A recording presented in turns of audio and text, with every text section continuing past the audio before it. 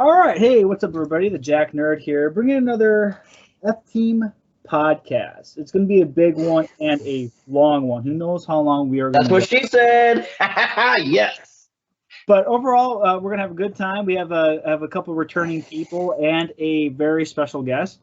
So to start off, we'll start with my resident people that host the show with me all the time. I will start up with Mr. Not the Jerky Man anymore, the Mr. Cheese Man now. Oh, that is true. Chris Oh. Bumpy. So, how you doing, buddy? And what the hell did you get? Because I think everybody got some saucy stuff. So, let's go. So, can you guys hear me okay? Yeah. Yeah. Okay, I had to readjust my headset here for a minute. No, it's true. I am no longer the Jerky Man, Meat Man. I am now a fellow cheesemaker here in southern Wisconsin. Damn, yeah, isn't that the most cheesiest thing I ever heard? Yeah, all right. It all depends on whether or not he got the cheese hat with the new house. I don't know if it comes with every house, but it certainly came with every apartment I've ever lived in. No, long story short, I ended up getting a new job here in town, so I don't have to do a 20-minute drive every day. It's Monday through Friday. I get weekends off, 8-hour shifts. It's a lot easier doing those kinds of shifts instead of a 10-hour shift. So that's the other reason why I got fired / left. So, but anyways, yeah, long story short, I got a new job. Now, besides that, what I got from last weekend's toy show, I got a Deformation Space, Crimson Skies, Masterpiece Thundercracker. I got Fans Toys Huffer, Fans Toys Kickback. I have the MMC Getaway. I got a vintage Ghostbusters Ghost Sweeper toy for the Ghostbusters part of my collection. And then I did get a G.I. Joe Cobra Claw vintage, 100% complete. I have it on the side of my Cobra Terradrome in my collection. Looks great. And then I already have some items picked out that I want to pick up at some point after I get back on my feet financially. So I'm definitely eyeing down those Masterpiece figures because they look really good. I've said this before and I'll say it again. They look really good next to vintage G.I. Joe figures. So, and then I do recall our guest this evening, I do recall that you sold a Star Wars action figure to my girlfriend last weekend that I asked about, the one from Jedi Fallen Order, the Cal action figure. Cal Kestis, yeah. The deluxe. Question, what version was it? Was it the deluxe version from GameStop or was it the original one? It's the deluxe version. Oh, okay, so it's a GameStop one. It's not a GameStop exclusive. It's just deluxe. But GameStop's the only place that carries it. There's a lot of misconceptions. Oh, it's the Gaming Grace one. Well, technically, the Gaming Grace line is GameStop exclusive because that was confirmed by Hasbro. You can order them from any wholesaler, any distributor. Like, they're not exclusive to GameStop. Bless you. Also, why did Hasbro... Well, if that was the case, then why is Hasbro and everyone else saying that Gaming Grace is a GameStop exclusive? That makes no sense. You got me. That's weird. Because, I didn't have to get it from GameStop. I got it from Entertainment Earth. So, go figure. There may be exceptions to the rule. Some might be specifically GameStop exclusive. Maybe it's a could be the case. Yeah. Anyway, I'm sorry. Continue. Yeah, my girlfriend keeps gloating that she got that figure. I'm still a little jealous of it because it looks great, and I'm like, "Oh my god, they made an action figure of him!" It was. Oh, yeah, they made two. She keeps gloating about it. It's like, shut up. Yeah, I got the first one. It comes with the little bot. The second deluxe one came with the animal as well. I was tempted to keep it for myself. Yeah, that's the one my girlfriend bought from you last weekend. Yeah, that the little bot is a BD1, and then I forget what the little animal's called, but yeah, you get that, the holocron, you get both the regular kind of the kind of regular lightsaber that's like I guess was cut in half or something like that in the beginning, and then you got the repair double bladed lightsaber with the green blades. Yep, lots of Um, accessories. Yeah, because you got like customization in the game, so I like that Hasbro kind of translated that into the second release with the orange jumpsuit and the poncho. That was really cool. Yeah. And then BD1 has different skins too, so I love BD. He's so cool. I want a little BD1 to watch run around. I think the one that comes with the animal, I think that isn't it supposed to be a loth cat? Something like that. No, Yeah. a loaf cat looks completely different. I would have to look it up. I'd have to look up what that animal is, but it's definitely not a loaf cat because loaf cats are they're kind of like if you look at Rebels on when the Ghost Crew's on Lothal, you see loaf cats everywhere, and even on the streets of Coruscant and that kind of thing. So, Okay. Nice. anyway. Yeah, I'm that's- sorry. Continue. That's what I got last weekend. Last weekend's toy show was pretty awesome. Yeah, So, Dairy yeah. Con's kind of a hidden gem in Wisconsin. Oh hell yeah, it is. Oh, Yeah, I've been going there since. I mean, I found out about it in 2015, I might but try to go I didn't next start going to it till 2016. I've been going to it ever since, except for 2020 because I had a quarantine for COVID, so I missed out the one in September that Fred rescheduled. But no, man, you're right. It is a hidden gem. It's a lot of fun. oh heck yeah, it is. Heck yeah. But hey, you good, Chris? Yeah, that's all I got.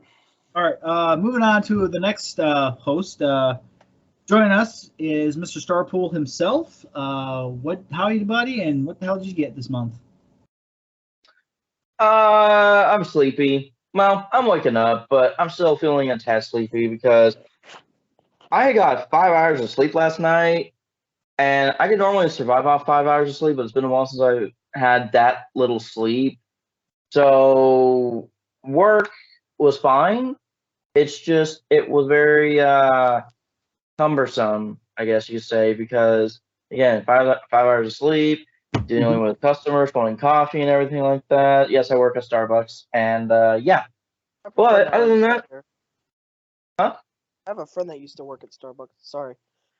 Oh no, you're good. That's cool. But other than that, I feel great. Also, as far as what I got over the past couple of months, so I've been getting back into model trains, and I got the Bachmann Edward. And you may be thinking, wait, Edward, isn't that a Thomas the French character? And I say yes. And I'm very happy I got him because I've been wanting Edward since I was little. And so yeah, finally got Edward. I plan on getting more. And as far as action figures go, I got a plethora of different things. I got two of the Gaming Greats clone Jet Troopers, and I'm so happy I found them. Last two at GameStop too, and then before that, I found the only two 501st archive figures of the 501st Clone Troopers at Walmart of all places.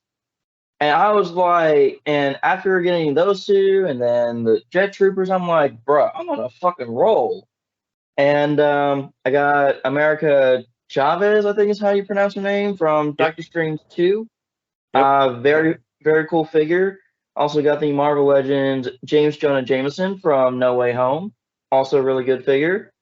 I got a Marvel Legends 2-pack of Rogue and Pyro. And originally I was just wanting Rogue, but then I started getting ideas for Pyro. And I'm like, yeah, okay, I'll buy it. And then I got let's see, I got the Marvel Legends retro carded Hammerhead because I want to use the suit body for Starpool, my Starpool figure. In case he wants to go out on the town or whatever. And I got this guy, the Arkham Knight from the Rebel Tech Amazing Yamaguchi line. Love this thing, amazing. I just wish he came with guns. And if I've said it once, I've said it God knows how many times. Warner Bros. Needs to stop being fucking snowflakes and release guns with their fucking figures. They're molded pieces of plastic. It's not gonna hurt anyone. God. Anyway, that's okay. Is that a McFarlane figure, or is that a? No, it's an import. I don't collect McFarlane toys hardly because A, they have shit plastic, and B, they're 7-inch scale. I don't collect 7-inch scale. But while he doesn't come with guns, I did paint them up for him. I mean, yeah, they're Star Wars pistols, but there's a DC-17 right there. So yeah, thought they worked for him. So there you go. Would have painted holsters, but I don't know where to make them detachable on them at. So I'll figure that out. Anything else? Oh, I got Echo from the Bad Batch at Walgreens, of all places. Only one there too. So hell yeah. I got Wong from Marvel Legends, from Doctor Strange 2. I'm trying to think if there's anything else. I can't. If I'm missing anything, then it's not really a big deal. It's just I hate missing shit. Oh, I got Black Series Qui-Gon, the re-release version. Been wanting Qui-Gon for a while, and I really would like to get the SH Figuarts one, but that was way too expensive because he was, for some reason, a web exclusive. I kind of hate that, but it is what it is. And I thought, hey, Black Series is good enough. So, plus I'm going to be using it for Force Ghost scenes anyway, so I don't need to spend like $200 to $300 on one figure and barely use it, And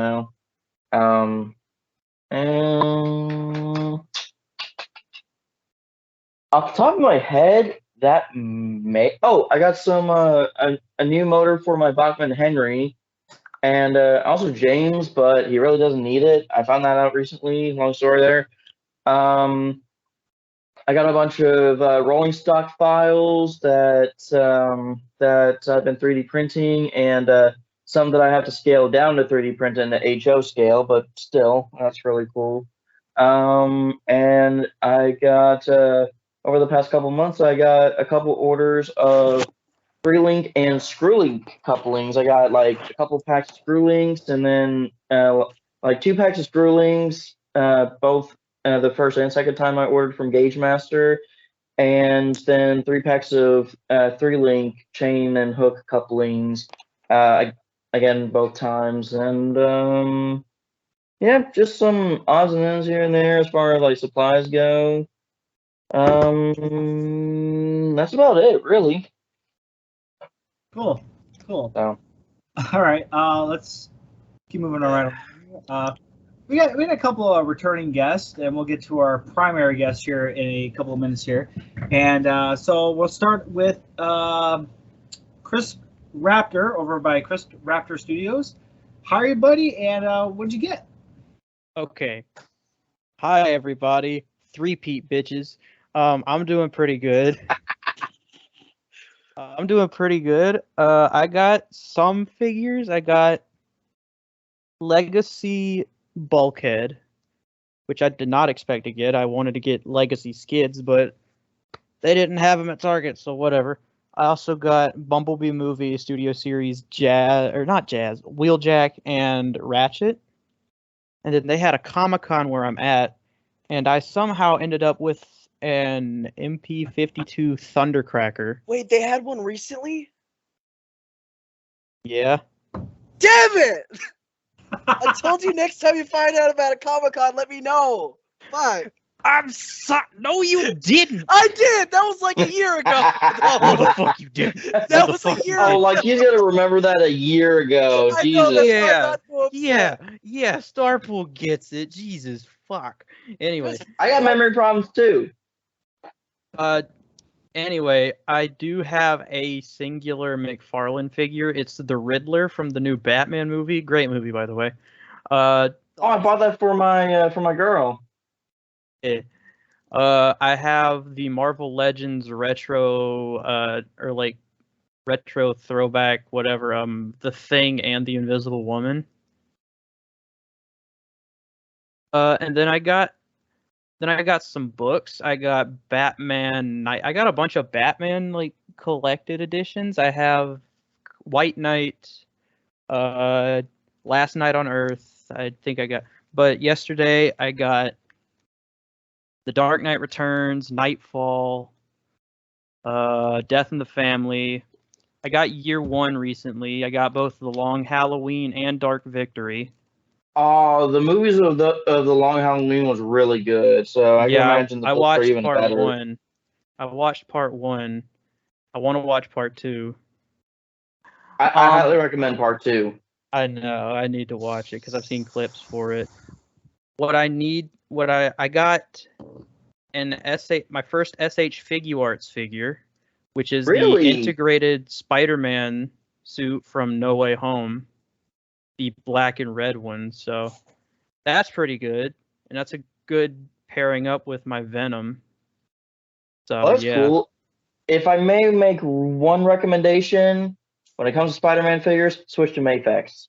Trust me, they may not have the swappable eyes, but other than that, they are so much better. Yeah, the thing is, it's like I don't like they didn't have any Spider-Man ones available on the shop I was looking at, but now I know there's different places to look, so we highly recommend Ami Ami. All right. But yeah, I got a new Spider-Man figure. He's pretty cool. So cool. Nice. Then I do have a Mafex figure on pre-order. It is the Dark Knight Batman, but hopefully he doesn't turn out like my Revoltech Venom, who's been on pre-order since October. Oh shit! Damn. So, the Mafex Batman. What version of Batman was that? The Dark Knight. Oh, so right, fuck. He's in my room, but it's a 3.01, right?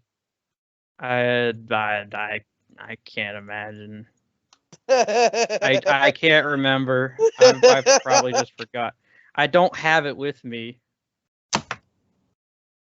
Yeah, that's okay, because I was just wondering, because they did recently do a reissue of the 3.0 Batman, and I did get that figure like months ago, and I love that thing. So.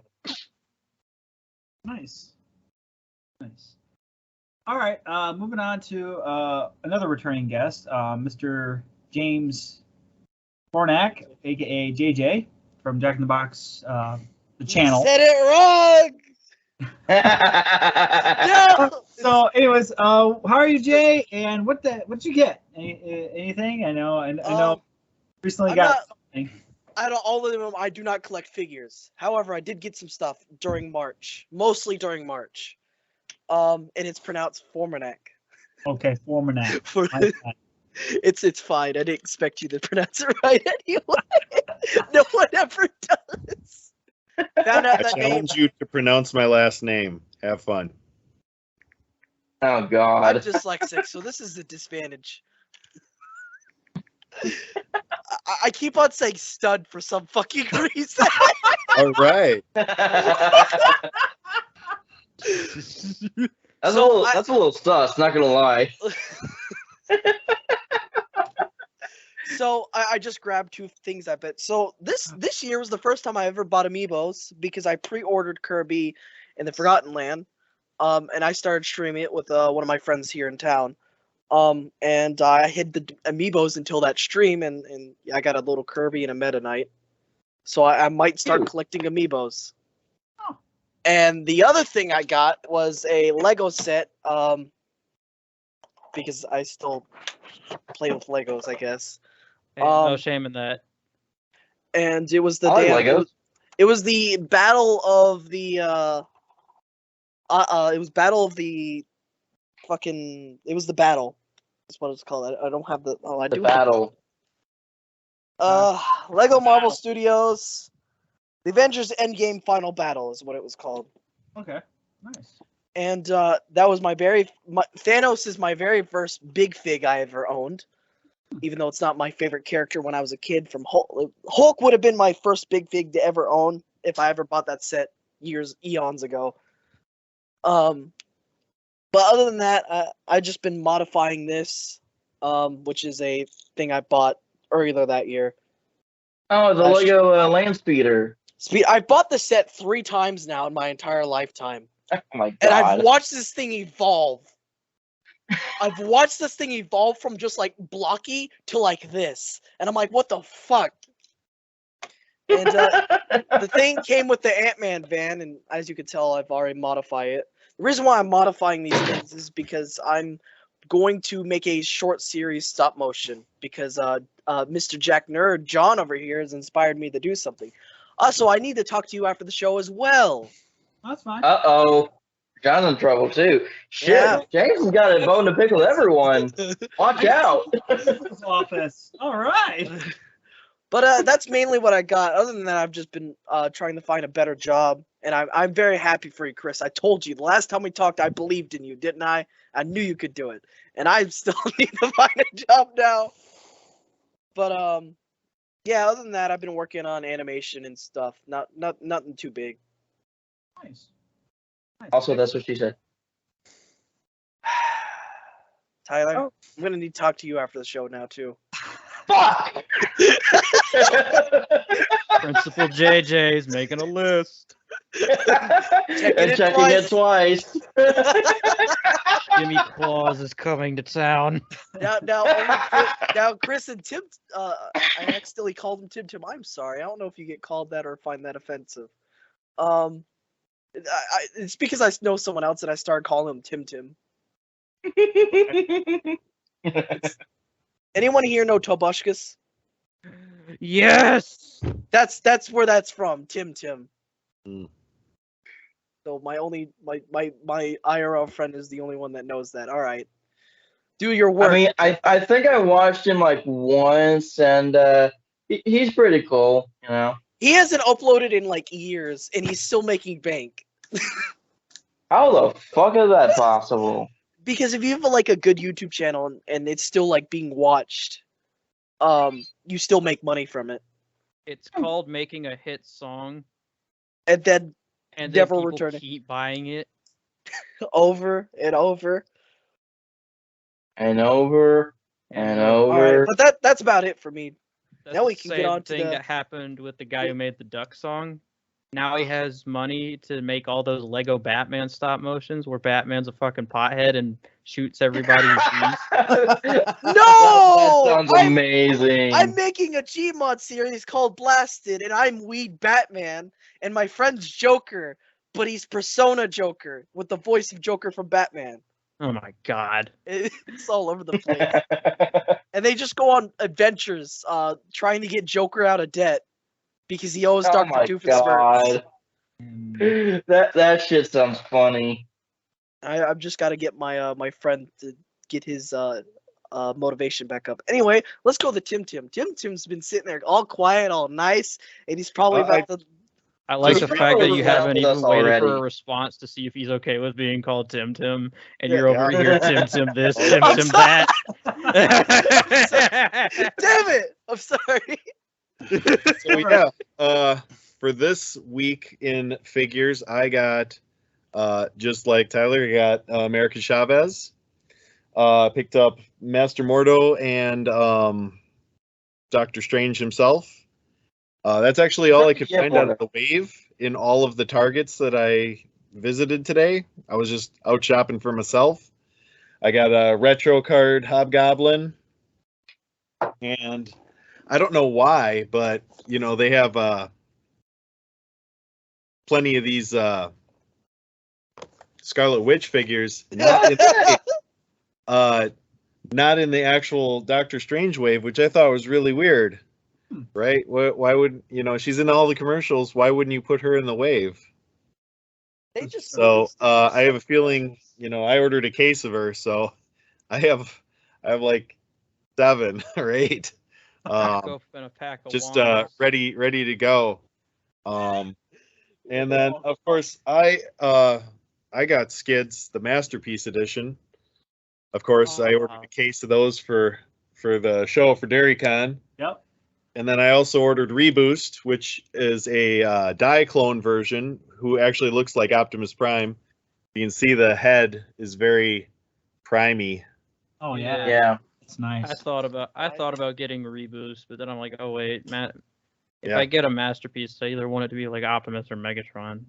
Yeah. So. Well, these are a really great Masterpiece figure. I actually love the transformation. The only thing that's hard to figure out is the arm folding into the hood.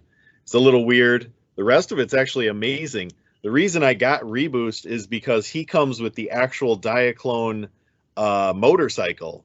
Oh. So when the toy actually came out, Skids was short packed in all of the Transformers cases. So every case of whatever, I think it was like 8, only got 1 Skids in a case. So that's Damn. one Skids per city. So making him one of the rarest Transformers from Generation 1. Wow. But the thing that they had to skip out of it was they took out the Diaclone and the little mini bike that he rides. And if you bought him from Japan, you could get that. But here in America, we never saw it or anything like it. So when they reissued and then they made this Masterpiece, they didn't include it. But the Reboost gets him because it's a Diaclone character. So if you look on the back of the boxes, you can actually see there's like a little hologram character. It's pretty awesome. That sits on this little motorcycle. It fits in his back trunk, which is why I had to get him, because I'm like, that's the attention to detail that I enjoy about the Masterpiece line. A lot of people have qualms about Hasbro, Takara, and their choices of characters, because basically they just release and re-release and re-release and revise or re-up the same figures. It's always the top, 5 or 6. Megatron, Optimus, the Seekers, Bumblebee. So, we have already had half a dozen releases, and there's 55 currently in the line, and I think at least 20 of them are one of those characters. They have 3 Starscreams out there, 3 Optimuses, 2 or 3 Megatrons, 2 or 3 Bumblebees. And I'm all good with the very clever use of the Masterpiece. So, you get Prowl, Silver Streak, Blue Streak. They're all the same mold. They're a Datsun. So I'm cool with that. And then they did Ratchet and Ironhide, same characters. And I got a question about the whole Diaclone thing, because that's one thing I never really heard much about when it came to Transformers. So when you're saying Diaclone, and you think of Ratchet and Ironhide or well, that was the name of the toy line before it became Transformers. Oh, okay. In Japan, it was the Diaclone Micromaster series, and each one of these was a vehicle, kind of like a mech, that came with a driver. So that's why characters like Ironhide and Ratchet, the original G1s, look so stupid, because they weren't meant to be, the robot that they became in the show. They were more like a mech with the arms, and the little guy sits in the driver's seat and he positions him around, right? Like out of Aliens, So that's why the G1 toys were really weird and didn't really have the actual head with them. Right. Yeah, it was super obscure. But Hasbro and Takara, since when they've made all of the different Ratchets and Ironhides, have been very clever about how they create the transformation for the figure. So if you buy one of the newer ones, you can actually make him look like that original G1 mech-looking Diaclone thing without the head. Yeah, there are comparisons. You can Google them up or whatever, but they'll show you the G1 version and then the modern Generations version, and how you could transform him to make him look like that exact stupid-looking headless robot. Because without context, it is stupid.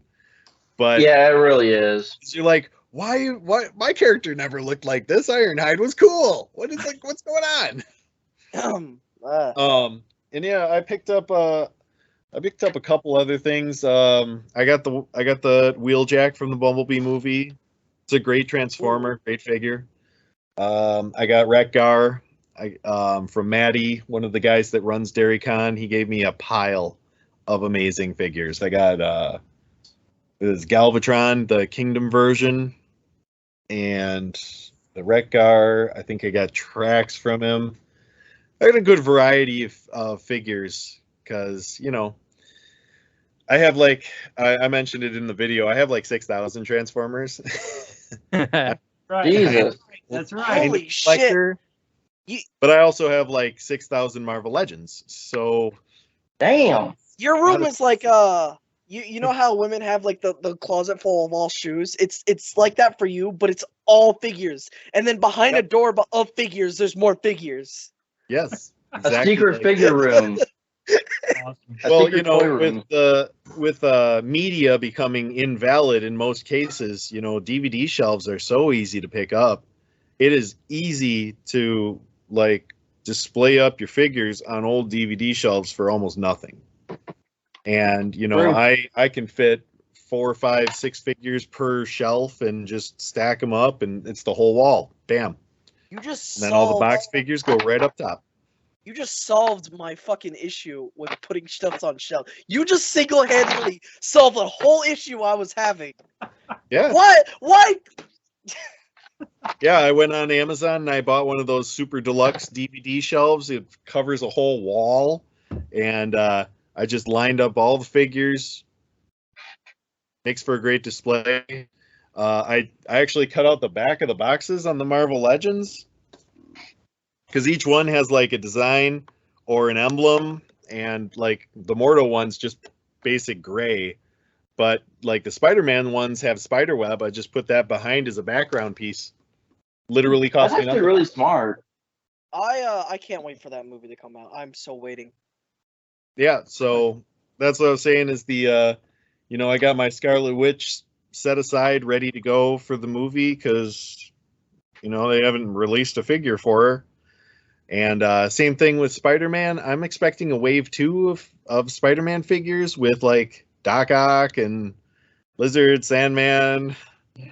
You know, Well- I think all of us are. See a Green Goblin that, you know, fits the modern line. Isn't the new Spider-Verse movie supposed to come out? Isn't that? Yes. Across the Spider-Verse, yes. Isn't that new? Like I kind of forgot about that because I'm still stuck on the Doctor Strange thing. Well, the Thor figures have already hit in shelves now That's what I for heard. Thor: Love and Thunder. That's what I heard. Wow. Yep, people have And found them. there's not even a trailer. Nope. There's not even. Wow. Okay. Wow. That's very bad advertising on Hasbro and Marvel and Disney's parts. Why? It gets people, it gets kids interested in it, and young collectors. You know, they already know that Groot and Thor, Star-Lord are all going to be in the movie. You get a re-up True. on who these characters are, you know, and then we get to see some of the future characters like Jane Foster's Thor and King Thor or King Valkyrie. You know, so we get some of those MCU characters, and normally a full wave of one specific line is generally trash. People do not want it. So like the Eternals wave, people just, they did not want it. I saw that at GameStop. I'm like, what is this? They're clearancing out for $4 a figure. I know, You know, it's crazy. And like my Walmart, I think they got down to $2, and they were still there. Wow. But it was a full wave. Oh, God, You had to buy this is all the good. figures to complete another MCU figure. But like the Avengers waves were all 50-50. You know, they had comic book characters and the MCU characters. That's a win. Yeah. The Thor wave is all MCU characters though, but they all look surprisingly good. Honestly, I do need a Groot, so I may get the Teen Groots. And honestly, I prefer to get the SH Big Arts version of Star-Lord, but I may get the Marvel Legends one just because it still looks good. And Doesn't the look actually like Trade Luke Arts one Perry. is, huh? Doesn't look like Luke Perry.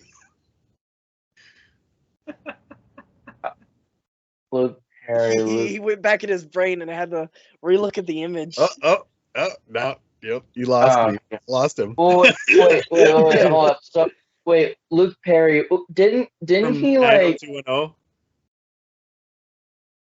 Luke Perry? That name sounds familiar. I'm horrible at names. I'm horrible with names too. Remind me who Luke Perry is again. You know what movie I'm waiting for besides the next Doctor Strange? What? Take a guess. Starts with a B. Oh my god. It's Luke God Perry. damn it! Now I can't unsee it.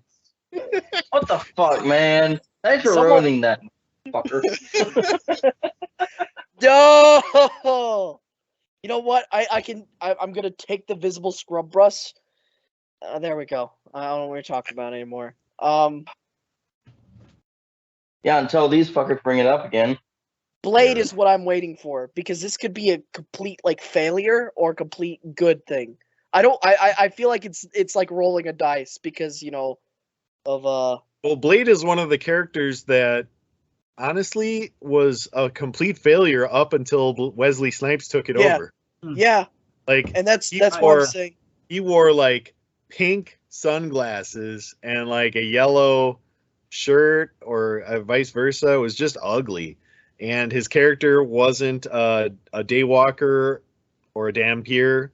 He was just this dude who went out on his baby mama and went vampire hunting in the middle of the night. This is just a terrible story.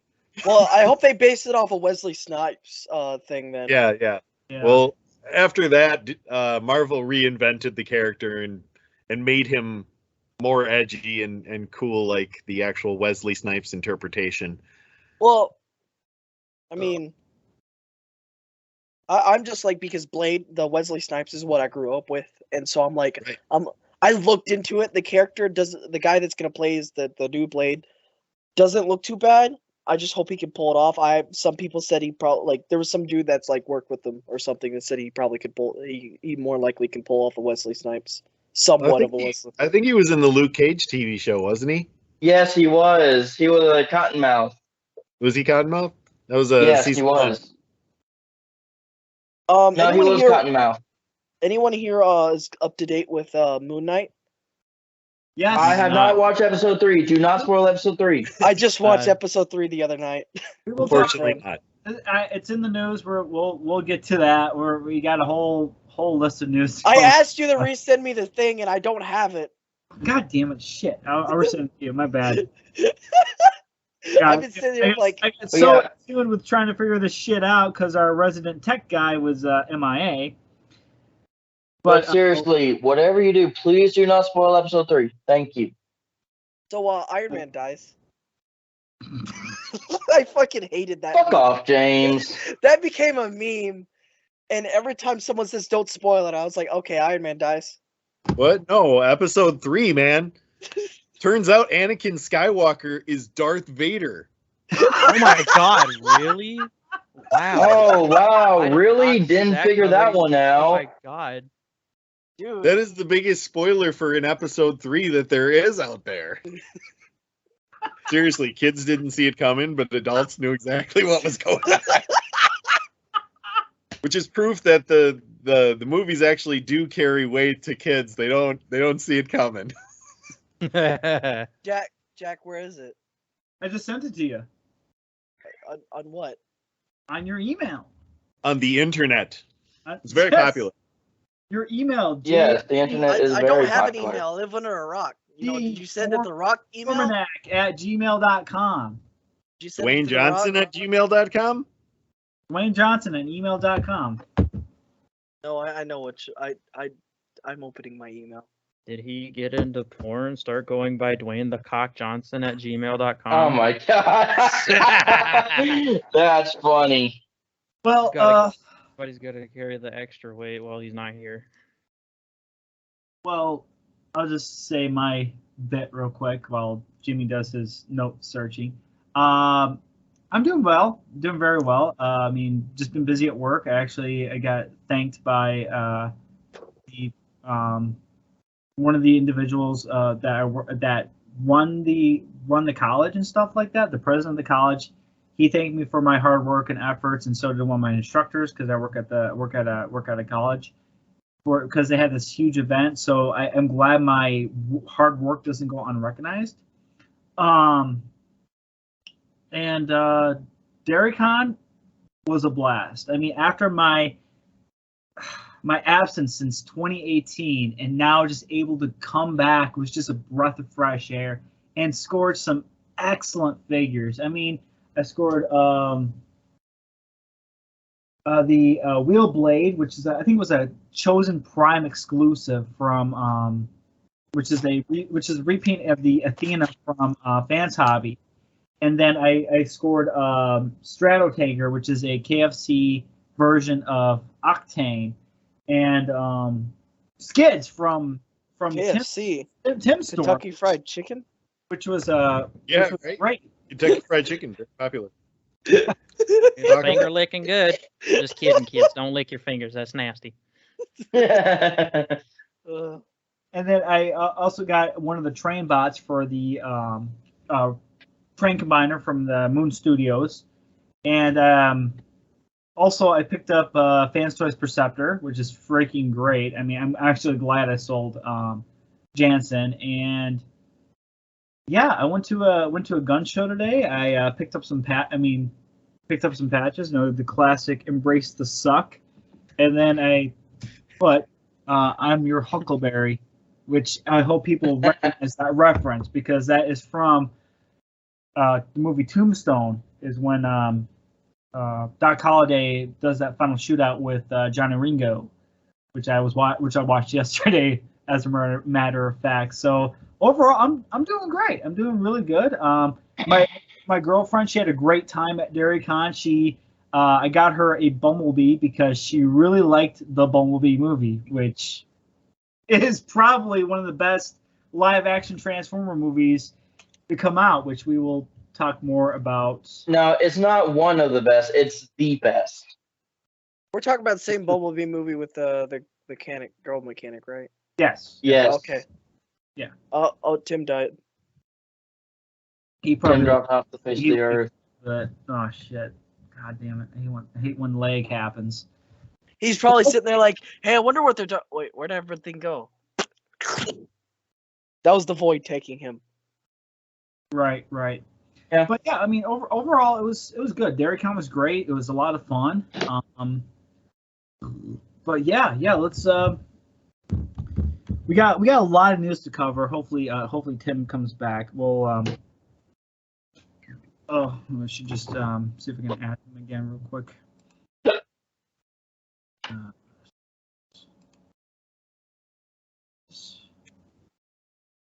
right, I'll see if we can add him again real quick, and then we'll I can't spell. Hey, you guys know those Tamagotchi things? Yeah. I also got the R2 one, which was really cool, but I think I left him alone too long because the Jawas got him, and I can't get him back. So.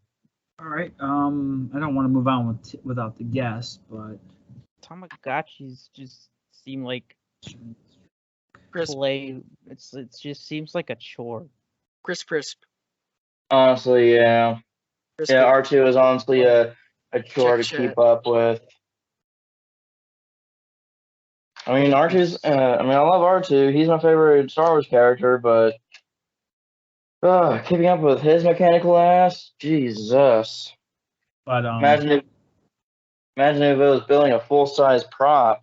he lost connection. Okay. All right. Fight me? No, thank you. I don't like fighting people. Well, maybe pull up. Okay, I don't know what the fuck that means, but we'll just start with a little bit of the news. Whenever Tim does come back and join us, we'll start with the major topic which I mentioned, and so did Chris and Tim. DairyCon was upon us this past weekend, and Chris, during DairyCon, what was your favorite moment in all of that? I think my favorite moment was finally getting my masterpiece Thundercracker that I've been looking for a while. Oh yeah. I mean, other than that, the rest of the time at DairyCon was fun. I had a nice time, and yeah, that's all I got for that. Nice. I think the best moments I liked about DairyCon was just hanging out with you and Quinn and having Haley by my side was just great. You know, it was a lot of fun. It felt like it was a weekend that was on hold for a very long time. You know, because you've been busy with stuff. I've been busy with stuff. We were able to finally do something, the four of us together, and actually just have an amazing and good time. You know, it was great. It was a lot of fun. It was awesome. It was great.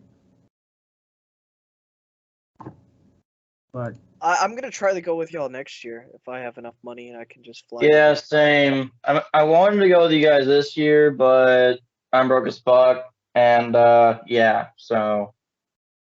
well, problem is I won't be around next year. Oh shit, you won't. Fuck. That's right. So year after next. Okay, deal. Bet. Okay, hopefully Tim will join back with us. I'll just shoot him a message real quick. We'll start with, and then, Hey, Crispy. What? Look at the background. God damn it! What did you do? Look at Nothing good. Look at my background, Crispy. God damn it! all right. Stop showing them the truth. Well, What's truth? I don't know what you're talking about. I just mentioned him, like, we'll join when he can, and so he's having connection issues. God, man, we're just having all technical issues with fucking my fucking laptop. Chris's internet went out, and freaking now we're Give it some time and. no, don't. I'm the guy recording this. Don't boot me. I mean now. Now he's got to edit the two parts together. Together from the chat to save. What the fuck, bro? Wait, it didn't still record? No, it did, you dumbass. He's recording, you dipshit. Jesus. Congratulations. Asshole of the Month award goes to Jack in the Box James. Yep. All right. Well, anyways, let's just try to salvage this show. Thanks, James. Good job. You fucker. God Crispy, you live closer to him. Just fucking just put your arm around his neck. Just let it happen. Hey, yeah, you're right. Let it happen. Crispy's Right. 3 hours away from me. Ain't no way he can hear in time. Oh, he will. I'll make sure of that. I'll send him gas money too. Oh boy, really? Shit, that'd be some fun shit to see, not gonna Now I lie. feel horrible. I was just trying to make everyone laugh and it didn't work. He's recording, you dipshit. You are a failure! If Everything about you is a failure! If I need to, I You can fail. boot up the one You go program fail on in my life. computer and I can You fail. try to merge them together and just send them. I just wish my thing was recording. It just doesn't pick up the audio. Unless This is so much fun. I love this. All right. So much fun.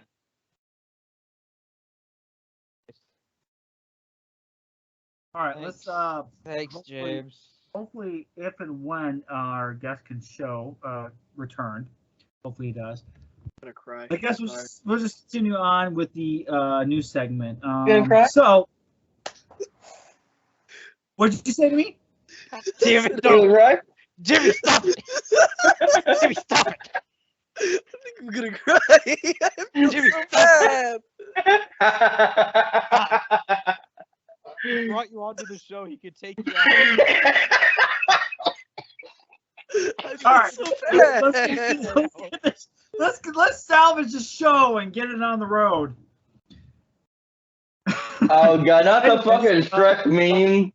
No, Crispy, What did what I have do? you done? What did I do? Oh, there, our guest is back. All right. How is this my fault? Hallelujah. All right. Welcome back, Tim. I think he's spazzing again. Just slightly. There, Oh, there. there he is. Okay. All right. Well, good thing you missed all that. We had a kind of a technical issue. Someone booted me off the call, so I had to James.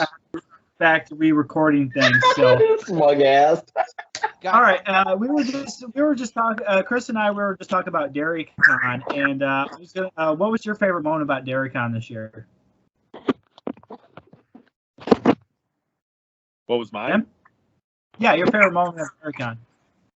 Oh, I like all of it. All right, easy. I didn't get to participate in a lot of the events because all of my other guys who came with me did. So I missed out on a lot of that. I just like to see the people and all the people who bring all of the awesome Transformers.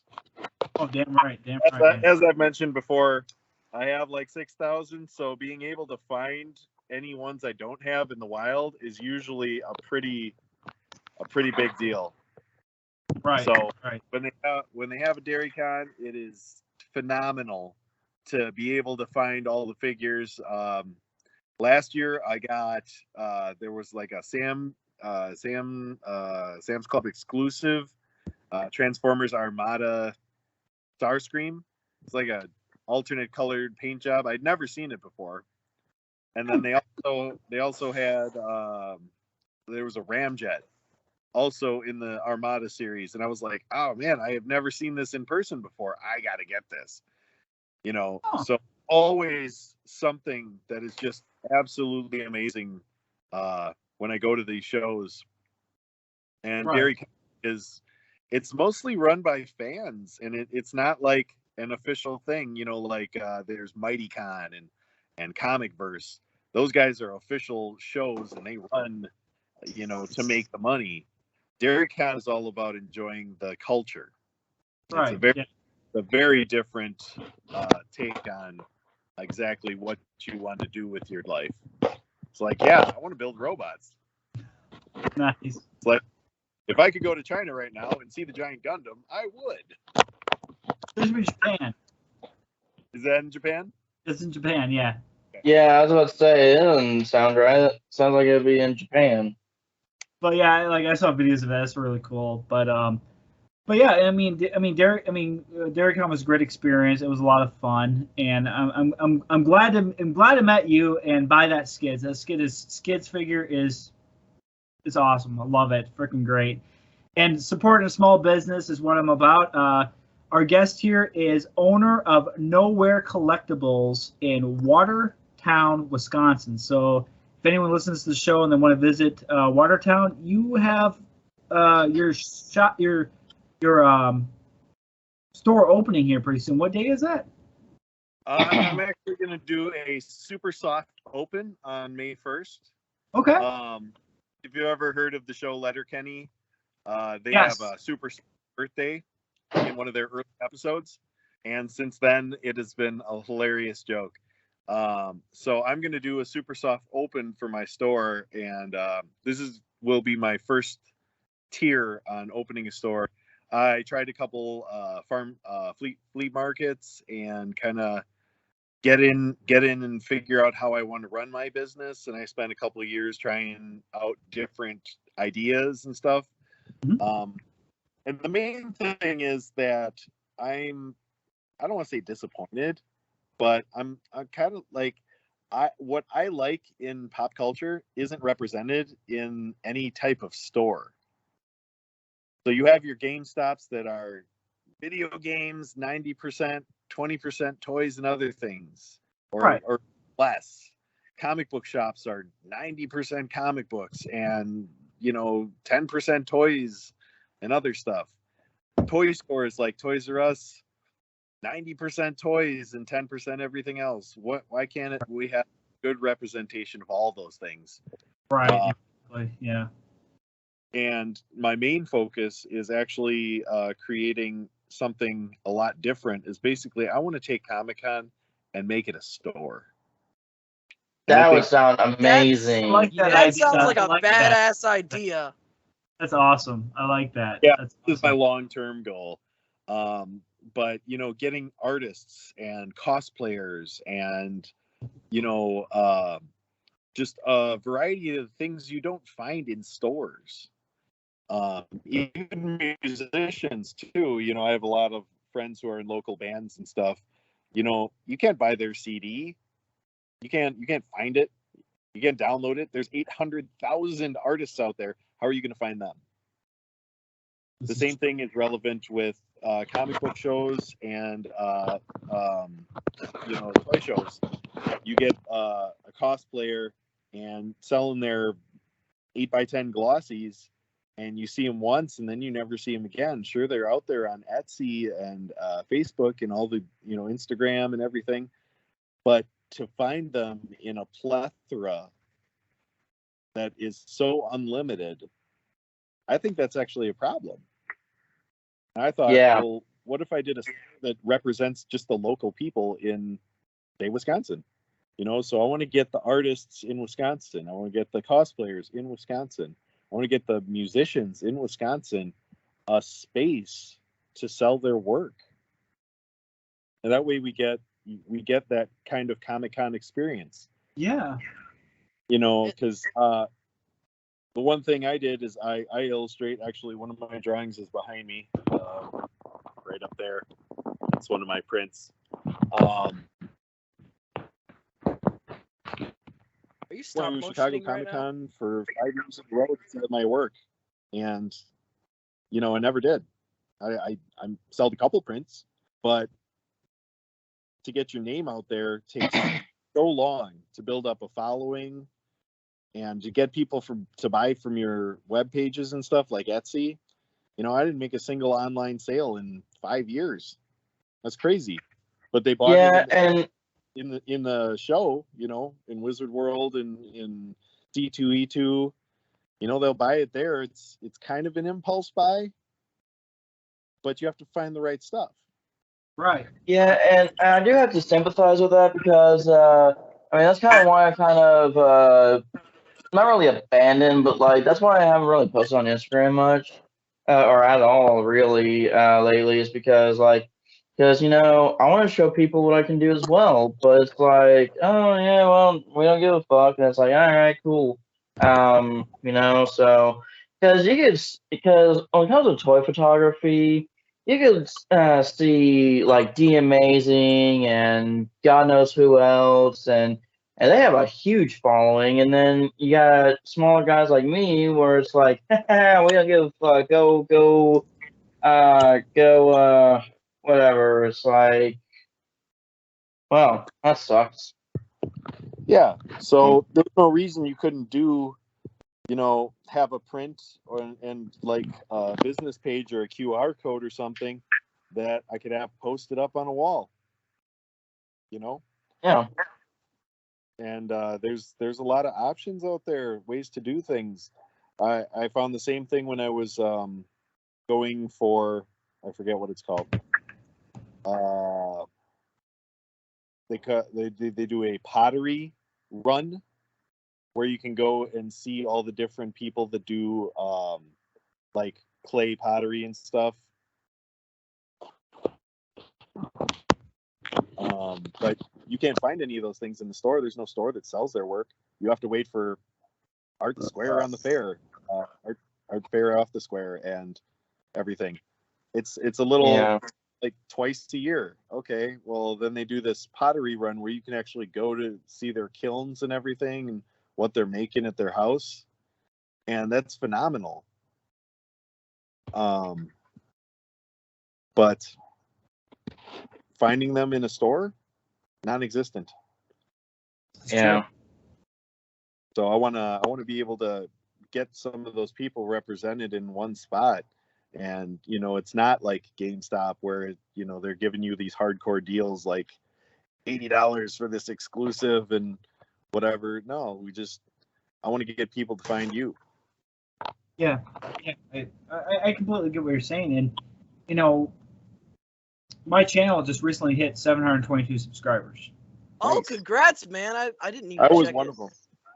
Yeah, thank you. I appreciate it. But I it's just- I just dropped this goofy ass video, and all of a sudden it got 3.3, like 3,300 views out of nowhere. And I'm like, and I didn't put a lot of work in that video on top of that. And I get what you're saying, Tim. You want to, your store is trying to create that just a small group and community here in Wisconsin when it comes to us fellow nerds, whether it be Marvel, DC, Transformers, G.I. Joe, etc., etc., and Star Wars. Star Wars, Yeah.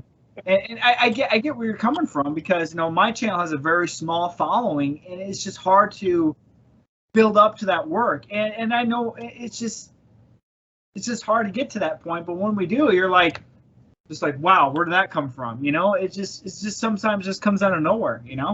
That's what Yeah, happened that's true. earlier this week for me. I just reached 203 out of nowhere because I changed the dashes in my name, and apparently everyone loves Mario Odyssey. Apparently, Nice. like that's like got like 400 views. I'm like, where the fuck did you all come from? Who are you people? Nice. Yeah, That's awesome. That's awesome. But anyways, let's get down to business here. I'm glad everyone's warmed up, and we got some news segments to cover. But for our first news segment, Stephen Grant, British gift shopist and a human with a split personality, also possessed by an Egyptian god. The first 3 episodes of Moon Knight are out. What do you all think of the series so far? Okay, I've only seen the first 2 episodes, but I knew nothing about Moon Knight, and I feel like I've actually learned a good bit about Moon Knight, at least so far.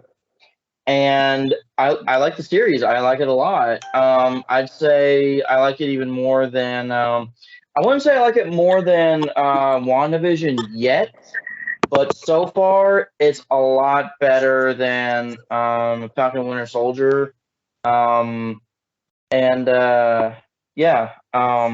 It's really good so far, and I'm looking forward to seeing episode 3. And I would have watched it with my girl and her family, but her dad was working late, and it's just it wouldn't have been the same if he wasn't there. So we didn't watch episode 3. So we'll probably watch episode 3 and then episode 4, this coming week. So we'll see. Nice. But yeah, so far so good. Nice. Okay. Yeah, well, in regards to that, each show is catered to a different kind of audience. So, the Falcon and Winter Soldier show is really kind of like a buddy cop thing, but it's very straightforward. There's nothing fantastical about it. Like Loki is all about alternate realities and universes and all the things you see My behind. favorite shit. WandaVision is a deep-seated story about grief. Everybody thought it would be Mephisto, and turns out grief is the real enemy.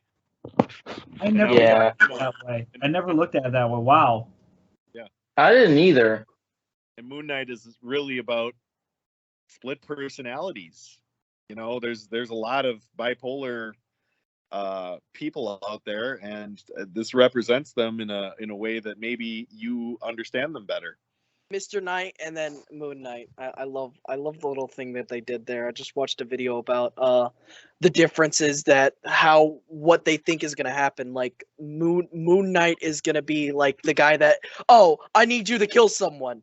And the other guy, and Mr. Knight, is gonna be the guy. It's like, all right, you go solve this. It's possible, but I mean, overall, I really like the series. I love it. I like that the direction's going in. You can tell Oscar Isaac went so in depth studying this whole split personality disorder, trying to make sure that it fits that narrative where it's going toward, and the look, the feel, and just knowing more about this character is just mind blowing. And on top of that, I like the way both suits look. The very formal wear, and then you got the battle suit and the armor and all that, and then Khonshu and of his involvement in it, and how he is a disrespected deity, and he just now in this new episode of what happens to him, and no spoilers since Tyler hasn't seen it yet, but overall, it's great. I like it. It's something new and something fresh, and it keeps us entertained before next month in Multiverse of Madness. But yeah. And I love Star Wars, but I gotta say this real quick. I think Oscar between Poe Dameron and Moon Knight, I would say that he pulls off the Moon Knight character off way better, because the thing is that, I mean, this also comes down to writing, because Poe Dameron was poorly written. Like, he was just kind of a throwaway character. I mean, let's face facts, because they didn't do shit with him. They didn't do shit with him or Finn. So he's kind of a throwaway character, so to speak. But I mean, that being said, I do think that his Marvel character is far superior between the two. But I mean, that's just me. And again, it comes down to writing. So. Yeah. Well, he was also Apocalypse too in the X-Men movie. That's right. I remember he was Apocalypse. I forgot about that, actually. I keep forgetting that he was Apocalypse too. Because it was an extremely forgettable movie. I don't even remember that movie at all. That's how bad it is, I guess. I'm gonna be honest. I'm not saying bad. I'm just saying how bad it is for me. Like, the costuming was amazing, the casting was great, the story was the thing that doesn't. There's nothing there. Again, the writing. Right. But the writing is what suffered. Do you think we're gonna get a proper what's the character? It's the guy with the iron face. I forgot his name. Wow. Dr. Doom? Yeah, Dr. Doom. God. Do you think we're gonna get a proper Dr. Doom now, or another shitty Doctor? Oh. I don't know. There's a lot to do with Dr. Doom. He's a scientist. He's got magic. He's done time travel. He runs his own country. They can't fit all of that into a single movie. Yeah, true. I know it's gonna be its own. If they did, you'd get a Wolverine Origins, and it would just not be great. I kind of believe what they're gonna do is just merge some stuff from other universes now, since we're at that point. Like, to me, the new Doctor Strange movie is like the choke point before infinite madness. I mean, I hope so. I mean, yeah. Doctor Strange is definitely. I was hoping to go mad sooner, but it's taken a while to get here. Yeah. Yeah, because this unlocks. Go ahead. Sorry, I was just gonna say. I'm sorry. Go ahead. I was just gonna say this after Doctor Strange that unlocks so many doors that there's nothing they can't do at that point, except for ruin something. But let's not do that. Yeah, please no. And because Deadpool 3 is actually supposed to be based in the MCU. Which is amazing. Is it going to be after? I cannot wait. It's going to be after Doctor Strange, isn't it? Yeah. Yeah, because I think they're still working on the movie. I think they're still working on the writing or something like that. Good old Ryan Reynolds. Ryan Reynolds is probably laughing his ass off right now somewhere. He's probably like, oh boy, here we go. Give it time, and I mean, I'm just gonna say this much. I think when Multiverse of Madness comes out, I mean, a lot of people are. I mean, this movie has some high expectations right now, and we're going to talk more about Multiverse of Madness later. I know we don't want to beat that horse because we're all excited for it. I get that, but we're at that peak where things are going to either just be on a just extraordinary scale with all these different characters that are going to come in this. Apparently, there's rumors will be like people like it's just gonna be great. I mean, I can't wait for it, and yeah. But anyone else have any thoughts about Moon Knight so far, or? I have not seen it. I've been busy. Dude, come in the server and I'll stream it. I am not a thief. I know you pirate your shit. I don't pirate anything. You pirate your shit, you jackass. No, I don't. Yes, you do. I just don't have enough money to pay for HBO and shit like that. I don't know what you're talking about. Sure, it's online, and they actually the website you use actually has a fucking copyright for some fucking reason. And so I'm like, are y'all legit getting this or no? But yeah, something I will commend them on is taking a step back and kind of doing what Netflix did and taking a look at the more street level characters, even though Khonshu is involved with Moon Knight. One thing I will not tolerate, though, is people who, even if they're educated, I don't like the comparison. Like, this is just about Moon Knight as a character. I don't like the comparison of people saying he's just Marvel's Batman.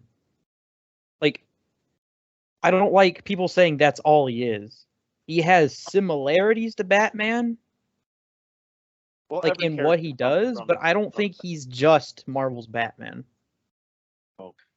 Honestly, I honestly never thought of Moon Knight as Marvel's Batman. I used to work with somebody who's like, "Oh, he's just Marvel's Batman." I'm like, Moon Knight has like multiple personalities and has killed multiple people, and even has attempted to kill people like fucking Taskmaster by smashing him with a helicopter.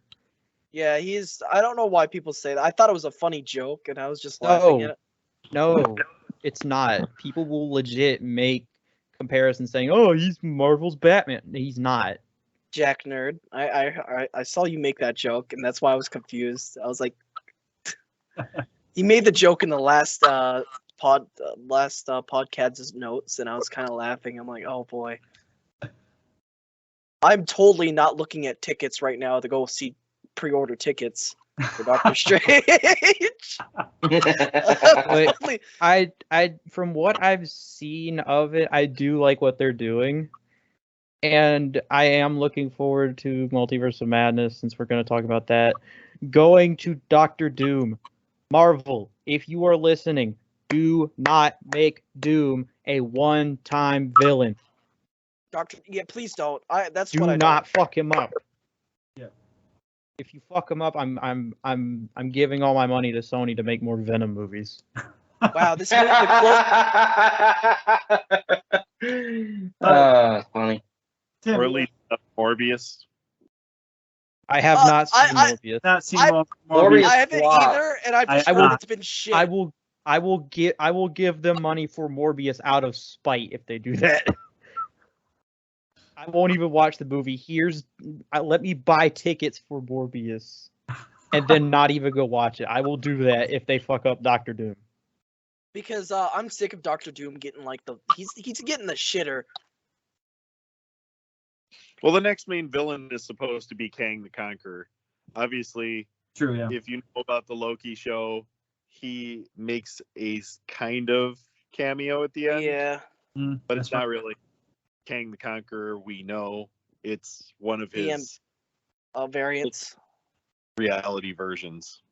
Right. What I like about that is I'm a huge ass fan of multiverse of like just everything that does with realities and breaking and you know what I mean, is my favorite. And so when I watched Loki, I didn't know this was what it was about, and I sat there and watched WandaVision, Loki, and then I watched something. I think I watched something else.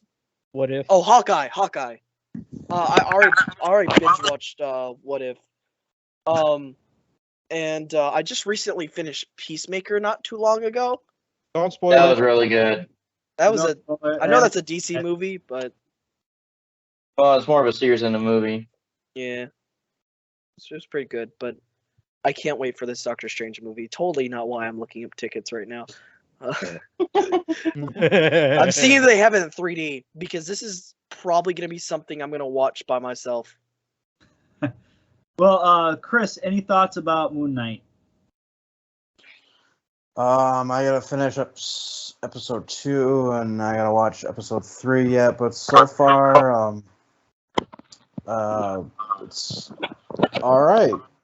I'm just hoping keep things going because I was halfway through episode 2, and I was starting to feel like, okay, this is dragging on a little bit. So I thought, well, maybe I could just pause it, come back later, finish it up later on. But I mean, so far it's looking all right. I just felt like episode 2 was taking a little bit long. I mean, it's got to have that build up. It's like every Marvel movie we've seen. It's got to have that build up. I mean, it will get there to that point where things are just like, wait, what just happened? And I think episode 3 so far with the. Now, I'm not trying to give. I'm not going to try to give away spoilers to those who have not seen episode 3 yet. It's just that more that unraveling of everything, including with Khonshu and other characters. It just opens up that door even more of Khonshu and Moon Knight and Mark and Steven. So it's going to get really good. But right along, our duty as soldiers is to protect humanity wherever. This is a quote by Master Chief. The gaming classic and mini first-person shooter game, Halo, gets a show on Paramount Plus. Episodes 1 through 4 are available for your viewing pleasure. What do you think of the changes, the CGI, and Master Chief face revealed? What?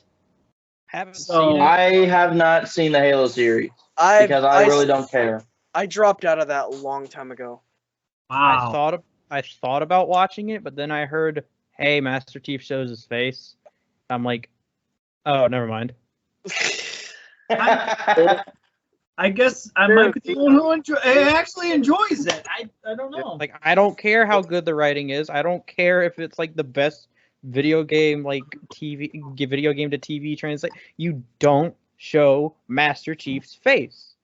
It's the fucking law. The only way I'll accept Master Chief's face being shown is if it's the last Halo game and he's taking off his helmet, finally accomplished with the mission fighting the fucking Covenant or the Flood or whatever they're on now. I'm sorry, but that's just my personal opinion. Honestly, sorry, I just want to say this, like, because I've never seen Master Chief without his helmet on, and so as an outsider looking in, I do agree with that. If you're gonna have a character that has a long history of not showing their face, that's how you do it. Like when the mission's complete, and then the character takes their helmet off because they're relieved that the mission's over and all that kind of stuff. That's how you do it. Because like, I don't know who else plays like Doom Eternal or at least keeps up with it, but Doomslayer only takes his helmet off at the end of the fucking DLC. And even then, it's like only for a few seconds because he's finally defeated the person behind all the demons coming and killing everything. I didn't finish watching the DLC, so I didn't know that. Well, you ruined the stream earlier, so. No, that's what you Karma's get. a bitch, James. That's a little too harsh. Cruel punishment. No, that is not a harsh punishment, good That sir. is cruel punishment, Crispy. It is not. Don't deserve make that me pull out shit. the AR, James. Don't make me pull out the AR. Or a shotgun. You know what? We're in a digital call. You know, I got something better. Tim, you were about to say something. What? Tim? Oh God, I think he cut off again. Damn it. Bitch. Oh, there he is. There he is. He's back. All right. Tim, you were saying something? Yes, dude's back. Back again. About Halo? Chief never shows it's the I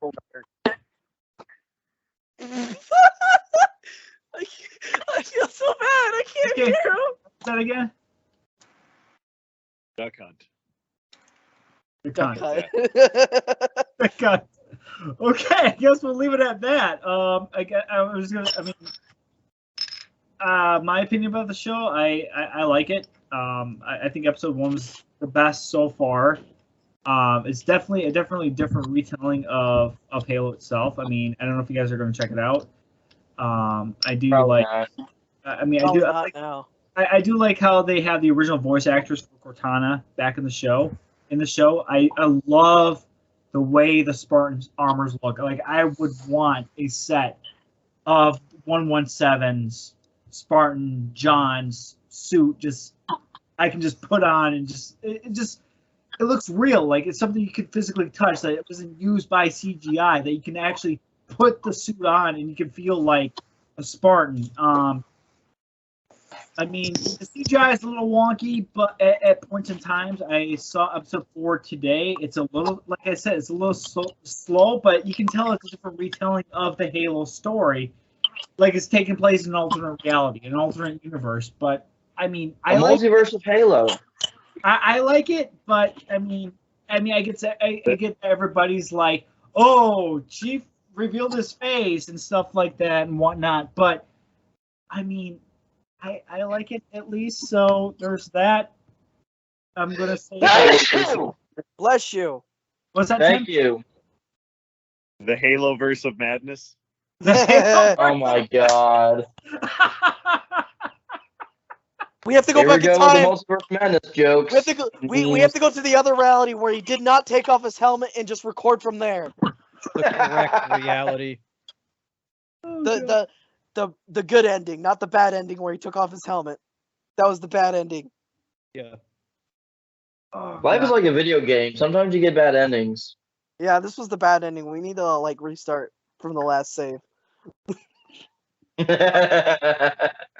I will say this much. The one thing I hate about that show right now is that one fucking bitch admiral. I fucking hate her. She's such a fucking bitch. I'm like, oh my god, just let them do what they gotta do and shut the fuck up. That's it. But yeah, that's like the one flaw I do not like about that show. I mean, that's it. That's the only flaw I've noticed. And I mean, I know a lot of people are bitching about Cortana, but I'm like, she's kind of cute, and they have a voice actress to come back, so there's that. And sounds like Cortana doesn't look like her though, which she had barely nothing on in the original games, but now she's but overall, I like. Probably because of all the Karens saying, "Oh, this character needs more clothes," and all that bullshit. Yeah, Karens ruined everything. But anyways, moving right along here. The 9-hour Bore Fest to give the actors of Hollywood an honorary pat on the back, where they had the cringiest jokes, forced political beliefs, which they know nothing about. Also, the slap heard around the world. Yes, people, it's the Oscars of crap. We won't try to get too deep into this, but all I'm gonna say is, hey! I'm not done talking yet. Fuck the Oscars. That's all I want to say. I kind of want to leave the call and come back.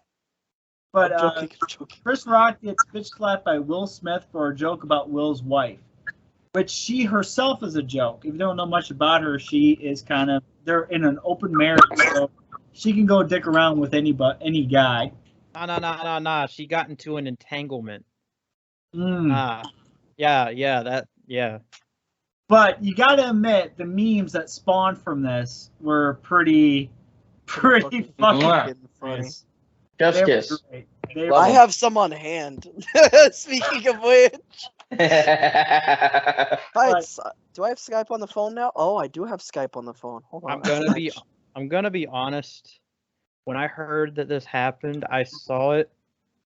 I saw the picture. I saw the video. I looked and I was like, I thought to myself, fucking dumbass, and I just moved on.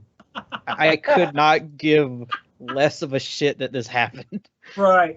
Like even when I saw, I'm like, because I know a little bit about their relationship just very, very minuscule. Jim Carrey was disappointed that Jim Carrey was. I just watched a video before joining the call today, and Jim Carrey was just kind of like, they were like just kind of like, what the fuck? Got upset by a joke. Right. I mean, it's sad that they're in an open relationship and in an open marriage, and she can dig around with any guy, but yet Will can't even do the same with any woman. So it's like, what's the point of being married to this overbearing C word? And I have the fuck, you know. But I mean, overall, the memes that spawned from this, I honestly think they were hilarious for the time being. I swear to God, it probably only lasted what? Not even 9 hours. Probably like. That's fucked up. That's so fucked up. Oh my god. Yes. That was probably the fucked up meme I got out of all of the other ones. Oh my god. Oh my god. Oh my god. Jay, Yeah, saying too. We're waiting for it. the pottery that grows in patches. It's so bad. And honestly, I'm not gonna lie, the joke wasn't even that funny. I mean, I don't watch the Oscars, so yeah. But was that? I didn't even take it as a joke. Like it wasn't funny. I mean, he was not on point. No. So, and Will even laughed first, and then he looked over at Jada, and she's all pissy, and he's like, "I better go up and man up." Right. Well, the thing is that we don't really know if he. I mean, do we even really know if he was laughing because he thought it was funny, or if he thought it was funny, he was laughing about it, or if he was like this pissed off kind of laugh, like, "Oh man, you were going to get slapped," that kind of thing. Yeah. Do we know which one it is? That video I just sent was is the last decent thing. Whoever made that is a fucking artist. I'm sorry, they lined it up so fucking well that it scares me. That's well, that feels like it's staged, Like he was supposed to get pissed and walk up there and slap him. And I feel like the Oscars was staged. I'm sorry. Like, there's some people are debating, was it staged? I feel like it's staged. Yeah. Also, it gave them an excuse to never get him back on stage, Will Smith, since he's like banned now. Yeah, it's banned for like 10 years now. It's like 10 years later, no one's gonna have Oscars anymore. I mean, honestly, that Oscar, from even some of the cringiest jokes I've heard from it, I'm like, this is stupid. This is a pointless 9-hour thing. Just give me the damn award. You don't need to record it, and just let me move on with my life. That's it. And here's the other thing, what was her name? Who? Sorry, I just gotta say this real quick. What was her name? Amy Schumer. That thinks she's funny, but she's not. She's not funny at all. She's not funny. Just why can't? Okay, Twitter can cancel Gina Carano for sharing historical facts, and they could cancel Pepe Le Pew for being a fucking cartoon. Why the fuck can't we cancel Amy Schumer? Cancel her ass already. God damn it. Oh, you know what pissed me off? Speaking of like that, I was gonna say something, but I don't remember what it was. But what pissed me? No, the other thing I was gonna say. What pissed me off is the fact that they don't consider animation. It's just a kids cartoon. I'm sitting there. I'm like, bro, how long is Adult Swim been out? Those are and you got stuff like Robot Chicken. You got stuff like you got different animes that are not for kids. You got you have certain things that aren't meant for kids. Oh, there's some. And like with the Clone Wars and the Bad Batch, there's dark shit in there. And you think that's for kids? They just don't watch it. They just don't watch it, or just don't give two fucks. I see it, Jack. I'm still watching One Piece. I'm actually 600 episodes in because I took like a long ass break. I took a long ass break for like 2 weeks. Yeah. But I mean, overall, it happened. It spawned some great memes, and I hope I hope I can use the show cover for it because I made a meme out of it. I think it's fucking great. I'll share it in the guest chat and I'll send it to James and Yeah, it Chris. was you, but that's okay. But Chris, you anything you want to say, or you good? I would like to state for the record in regards to the comments that people are making about animation is for kids. Look, I want to state for the record and clear this up. Look, animation is for everybody. Okay, Yeah. there are plenty of Japanese anime, which is a form of animation that is made for teenagers and adults. There's plenty of animation in many different styles and techniques from all over the world that are made for kids, teenagers, or people of any age. There's a passion for it. There's hard work involved. There's creative people behind it. There's all sorts of different styles for it. Okay. Animation is a form of storytelling, filmmaking. It's a caramel macchiato. And creative endeavor. So for the Academy and for people to say, well, it's not really filmmaking, it's just for kids, that's completely wrong because it's a tool for artists and directors to express themselves, to tell a story. No, I didn't. What I said was at the Academy, they don't have fucking Starbucks, okay? They have... so, I'm sorry, what about Starbucks? I'm sorry, I was talking to my brother. For people to say that animation is for kids is bullshit. It's not. It's a medium for storytelling, for making movies, and that's the big one. It's to help tell a story.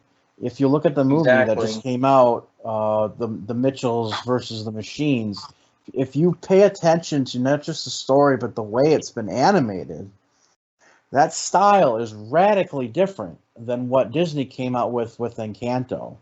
So there's artists involved, and the people that are saying, well, it's just for kids, well, it's just they don't understand. They just don't get it. They don't know anything about animation. And they probably don't give a shit, too, honestly. And, well, what they don't understand is that there are people in their 20s, 30s, 40s, and 50s who are working on these movies with the scripts, the actors and actresses, and most of all the people that are behind desks and computers animating this stuff frame by frame, whether it's 2D animation, 3D animation, stop motion animation, or a combination of things put together. They don't understand. There are adults working on this stuff, and that these animators, they can make stuff from anywhere for toddlers to adults. I mean, if you look at the movie Akira, that movie has adult themes in it, and that movie was animated by professionals in Japan. And that movie is so goddamn detailed with the... And not only that, but when you really think about it, in the first Disney Pixar Cars movie, when me and Tia raced up to Lightning McQueen, and they reveal their headlights, it's like two human chicks revealing their tits. Yeah. So there's adult jokes in even the older Disney Pixar movies. So it's like, you just don't understand that until you get older. Exactly. Well, the same. You know.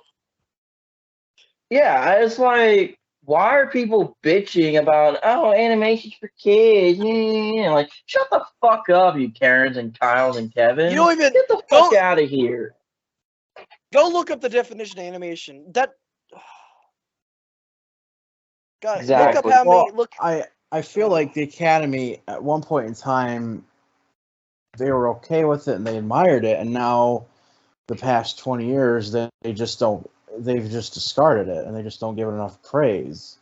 I mean, okay, they have a category for Best Animated Feature, but there's no reason why it needs to be a fucking Disney movie every goddamn time. For real. You look at all the other animated movies that come out in different styles and from different artists and designers. Right. It's like, excuse me, but how is this not getting a best animated feature of the year? Like, Well, here's the you thing know, you have to think about. if you don't think about the story, look at the style that it's done in. It has nothing to, like, example, the Oscars have nothing to do with its relevance. Same thing, the Hollywood Walk of Fame. You don't have to be special to get on that fame. All you have to do is apply for it and throw some money around. That's it. Like, there is an Oscars committee. There's 12 people on the committee. If you send every single one of them an iPod, I bet you they'll give you an Oscar for eating a bear heart. Yeah, for real. Dude, You know? I wish I could sign a petition and make at least one of them watch the entirety of One Piece. That's like a 1,000 episodes of something, just for revenge. I don't care. Just watch this. We have like 5 million people sign this. You have to go watch it now. I just wish I could do that. It'd be great. Yeah, but then again, they'll probably just start as as whatever, and then not listen to it or do it or whatever, and think that people like us are crazy. I don't know. And in fact, one time, so my girl and I went to this restaurant called Pluckers. It's basically a chicken wing restaurant. Because I'm gonna get something to eat real quick. Sorry. You're good, man. Because I'll just go ahead and tell the story. Continue the story. So we were waiting for a table at Pluckers, and I mean, I don't know about the other Pluckers locations, but I know, and I can say this to the one we went to: fuck that place, because I'm not rambling, John. Right. What the pluck? Yeah, it's like what the fuck, because people kept coming in, getting tables while we were standing waiting. But anyway, we were talking about pop culture and memes and that kind of thing, and Bianca told me that one of the waitresses was looking at us like we were crazy, and we're just thinking to ourselves, what the fuck, So it applies to that's basically the same thing. Well, I just animation, don't understand people. which is, example, they don't have a place to actually, film live movies. Japan is a chain of islands, and there really isn't space to make movies like we make movies. Yeah. Even, that's how animation became their medium.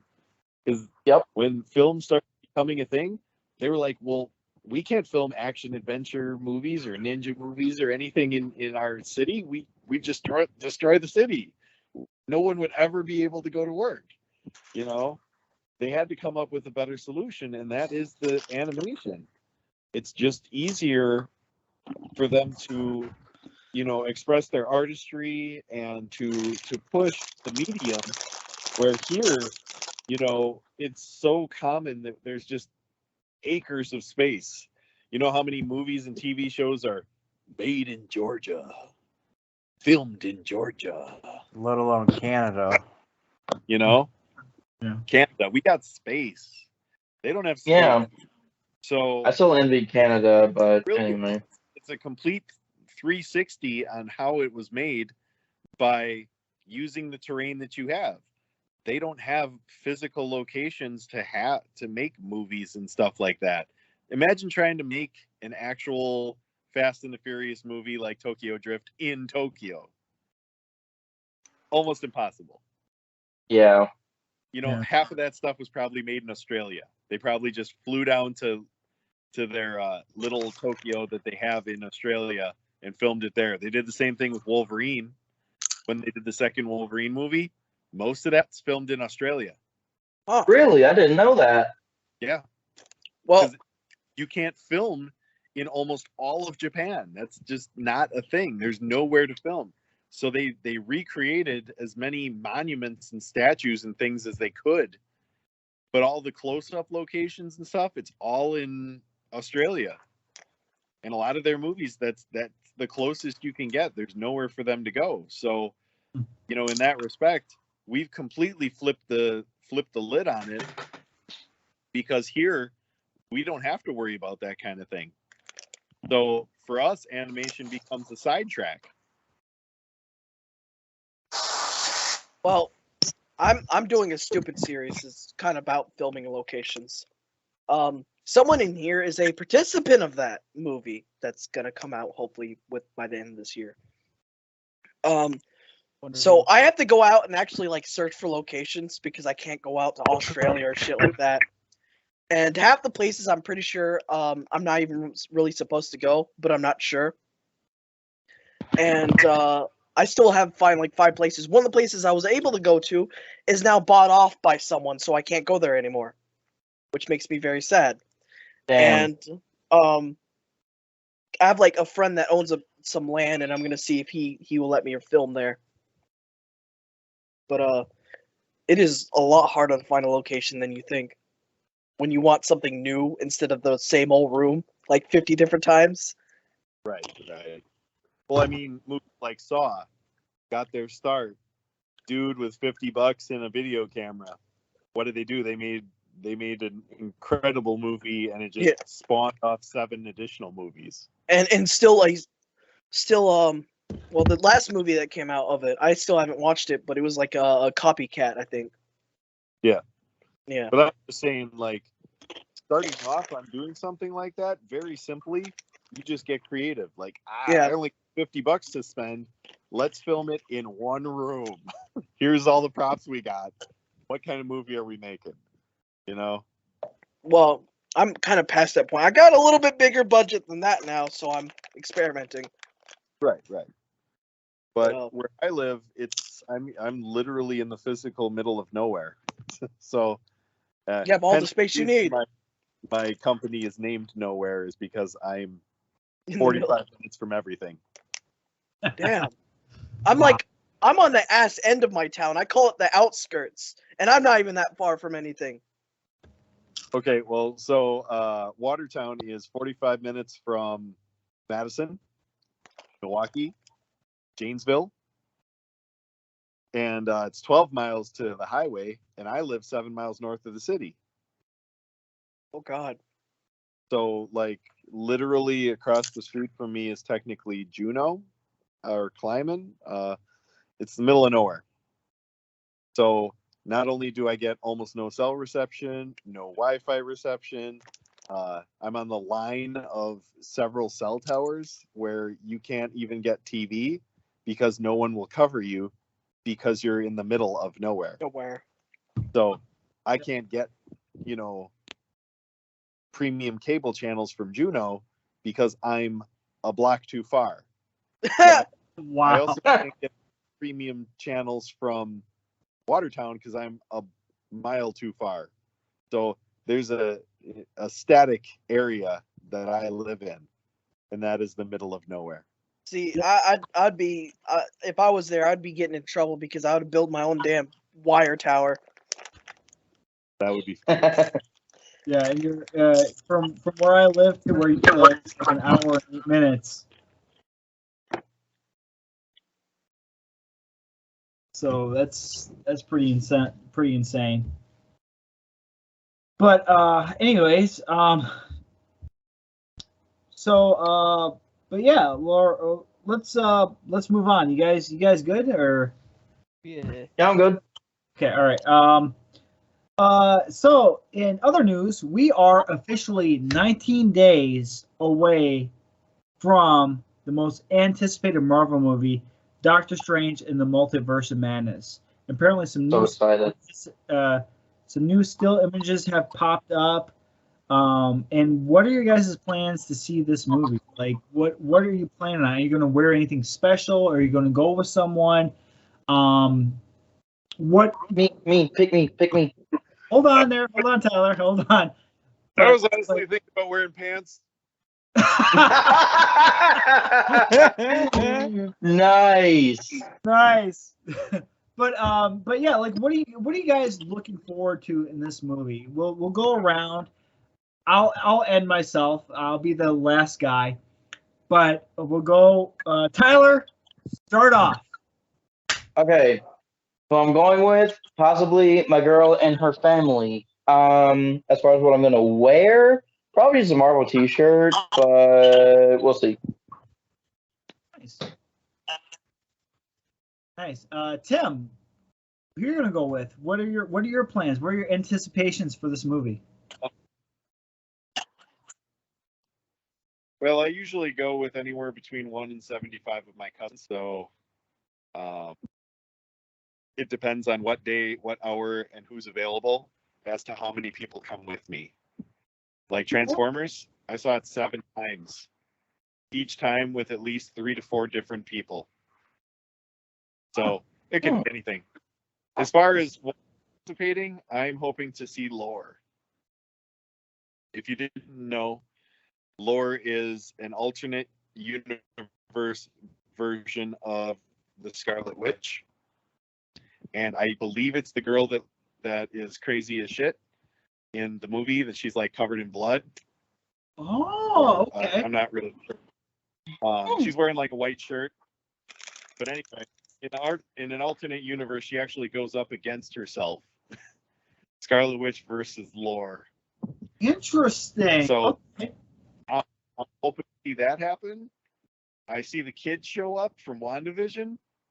I'd like to see them become reality. That'd be cool to have them come into the main MCU. Obviously, they've been building the new Avengers team for the last, or sorry, not the new Avengers, the Young Avengers team for the last 7 movies. They just keep cycling in all the characters. Cassie Lang, Stature, or Stinger, you know, and the 2 kids, obviously, from WandaVision, and in the Winter Soldier, they have him too in there, and obviously now Kate Bishop. So they just keep cycling in the Young Avengers into the next wave. I like that they're very cleverly doing that, but to see them become a team, it's going to be years. Yeah, definitely. But the Scarlet Witch, Elizabeth Olsen, is definitely my my go-to. If there was a woman I would marry, it would be her. Oh, She's yeah, already married. She's just so. I have to apologize. When I muted and deafened myself and turned off the camera, my friend called me on Discord, and I was like, guys, I told you I had a podcast, because they totally forgot, and so I had to go tell 5 people that I'm not available. That does happen. It's because we had a D&D session for the last 3 days, and it kept on getting fucked up. And then one guy who finally showed up was like, D&D, and he's like, yeah, let me call Jimmy. And then, yeah, no. So I did not hear like the question that you were going around asking. Oh, okay. Well, anyways, we are. I'm burning up. As of today, we are 19 days away from. I heard that part. Okay, but the question is, let's talk about what plans to see that movie. What are you gonna wear? Are you gonna go? Who are you gonna go with? Are you gonna go solo? Are you gonna go with friends? Like, All right. what are you expecting to see from this movie? I guess since I'm already talking, I'll go.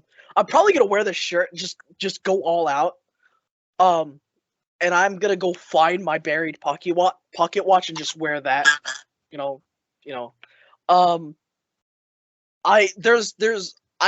This is how it's gonna happen. There's a 90% chance I'm gonna go solo, but there's a 10% chance that my friend, who I talked to, he's really into that stuff.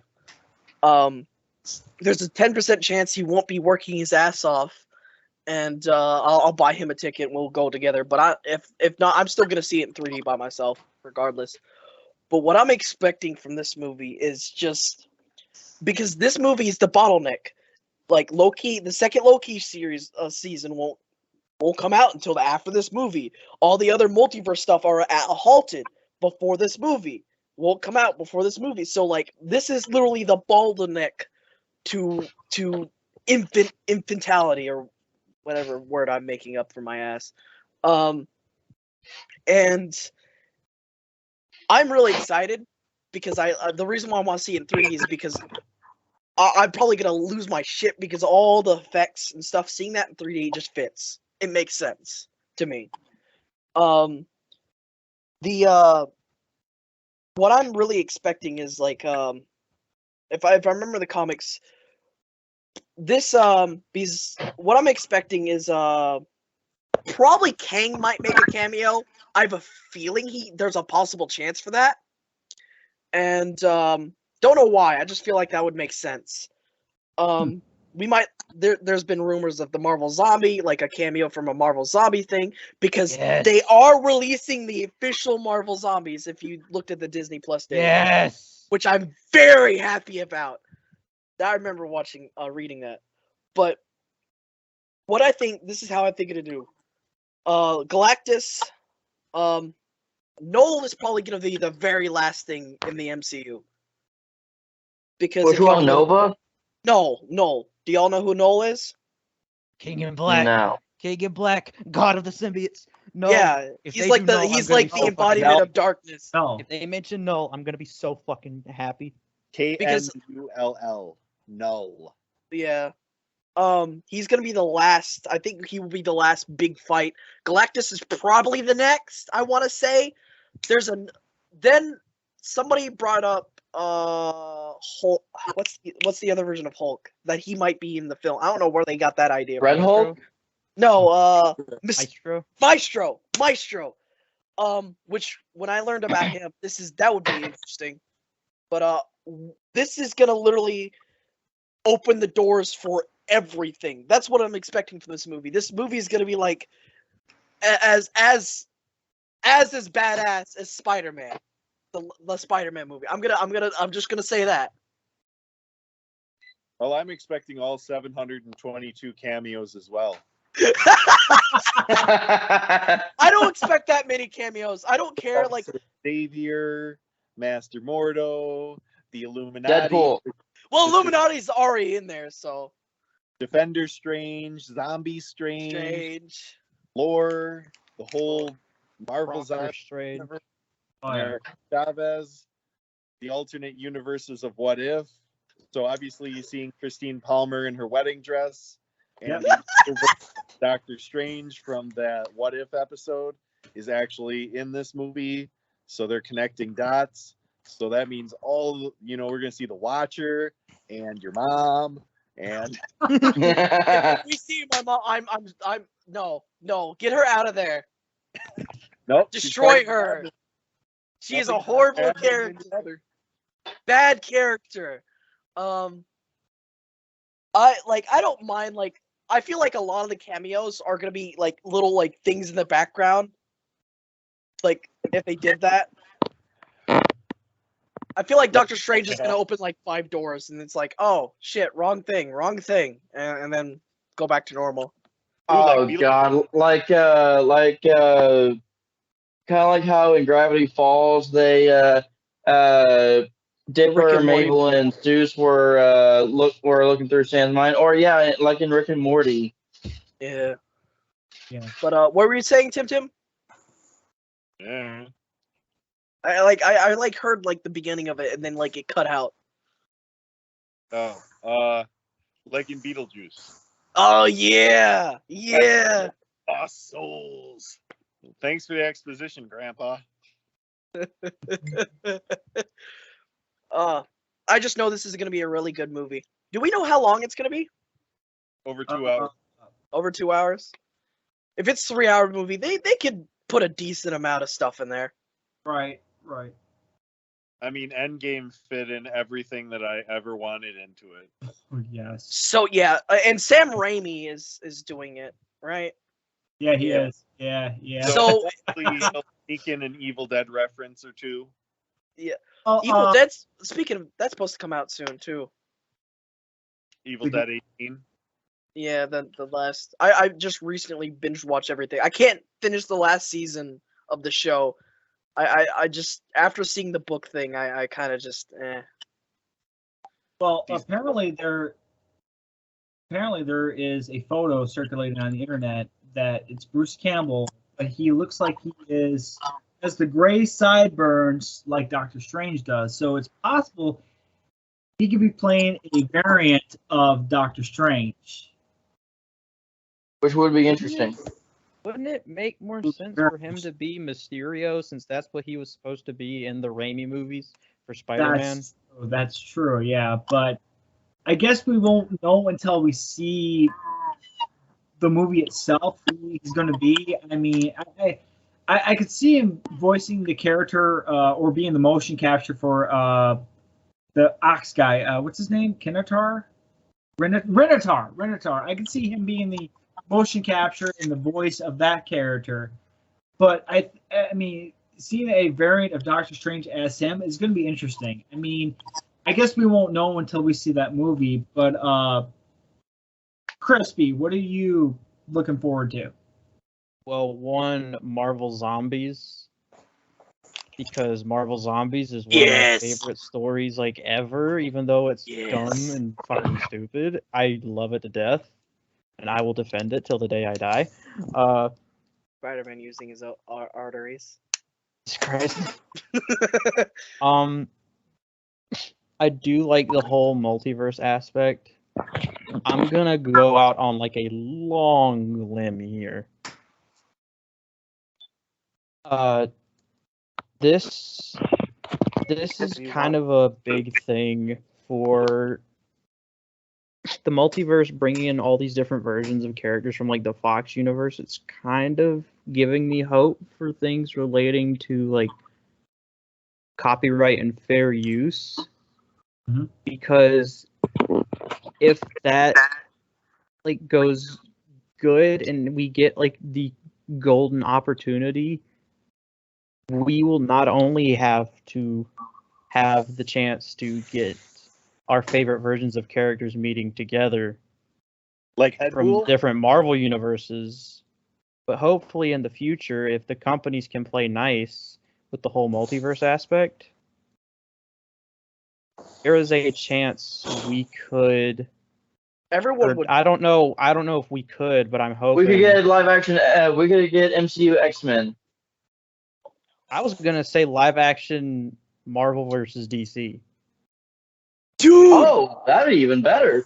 Dude, like if that's like a long limb, but I know it's a long limb, but it's something I want, and like if you think about it, this could start like a chain. Possible. I mean, they did work with Sony, and that actually did work out. Or maybe maybe just maybe Star Wars versus Marvel. Think about it. Luke Skywalker and Captain America going at it, seeing if seeing once and for all if a lightsaber can cut through Captain America's shield.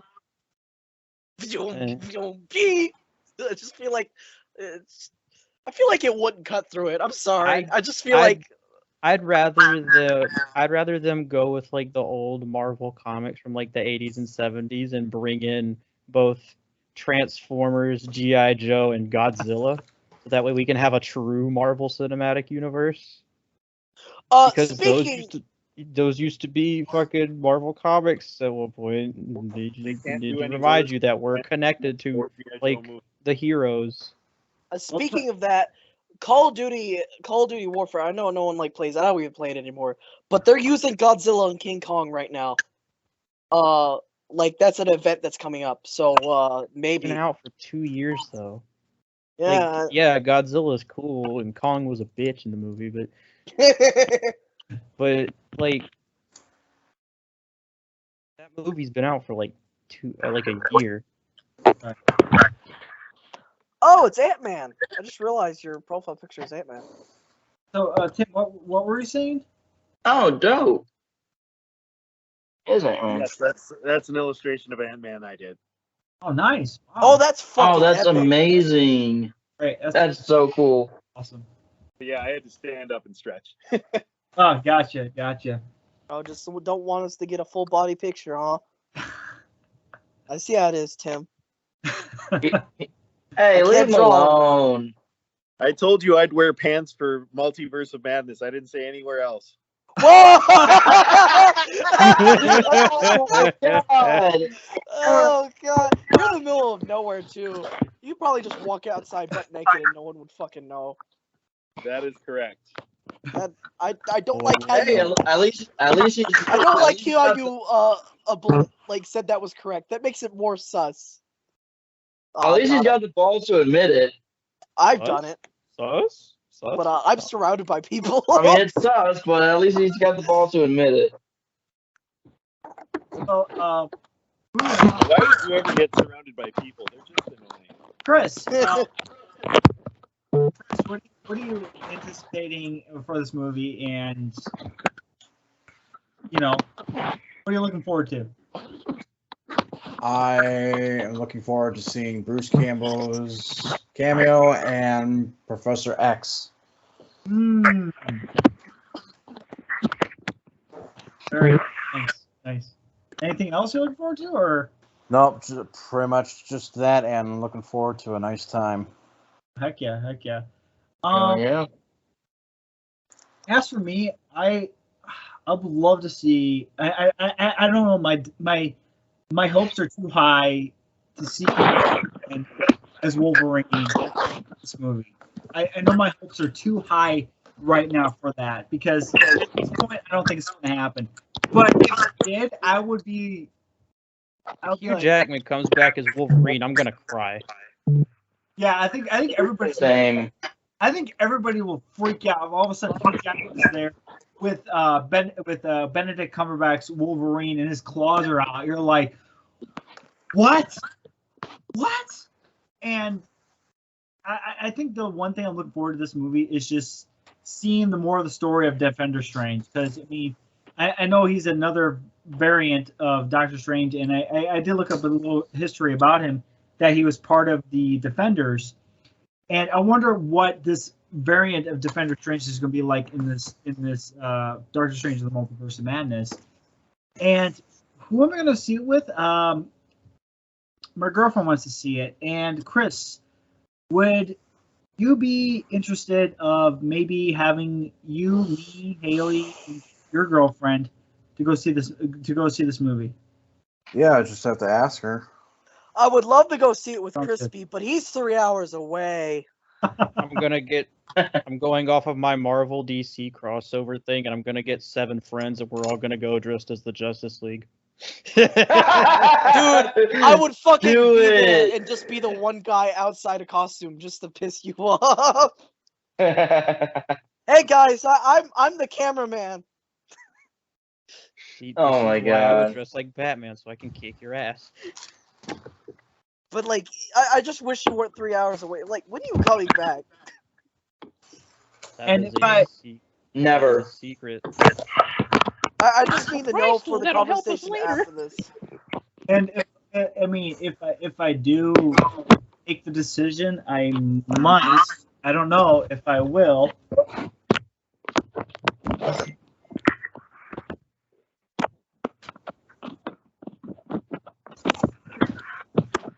There we go. Yeah, if I make the decision, I might put this on Doctor Strange for the Multiverse of Madness. Oh hell, But- do it. Hell yeah. Do it. Might put it on. I don't know I yet. want to see it. You I won't. want to see if I can buy an Eye of Agamotto just to wear it there. You know what? Fuck it. I have 2K in savings. But anyways, I'm looking forward to it. I'm looking very. I'm so excited. Anyways, moving right along to some more of a news segment. Trouble in Hawaii. Flash actor Ezra Miller is going to need a flashpoint to undo this. The actor got drunk and said some disturbing things to some folks at a karaoke bar. Not a good look since the Flash movie is coming out later this year. And There's a big asterisk about coming out later this year in regards to the Flash movie. right. I mean, there's so much dirt on this guy. It's ridiculous. I mean, you're supposed to be representing DC, and it just seems like that DC is slowly, the extended universe is coming out the seams and things are just kind of like falling apart. I mean, there's no. I mean, Zack Snyder's Justice League. I haven't seen it yet, which I need to sit down one day and just watch the whole. Oh my God, John! Sit down and watch Zack Snyder's Justice League. Jesus Christ! I need to watch it too. But it's just like things are Y'all just. fuckers missed out, man. I mean, I have HBO Max. I'm not a fucking pirate like somebody in this call. So my shit's, I think maybe I should take this with me to the movie. Oh, nice. Does anybody? Do they have Hell any yeah! projectiles? Because I mean, I could throw it, but Yeah. it seemed not like a Oh good idea. shit! I'm gonna bring Chewie with me, or I would, but you know. Yeah, but I mean, back to the Trouble in Hawaii thing with Ezra Miller. It's just, I mean, I don't know if you guys looked the link, but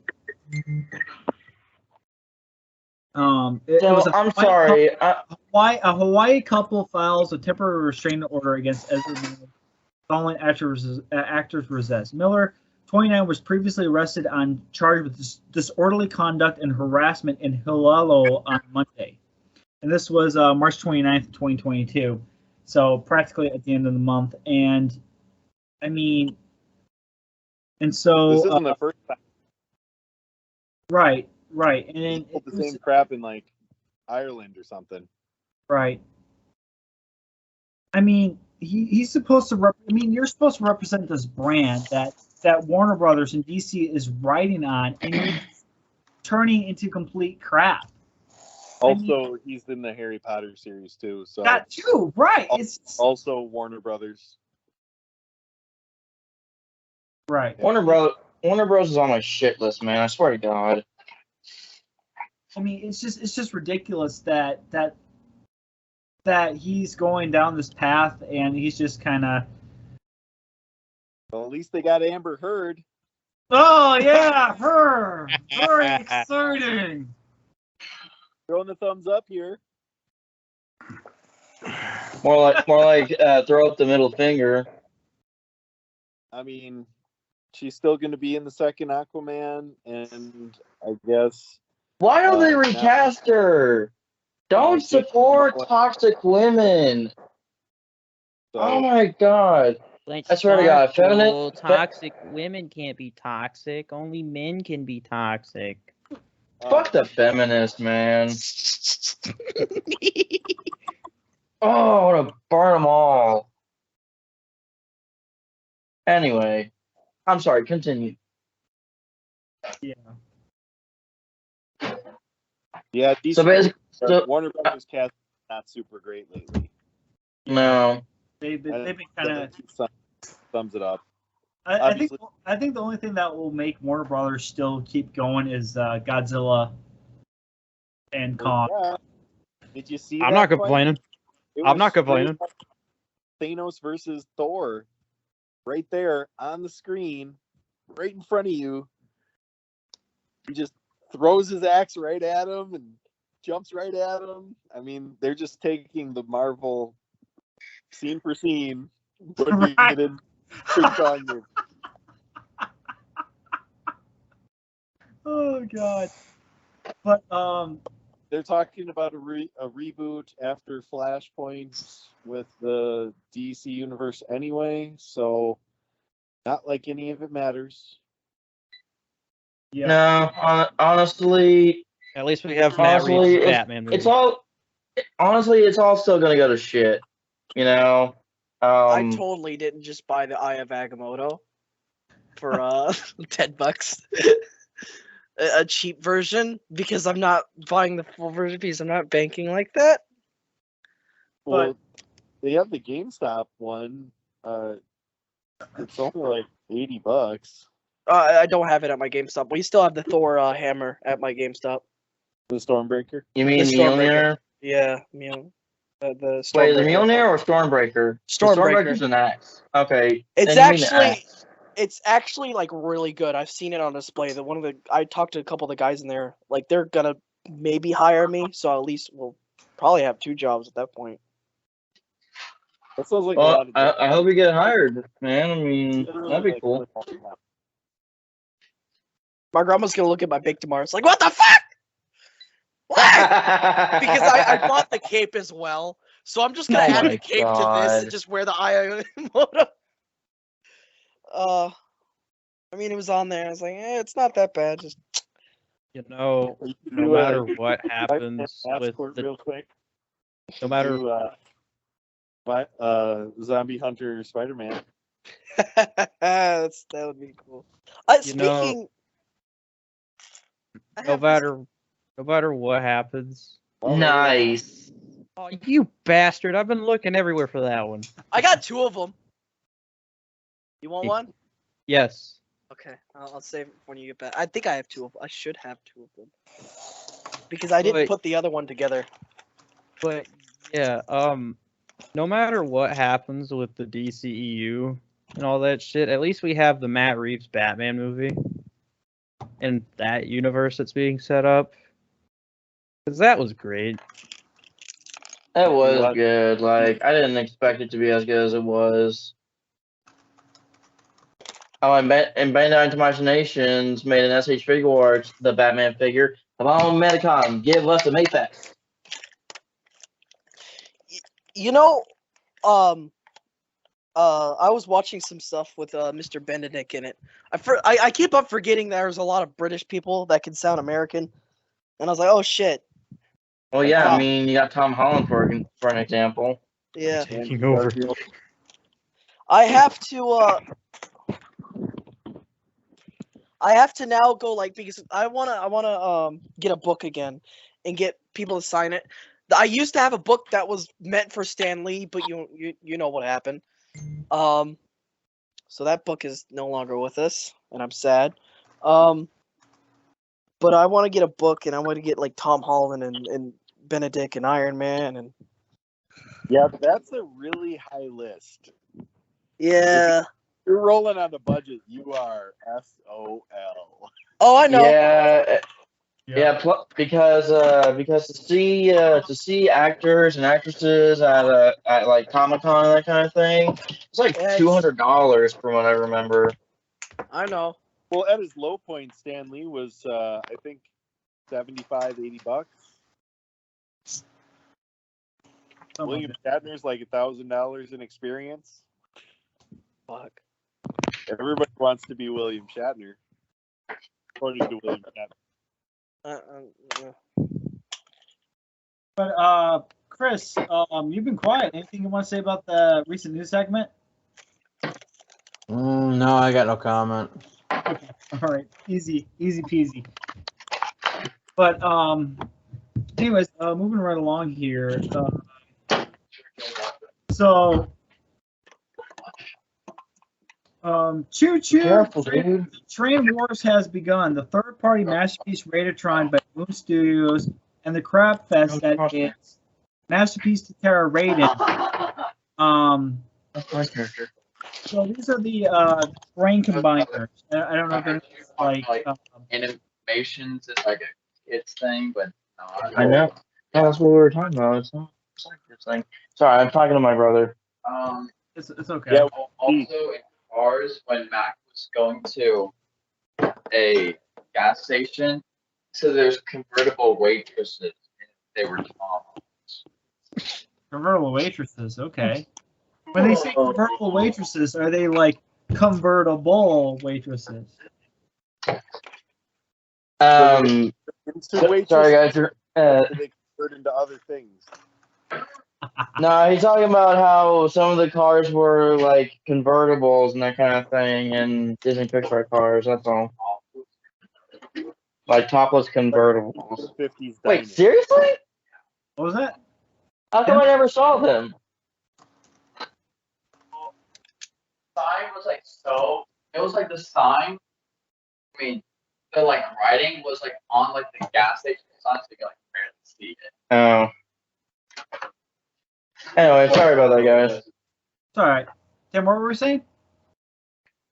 I was saying it was like a 1950s diner, convertible waitresses. But as far as the masterpiece trains go, low end on the list of masterpieces I'd like to see. Period. Trains are cool. Don't get me wrong. I like the Robots in Disguise train combiner that came out in 2002. But as far as like the list of things Takara could make, masterpiece skids, amazing. Oh yeah, yeah, yeah. More Streams and Thundercrackers and Skywarps, less amazing. Trains not really on the list. Nightbird, amazing. Yeah, I don't know if you saw the notes and stuff like that, but I mean, I'm all in for the Moon Studios Radatron because I have the 3 already. But I saw the Takara version, and the combine mode just looks like just terrible. I mean, you look at it's like comparing apples and oranges, and you're seeing Radatron versus the actual masterpiece Raiden, and it's like the Radatron, everything looks all clean and cohesive versus the actual Raiden, and everything looks just like this chonky. They look more like chugs versus the masterpiece. You know, it's like putting all this effort into it, and they're not giving it that effort like the Moon Studios is right now. Right. Yeah, the third parties are nailing it to the wall. Damn right there. Single. And not only that, but they're cheaper too. I think Takara's price goes up and the quality does not. No, it doesn't. Because I think for the actual Raiden, they're going like almost $200 a pop. And then you got to include shipping and handling on top of that. So you're probably looking at almost $250 versus, you know, the third-party Moon Studios Radatron, which is probably they're going like about $100, a little over $100, but not like over excessive. So you're paying almost $1,000 for an official Takara versus the actual Moon Studios, which is probably what $600-700, give or take. Yeah. Yeah, it's a tough play. Takara is definitely losing to the third parties. They are. Mm-hmm. I mean, I'm a Fans Toys collector. Clear example. Basically bought, I don't know, 40 of them.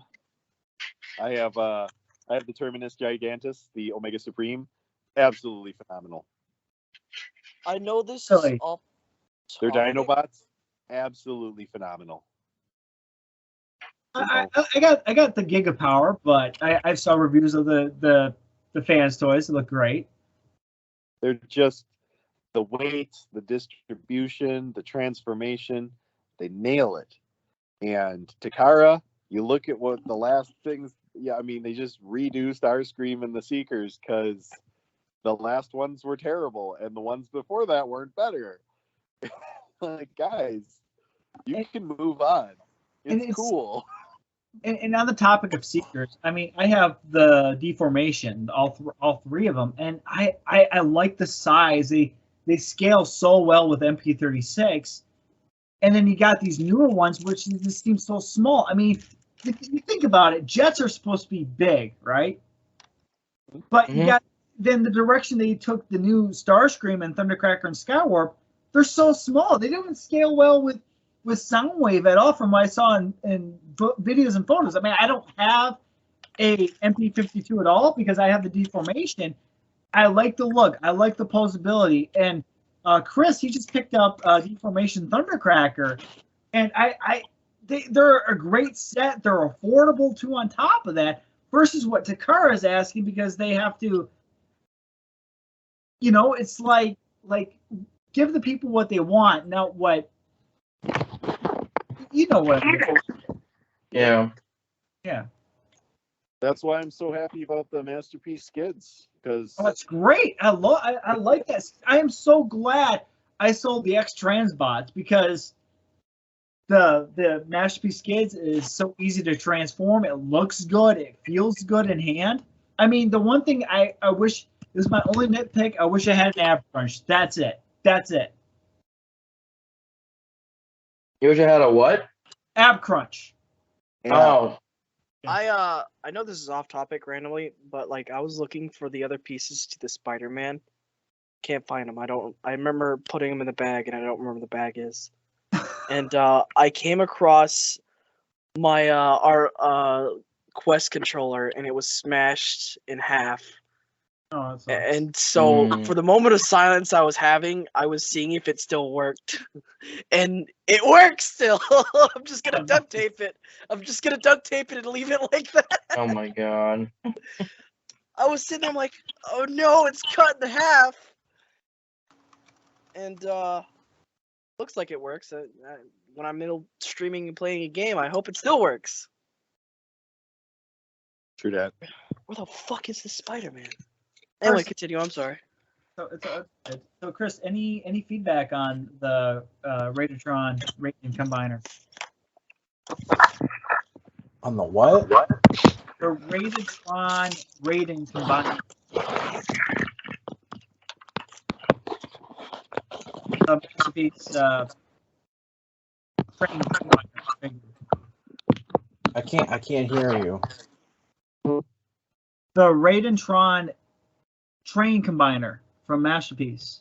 Oh, well, I don't have that in my collection, but I've seen it. It looks pretty good, though.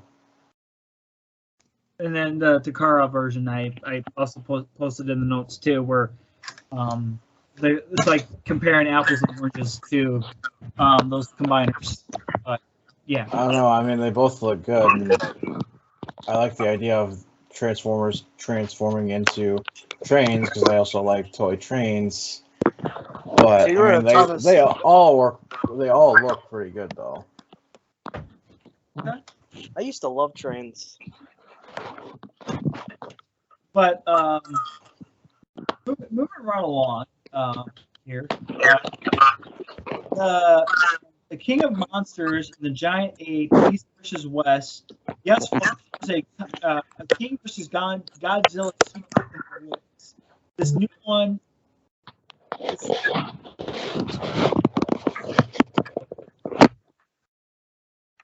The newest one was excellent and epic.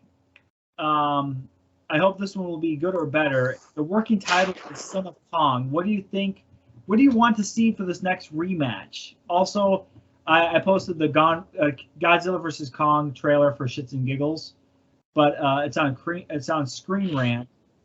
And Godzilla vs. Kong sequel working title reportedly revealed as Son of Kong.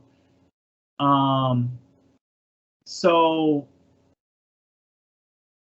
yeah, so what do you think is going to happen in this Kong versus Godzilla sequel movie, or what do you think is going to happen? I don't know.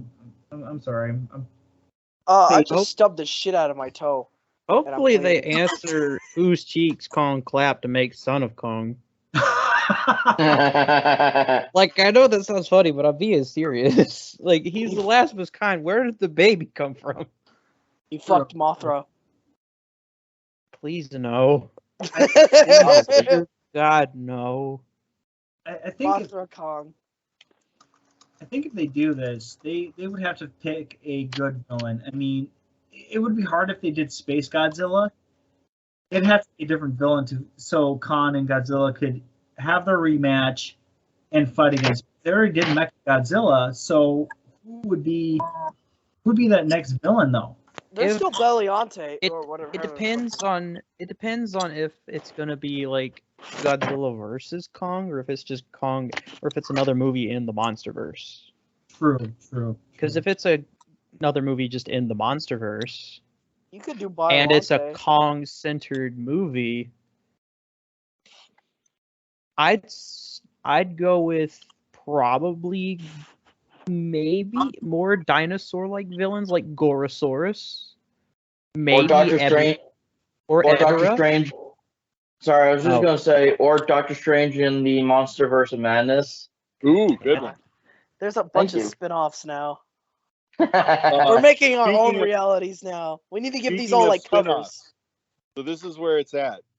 This is where we're gonna make our money. They have been talking about, the Fast and the Furious franchise going to the next level versus Jurassic Park. God damn it!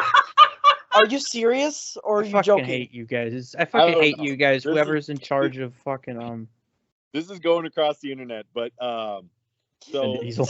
if they really are able to do this, obviously Universal owns Fast and the Furious franchise and the Jurassic Park franchise. Oh my and they're god! running King Kong I haven't franchise. watched the last movie yet. I'm just saying, our logical progression is Fast and the Furious versus King Kong. No.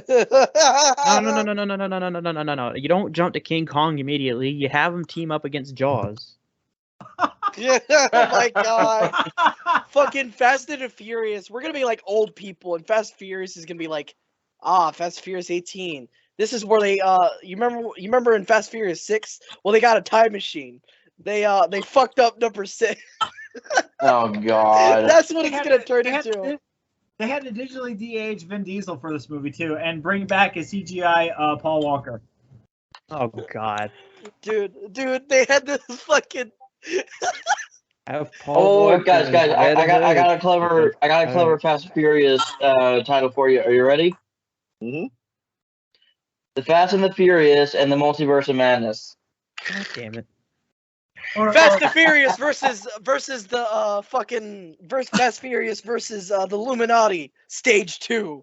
No, it's funny. It's funny that you bring that up, because the next Fast and Furious movie is apparently going to be called Fast and Furious: The Rise of Brie Larson, and of the constant bullshit she always brings to a franchise movie. God. She's going to be in the next Fast and Furious movie, allegedly, but fucking Fast and Furious versus that's DC. Where the franchise goes down the shitter even more.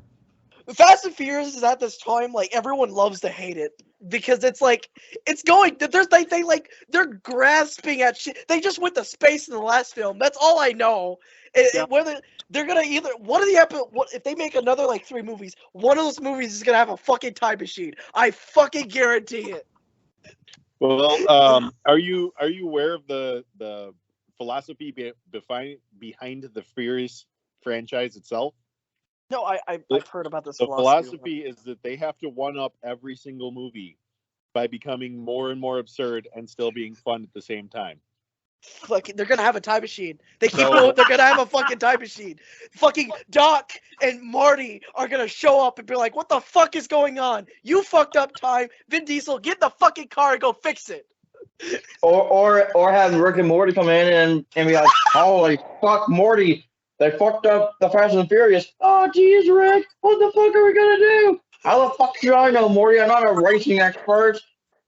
You play fucking stupid. Morty, we need to leave. They're still making 13 more movies. We need to leave now. I don't want to be a part of this. I don't want to be a part of this, Morty. Let's leave. Okay, Rick, I don't want to be a part of it either. Fucking, they're gonna have a time machine. They went to fucking space in a car. They're having a time machine next. It's just gonna happen. It's gonna be so stupid. Oh, maybe they should go back in time and change Bree's mind of being an actress, because she doesn't be an actress. She's terrible.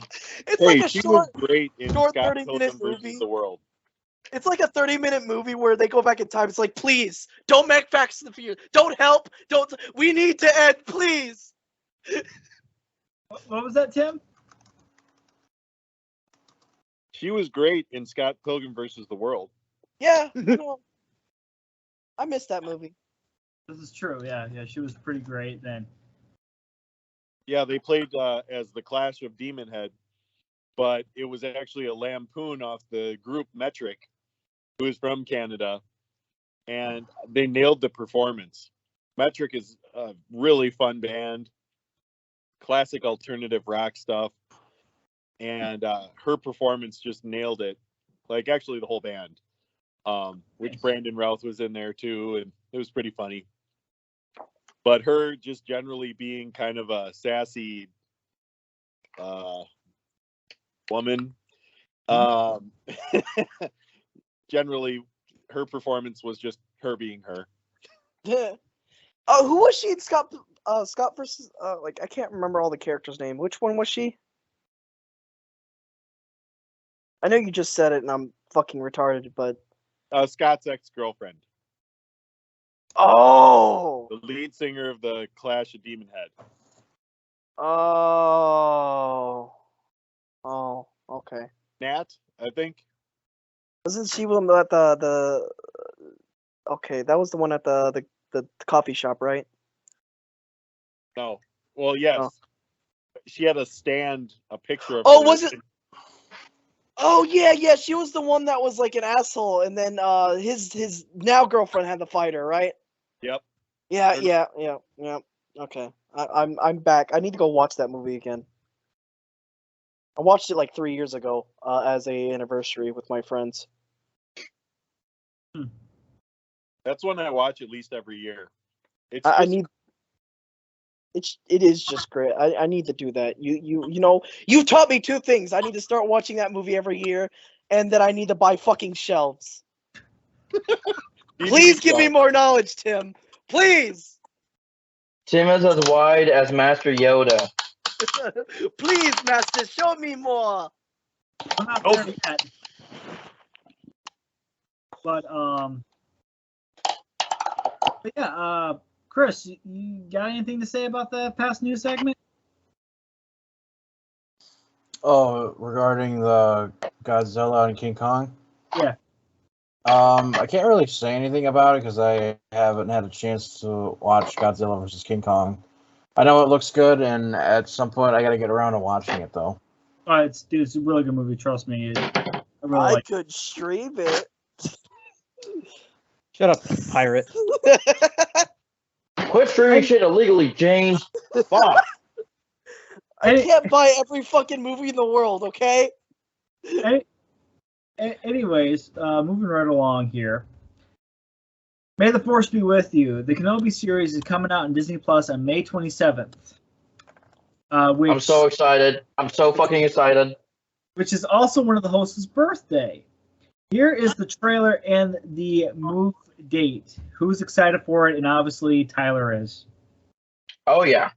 Yep. Bring on Kenobi. I'm excited for it. I mean, it looks good. I can't wait to see what all that happens between after Revenge of the Sith and A New Hope. And apparently Hayden Christensen's coming back as Vader. And, of course, Ewan McGregor is, of course, Obi-Wan Kenobi. And I just want to see how much of the story was. Like, what happened between his hiatus and his exile from the Jedi Order was during that time frame. I mean, the Exquisitors, they do look a little ridiculous. I feel like they could have been a little bit better. But I really hope they bring in Clone Wars flashbacks and they have Ewan McGregor in the season 1 into armor and robes, and then they bring in Hayden Christensen with his armor and robes from season 1 and 2, and they bring in Rosario Dawson as Ahsoka when she's when she was just a Padawan, and they have R2 obviously because I'm an R2 guy, and then they bring in of Madness. And then they bring in what? You're gonna have as many cameos as the Multiverse of Madness. Oh my god. That's pretty much. And then they bring in Commander Cody, Captain Rex. Oh, buddy. This ain't dude. 32. Dude, I hope they bring in as many Clone Wars flashbacks as possible because that would just be amazing. And I would love it, and I would cherish that for the rest of my life. Where is Admiral Thrawn? Obi-Wan Kenobi? Anakin? What are y'all doing here? You are my brother. Oh, there's that. You were the chosen one. You were sent to destroy the Sith, not join them. Star Wars multiverse crossover where they cross over with Legends. Multiverse Madness where they cross over with Legends. Well, here's the thing. In Star Wars Rebels, there's this in the Lothal Jedi Temple in Star Wars Rebels. There was actually this universe or portal to the world between worlds, which basically is time travel. And I hope they somewhat. What? I caught that ref. I know that reference. Stargate. But I hope they, I hope eventually they'll bring in some subtle time travel elements. But I mean, for the time being, I just hope we get Clone Wars flashbacks. And here's the thing. Okay, so there's supposed to be in some point of the Kenobi series, Vader and Obi-Wan are supposed to fight. And it'll be their first fight since Revenge of the Sith. And people are like, well, they didn't fight since Mustafar up until they meet each other again in A New Hope. Wrong, because there's no confirmation about that. Because, and I say this because when Vader says, "I sense something, a presence I have not felt since," and he just walks away. He doesn't even finish his sentence. So we don't know if they met up again after Revenge of the Sith and before A New Hope or not. So if they were to fight again, it would work, depending on how they do it. I mean, we all have to agree that fucking lightsaber fight better be better and longer than the freaking sequel trilogies. It's got to be at least Revenge of the Sith level. Yes. Duel Yes. With Vader and Obi-Wan. It's got to be that Mustafar freaking lightsabers just going like this, twirling around and freaking clashing like that. It's got to be just Obi aiming like crazy, and then instead of just like that, like how they did it in the sequel trilogy, which was like, what is this? What is this? I mean, yeah, The Force Awakens had a decent lightsaber fight, but everything else was just like, there's no choreography. What the fuck? Hey, there's Jack, no choreography. It's like a 5-year-old choreographed the damn lightsaber fights. Jack, look at your Discord DMs. I did. Awesome. I will. Thanks for the update on that. I will. Yes. I can. Hopefully, I can use that as the cover. Knock on wood, but we'll find out. But, that's why I made it like faded, so someone has to really look at what it says. Oh yeah, definitely. But yeah, I mean, I hope it's good. I really do. I mean, I'm not big into Star Wars, but I just want to see something just new in this, and I just hope you're not big in Star Wars, but not really. No. No, he's not, and I'm very disappointed. I'm not as big in Star Wars either. I try. I'm also disappointed in you, James. I tried. Okay, it was shoved down my throat when I got older, and I don't like things shoving down my throat. So okay, that's fair. I don't hate it. I will say this, John. If there are Clone Wars flashbacks, that better make you want to watch Clone Wars. Okay. I also missing out on Clone Wars. I will also say, because it was pushed down my throat, I may have retaliated and made a comic to make fun of Star Wars. That is now coming. Fuck you, James. It's coming back because it was scrapped content, but now it has a story. I did like The Mandalorian. I did like that. Mandalorian's good. I liked The Mandalorian. What were we saying, Tim? See, you only need. Tim, what were we saying? I didn't say anything. Oh, I thought you said something. My bad. We're so used to Tim saying something, we're not able to hear him. Because we're just so overlapping voices, and trying to have a conversation. And speaking of Star Wars, do I need a higher pitch? Hello there. Hey there, Obi-Wan. You're Chris, my hopes. Crispy, any feedback on Obi-Wan the series? I'm ready for Obi-Wan. I loved Ewan McGregor as Obi-Wan in the prequels, and I'm ready to see him again. So yeah, bring it on. Bring on the Clone Wars flashbacks. If they do go with my multiverse joke theory, at least let them cross over with the Lego universe. Yes, that'd be amazing. That would make me watch it all over again. Not gonna lie to you. I'm actually gonna play all of Lego Star Wars. I had no problem with Lego Star Wars. It was just a movie everyone was shoving down my throat. Well, I'm going to dial it back to that and say, storytelling done well all you need is flashbacks. You don't have to resurrect characters. You don't have to bring all that crap back. Like, there's no reason. Yes. There's a giant universe and a giant story to tell. There's no reason people can't cross over. And I would like Exactly. an explanation on how he turns from Ewan McGregor into Alec Guinness. Yes. Okay. Thank you. I'm glad someone said it. Let me get you to this logically. So when you use the dark side, you become old and grainy and crazy and whatever. Well, let's say Darth Vader hits Obi-Wan with Force lightning and turns his hair gray. Well, technically, Vader couldn't use Force lightning because it destroyed out his cybernetics. Well, right, but I'm saying, like, exactly, a last resort. He's fighting Obi-Wan. He can't win.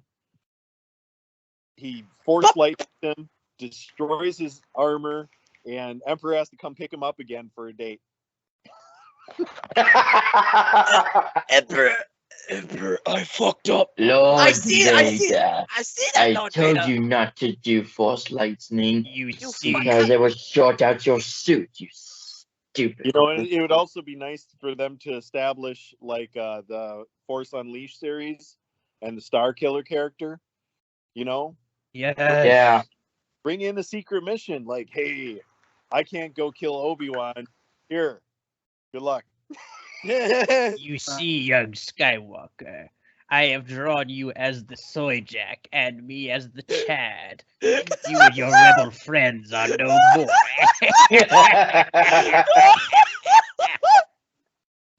Oh god. Is it The worse only that I thing understand about- that? The only thing about the whole Star Killer thing is, don't get me wrong, I want him to come back to canon, but I want come to canon. The thing is that we got the Inquisitors, so also my earbud died, so that's great. But the thing is that we have the Inquisitors, so I'm not sure they'll bring back Star Killer like ever, but there's always hope.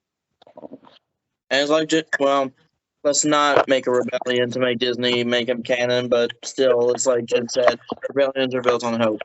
Jada. They can't do any worse than a dyad. Honestly, dude, I'm not a fan of the diet thing. I mean, it makes sense in a way, but at the same time, they fucked with George Lucas's creation, so I'm not a fan of it. Everyone fucking It's you just- know, even the guy that they- created SpongeBob. They admitted from minute one that there was no plan, that Star Wars could just go anywhere and do Yeah. anything. So Yeah, from because Rey's supposed to be a Kenobi. And I would have loved that. If they made Rey a Kenobi, that would have made sense. But no, let's make her the daughter of a clone of Palpatine that didn't even have Force powers. But hey, somehow Rey has them. What the fuck? Well, Mary Sue Palpatine knows what she's doing. Fuck the feminists and the fucking Mary Sue bullshit, man. I actually thought she was Feminists. fine, They're so annoying. but the Oh my god, men are so worse than women. Like, women are so much better. Shut the fuck up. What were you saying, Tim? I thought she was fine. I didn't hate Rey. Again, they're good actors, or well, fair actors. It I depends. like Rey. I just don't like her character because Yeah. it was poorly written. Story is what makes you want it more, and it was Yeah. a terrible story.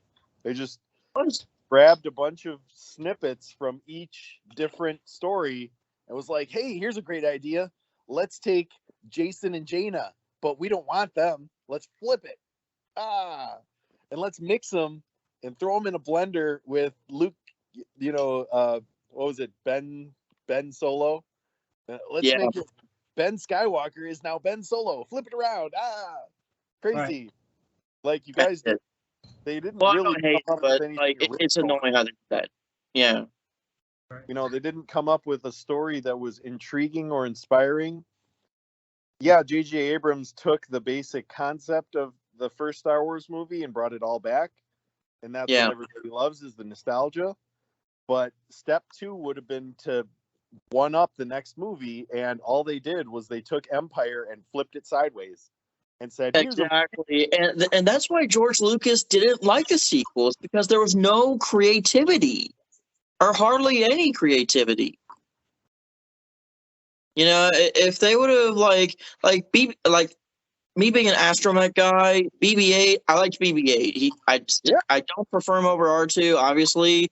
I don't even prefer him over Chopper, the C1 astromech from Rebels, but I do like BB-8. I do. But you know, that was pretty creative. You know, a little ball and dome shaped astromech, like that was pretty creative. This little fucker.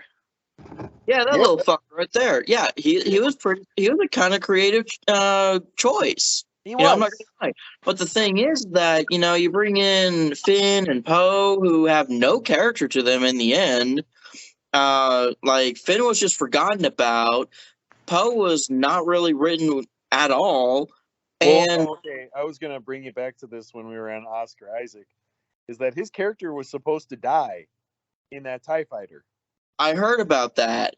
Like that was his story. He was supposed to die at that point in the movie, and that was it. Wait, in The Force Awakens? Yes, in The Force Awakens. Oh, I didn't know about that. Yeah, in the sand dunes. That's he dies. Why did they kill him? Like, well, he asked. He said, "Hey, can I get a role where I don't die all the time?" Which is hilarious because, you know, Harrison Ford asks to die every movie. Yeah. It's like, wait, so the guy who always wants to get killed in every single Star Wars movie and still ends up coming back every single time. And then there's the guy who doesn't want to die in every movie he's in. It's like Sean Bean. That's very ironic. They should have a podcast of each other, just talking about all the movies, because it'd be completely two different sides of the spectrum. I know, right? That'd be fun. That'd be a good podcast. Be like, I keep dying in all my movies. Really? They keep bringing me back. You know that like would be fucking hilarious. That's like it's like I want to be alive. I want to die. Podcast. That would be the fucking podcast name. Actually, it could be something as simple as Die Hard or Die Harder. Oh my god. Right. Also, I just want to say real quick, if the audio from my end is a bit odd, my right earbud died. I just put in my left one, so. I mean, okay. There's like a little haze, but it's other than that, it's fine. I don't hear anything. I hear it when he does certain tones. Chris, anything to say about Obi-Wan? Looking forward to it. Looks like it'll be fun. It's funny, we just blab and ramble and shit like that. And then Chris is like, yeah. Yeah. Yeah, it sounds fun. Yeah, I think he's low-key tired of our shit. He's like, I don't want to listen to these assholes anymore. I want to go home. I want to sleep. Exactly. And then I'm gonna start my new job, and then I will have to deal with this until next month. And then we do it again. And then I want Quinn to cuddle with me in bed and just watch I want to movies sleep with my girlfriend. Yeah. Chris, I love you. Please don't kill me in my sleep. We love you, homie. No homo. Oh, the homo. I'm just joking. That's sus. Tyler, are you wearing socks? Tyler, are you wearing socks? If you're wearing socks, it ain't gay. I am wearing socks, so. Anyways, moving on here. Well, as we all know, the 7th Transformer film is coming out next year in 2023. And while promoting his film, Ambulance, Michael Bay admitted he should have stopped at the 3rd Transformers movie. Yeah. Finally, he admits it. Yeah. I mean, you should have admitted. He should have just stopped at 3, because 3 was a good send-off. It was a good way to end the story. And the 3rd movie is still one of my favorites, because of the references that it had in G1, like my favorite three-parter is the Ultimate Doom from Generation One. That's what it. Yeah, exactly the Ultimate Doom.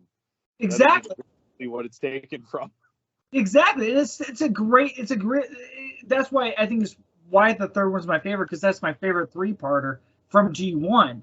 It just, and then the Carly having Sentinel Prime, and then honestly, and then Soundwave being on Earth, and then Soundwave, of course, getting his head blown off, relatively. But still, I mean, you finally admit this after how many years since the third film, and then after him doing the fifth film.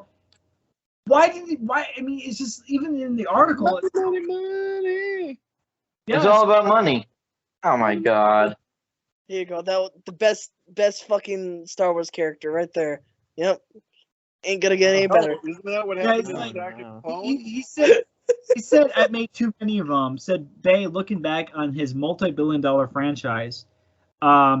Michael Bay was in his Optimus Prime beyond the first three Transformer films, according to the director. The franchise, based on the Hasbro toys of the same name, proved to be a multi-billion-dollar success, with Michael Bay directing the first 5 films.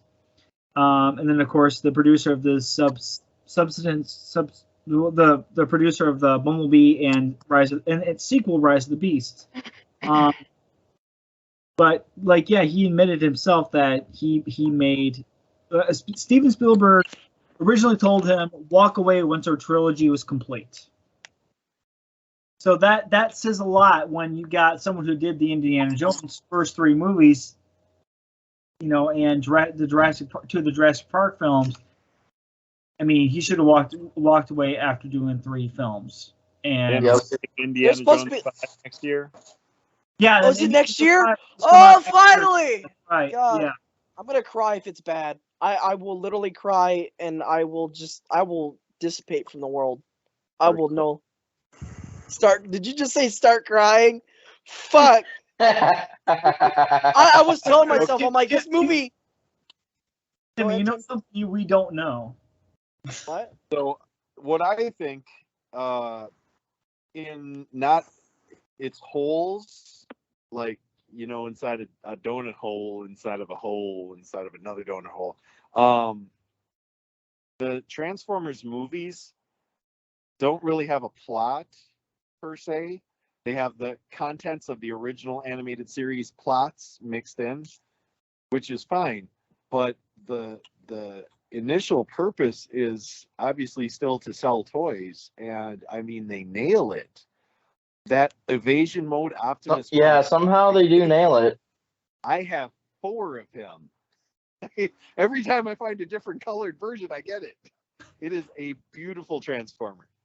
That Grimlock, I actually didn't buy any of the Age of Shelfwarmers Grimlocks, but I really wanted to.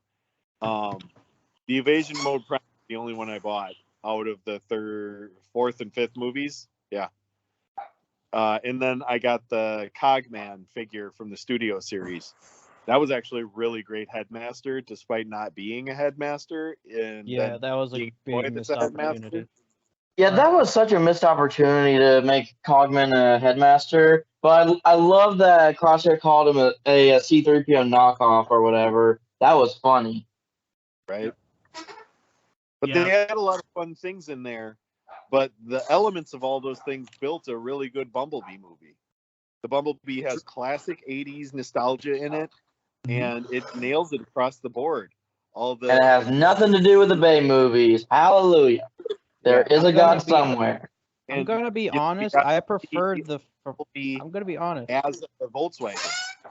Right. Yeah. And then I like Bumblebee as a sports car, but I mean...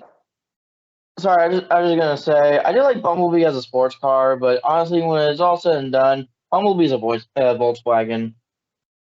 He's a Volkswagen Beetle. You can't take that away from him. Well, if you recall, in the original cartoon, he dies at the end and becomes Goldbug. That's right. I heard about that. He becomes unable to be resuscitated as himself. So the Quintessons have to rebuild him into Goldbug. Yep. So he does become a sports car. Yeah. Let me ask this: was Goldbug a villain or no? Was he still an Autobots when he was rebuilt? Yeah. Okay, that's what I thought. Robot, and he was one of the throttle bots. Those were the little cars that you pulled backwards and they sprang forward, spring loaded. They were a lot of fun. Really simple Transformers at the tail end, so they weren't actually based off any of the Takara toys. They were actual like American modeled toys. So I don't know actually what car Goldbug was, but it was a fun. Nice. But Chris, were you saying something? Yeah. I was just gonna be honest, going off of the whole thing about the Bumblebee movie. I liked it, but simply put, I think I prefer the Bay movies because that's what I grew up with. Okay, I will admit I grew up with the Bay movies as well, but here's the thing: just because you grew up with it doesn't mean it's the better one. But I like it more. Oh, who gives a shit what you like, Crispy? Who gives a shit what you like? Interested in Roe. You're wrong. Wrong. You're wrong. He's wrong. Everyone's wrong. All right, we get extra talk time after the show. Yeah. Man, fuck y'all. Chris, Chris, any feedback on that? Yeah. Chris? He's gonna say he's either just gonna be like or nothing at all. You want me to get Jordan in here or JC? He's so tired of our shit. Hey, it was okay. Yeah, I'm gonna just sit here and go to the next question. Jordan and or JC are just a few buttons away from adding them into this call. I'd rather take Jordan over JC. Fuck JC. He's such an asshole. Jordan will just make a bunch of Bill Cosby. We'll just have Bill Cosby in the mix. But anyways, moving on. Chris and I, and of course, I think it was your friend Tim, but I don't know if you guys know, but the team over by Robustin drops a trailer for a self-converting Optimus Prime. Wow. Yeah, I saw that. Yeah, my friend Gary, he bought the Hasbro Pulse Optimus Prime, and it is absolutely phenomenal. Downloadable functions. He taught it how to do the Macarena and floss and all sorts of craziness. He does air guitar, air drums. It's all programmable. You can teach him how to do all these things. I gotta see a video of this. Lights, sounds, and gets upgrades every, I don't know, month, I think. And now they're actually doing a trailer. Yep. A fully Shit, I kind of want one now. With a remote control roller car that comes with it. So the trailer itself transforms and stands up in the medic position, and it can also transform down into the actual trailer, and roller can go in and out of it. Dude, I need to see a video of this. I want to see the video of him doing a Macarena. That's what I want. I don't know if you Macarena. I don't know if that got recorded. No. I did record the DairyCon race with the custom jump starters. So I think he's doing a dance. I don't know. I'm not 100% sure. He was doing the moon dance at the moon walk, I think, on my channel. So I'll send a link to you, JJ, about that. Yeah. But yeah, I saw the trailer. It looks great. I'm not gonna lie. I kind of do want a Robustin Optimus Prime. I mean, we also know a friend of ours, Jordan. He has one too, and he says it's an experience to actually own one of those, and it looks great. And like it's servos and everything. Like they nailed it across the board. I don't know why they didn't make this out of like a short circuit character, from like Johnny Five. I wanted to see that as a kid. In 1992, they made the second movie all about the toy that was running around the city and never made a toy for it. Worst marketing campaign ever. What was that one movie, Little Soldiers? Yep, Small Soldiers. Small Soldiers. Small Soldiers was great. I need to go back and watch that series again. I loved it. I found it when I was in CPS in a building. I was going through a cassette tapes. I'm like, hey, what? Not cassette tape. VHS tapes. They're not that old, Jimmy. God. And I found like something that said Small Soldiers, and I was like, what is this? And I plugged it in, and I'm fucking. I find out that this thing has a couple more movies, and when I get online, I fucking binge watch the shit out of it. I fucking loved it. Nice. I don't know why, but that reminds me that they're gonna make the DeLorean electric car now. And that will probably do. You could buy a normal sized one too. Not electric. Sure, yeah. You can buy a gold plated one. Oh god, that's so much. Oh, that sounds like a fucking foot in the grave. Like I have to sell my kidneys for that one. Depends on how many kidneys. That makes it worse. Hey, I have like 500 kidneys. Don't worry about where they came from. Oh my god. Better not get rid of those. I'm not selling you anymore. I still remember the. Chris, any feedback on that? No. Chris? I think he's mad.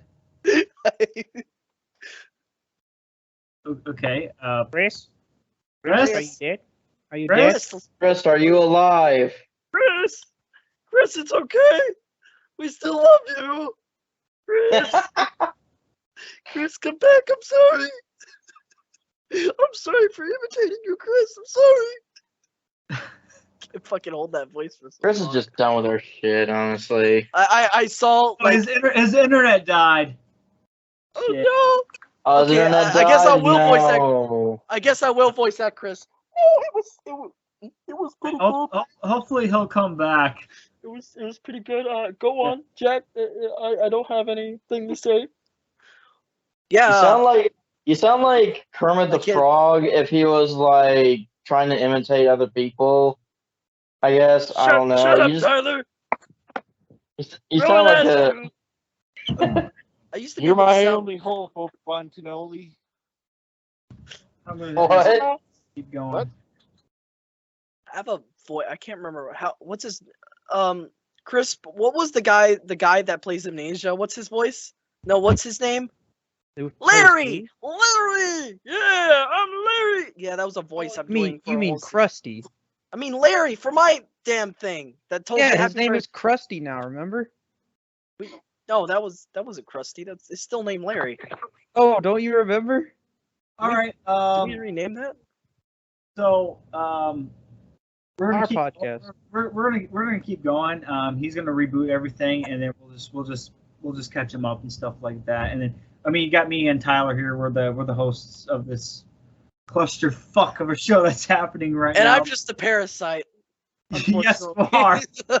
Yes, you're Venom. You're the parasite of this podcast. I swear to God, if y'all invite me to another show, I'm gonna sit there. I'm like, wow, I'm just gonna rename myself Parasite. I'm just gonna put on different clothes. What'd you say, Tim? I said, is that how he pronounces his last name? Damn.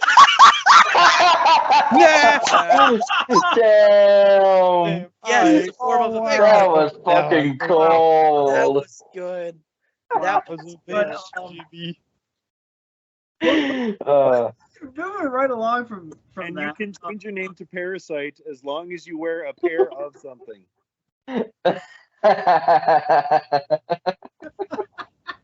So Parasite socks. That's amazing. Parasite wear gloves. He's getting up. Anyways, dude, pull up your shorts. No one needs to see your ass crack. Maybe he's getting Moving right along.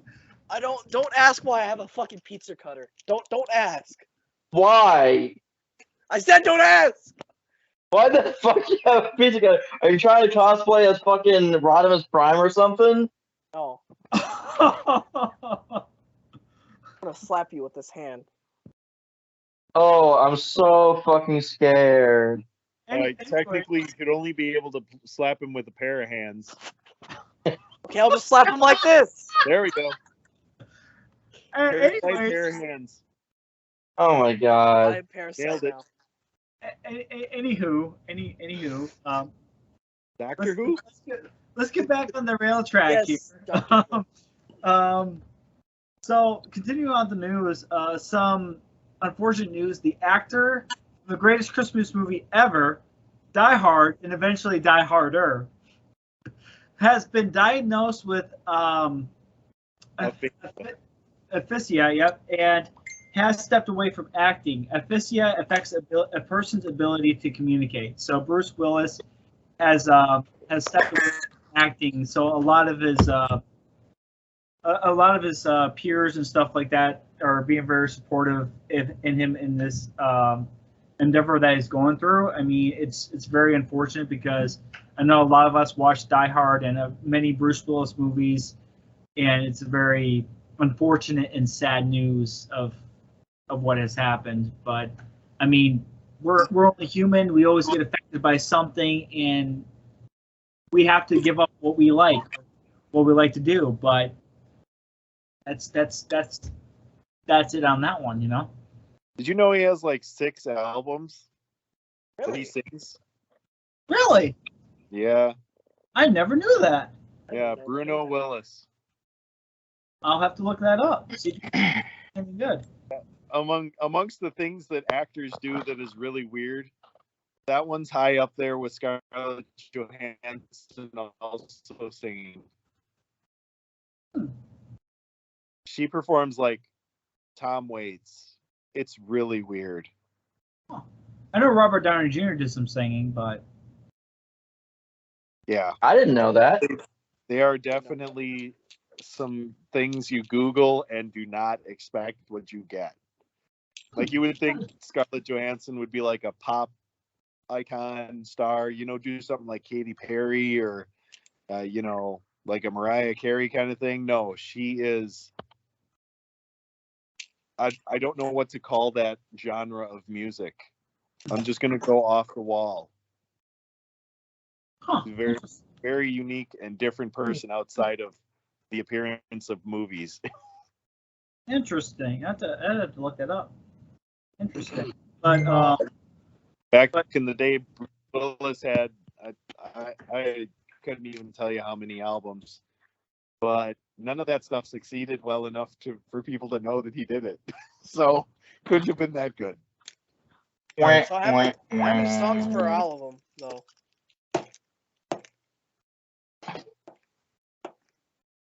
But yeah, it's very unfortunate news about Bruce Willis. Any feedback from that, or? I'm sad about the other actor, voice actor. We're gonna get there.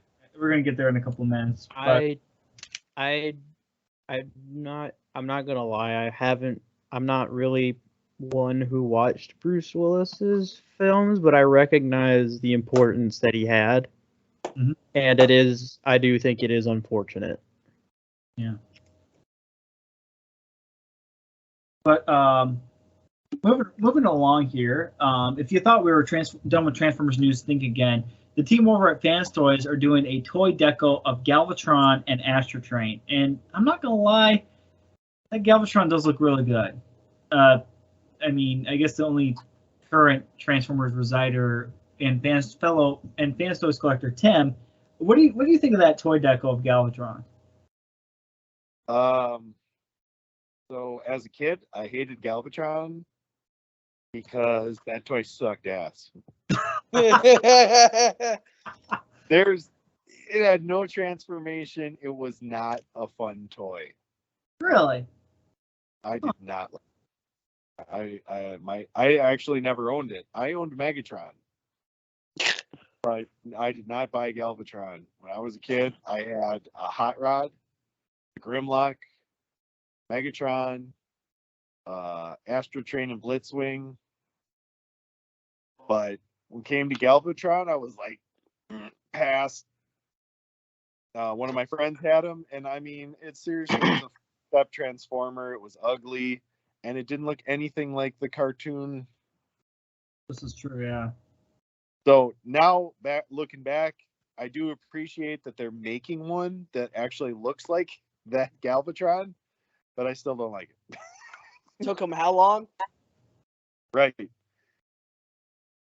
Okay. I just looked at the Galvatron, and the paint scheme looks interesting, but I'm not a G1 Masterpiece collector, so obviously I'm not going to grab it. But, I mean, the paint scheme is interesting, to say the least, you know? Good word for it. Nice. Well, I mean, it looks good. I mean, I don't know if we want to pick it up, but I mean, maybe not. I guess we'll see what happens. And Yeah, if I got some free money, sure, why not? But I do have one question. One that I do like, so I do have one question. Well, obviously, Transformers figures get repaints when it comes to the toys, but do they actually like repaint themselves? Like what if say RC wanted to go from pink and white to blue and pink in G1? Like, would she just repaint herself, or like what would happen there? it was never actually established how they changed their colors. The Sky Spy in the Ark goes up in the first episode and scans other vehicles to assimilate them into Autobots and Decepticon vehicles. Okay. So, well, I will say Pix is a Skywarp, and it Skywarp was a triangle-like jet known as a Tetrajet, and then it found a, I think it's a MiG, and turned him into that based on that.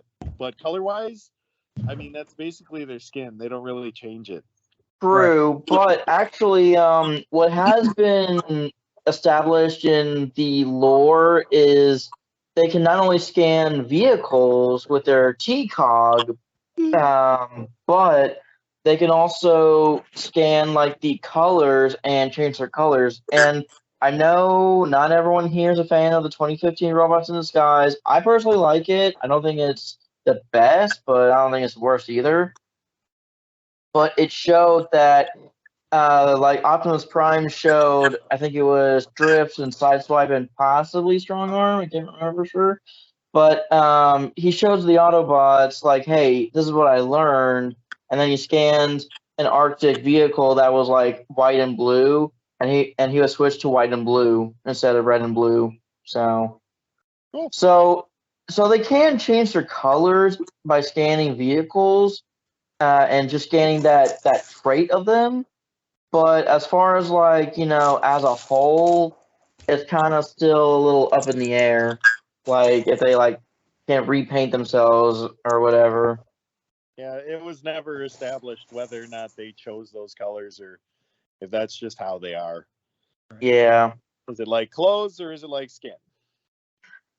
I'd say, I mean, their armor plate is kind of like clothes when you think about it, because when it came to, and I know this is getting a tad off the rails, and I apologize about that, but it still kind of relates to it.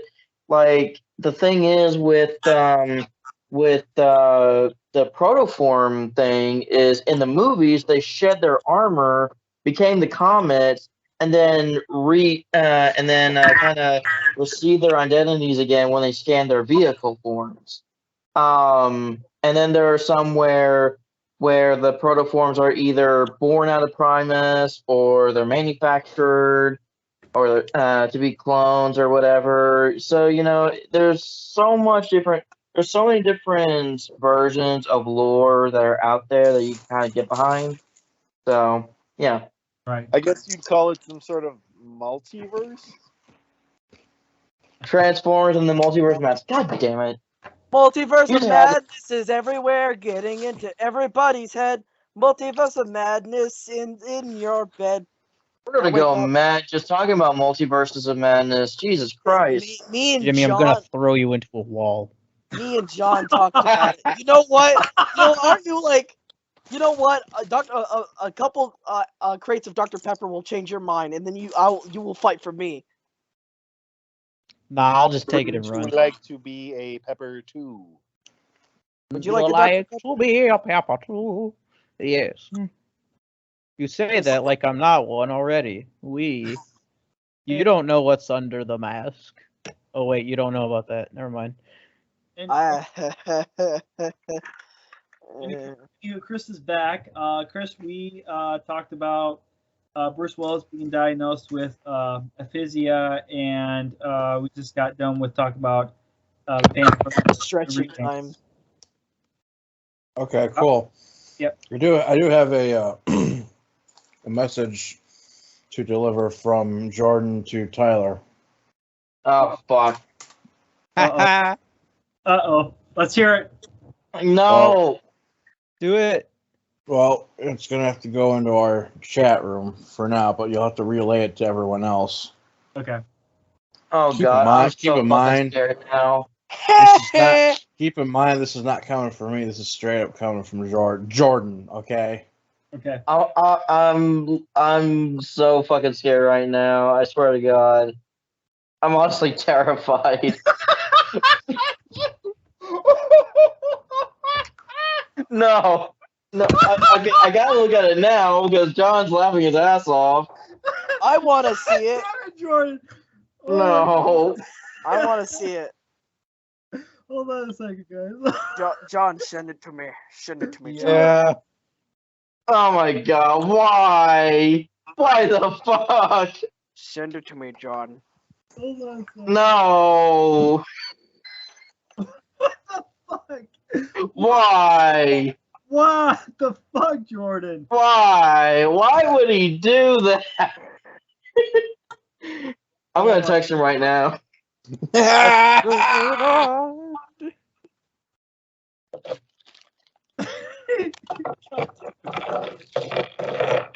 I'll send them to Crispy too. That was Jordan's idea, not mine. God damn it, Jordan. Asshole. I told him, Jordan, those guys might be pretty fucking livid about this. That's funny. That was just a say ass. Okay, I'm a little pissed off, but I'm not. I'm a little pissed off. You bitch. I'm a little pissed off. Well, no. No, that's just not fun. That's just not fair. What the fuck? Oh, Jordan. That's fucked. Oh, that's terrible. Damn, dude. Jordan is one fucked up individual. Yeah, John! Oh my god!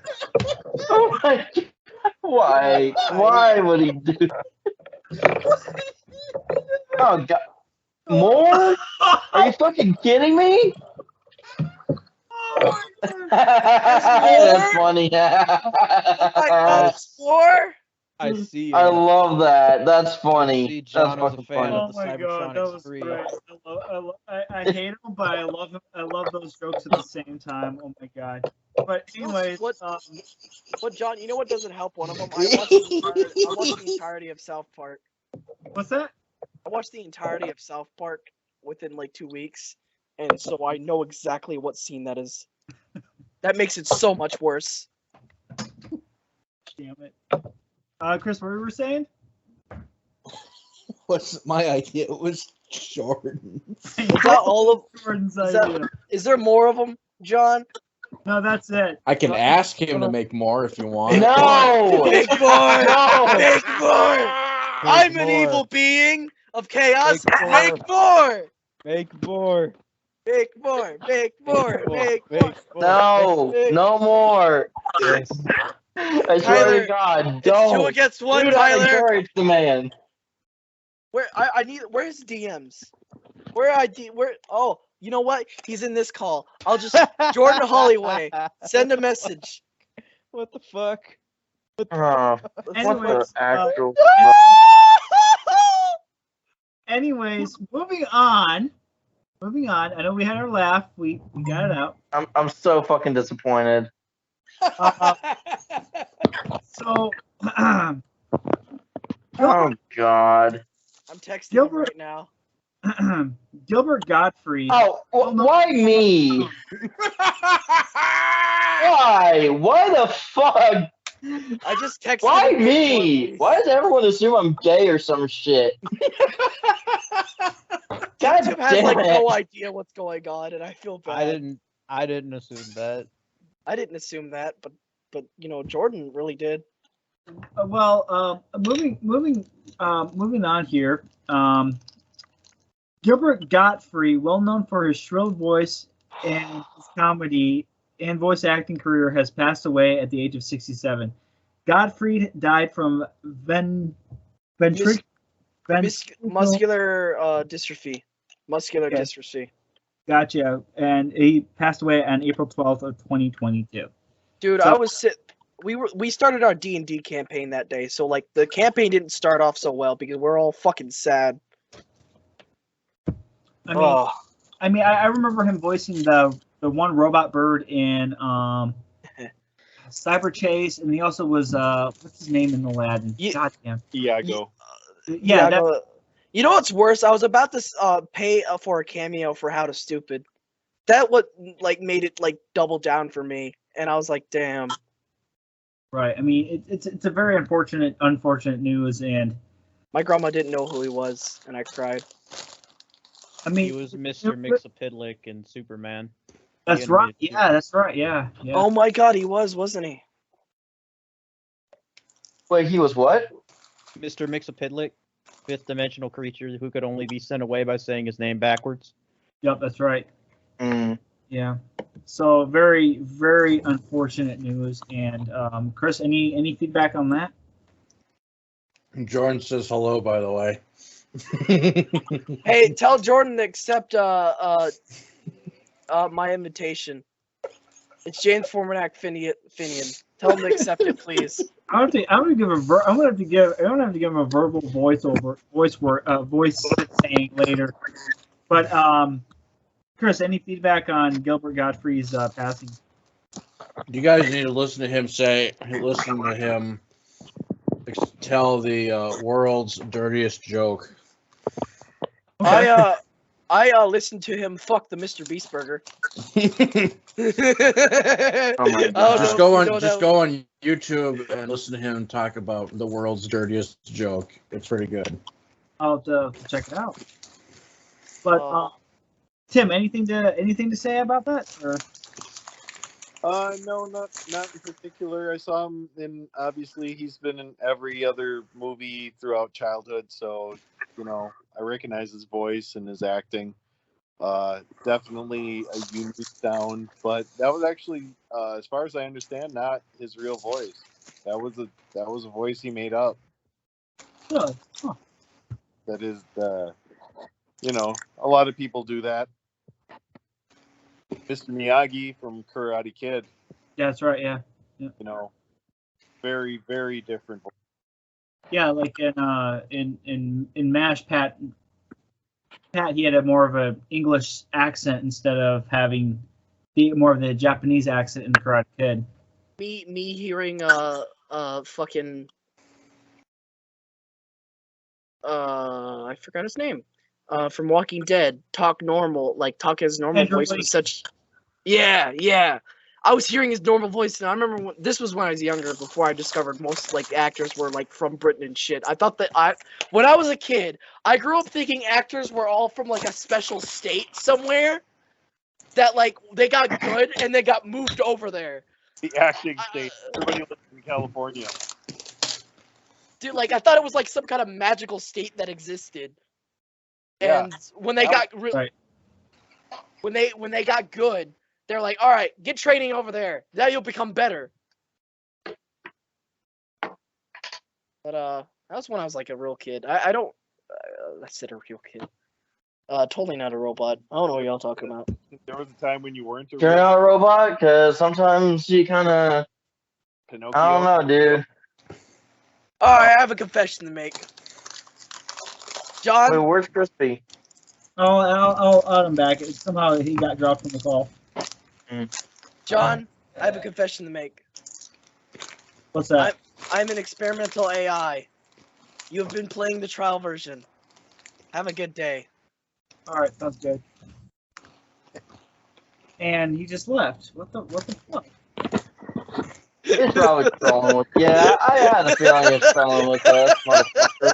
Fucking asshole. First you destroy the first part of the recording, and then you just I have it. out the call. I'm back, bitches. And I brought margaritas. Yay! Yay!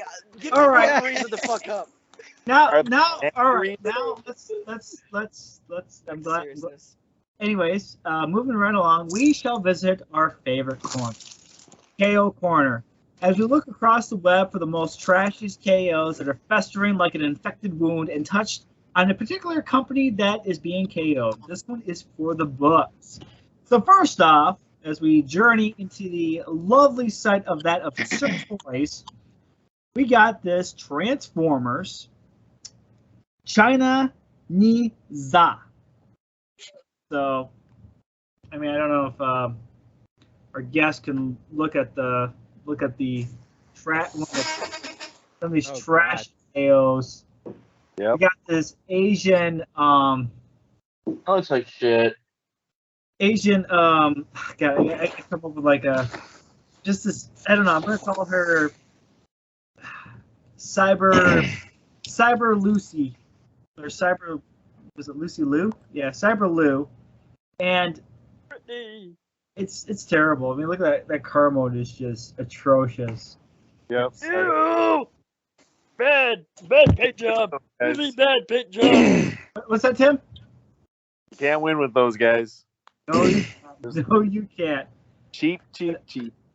Very cheap. Very cheap. But No, but some of the stuff on their website is funnier than hell, though, when you look at it. Probably this next one, though. Oh my God. It is. I call it Mexican Bolt. But you can't even. These guys are always funny to look at. It is a knockoff of Aerial Bot Silverbolt. This is oversized, by the way. That looks like Silverbolt's. That looks like Silverbolt fucked a juicy fruit. But yeah, it's got these multiple colors of orange, green, yellow, red. I mean, it's literally it's Mexican Silverbolt, or Mexibolt.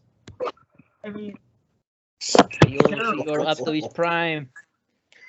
what's that? You're Optimus Prime. Do you need me in the area bus to combine it into a fucking what's his face? Fucking what's his name? Multiverse of Madness. God damn it! You wanna me to do Not the multiverse of madness, senor! Hey, you're Optimus Prime.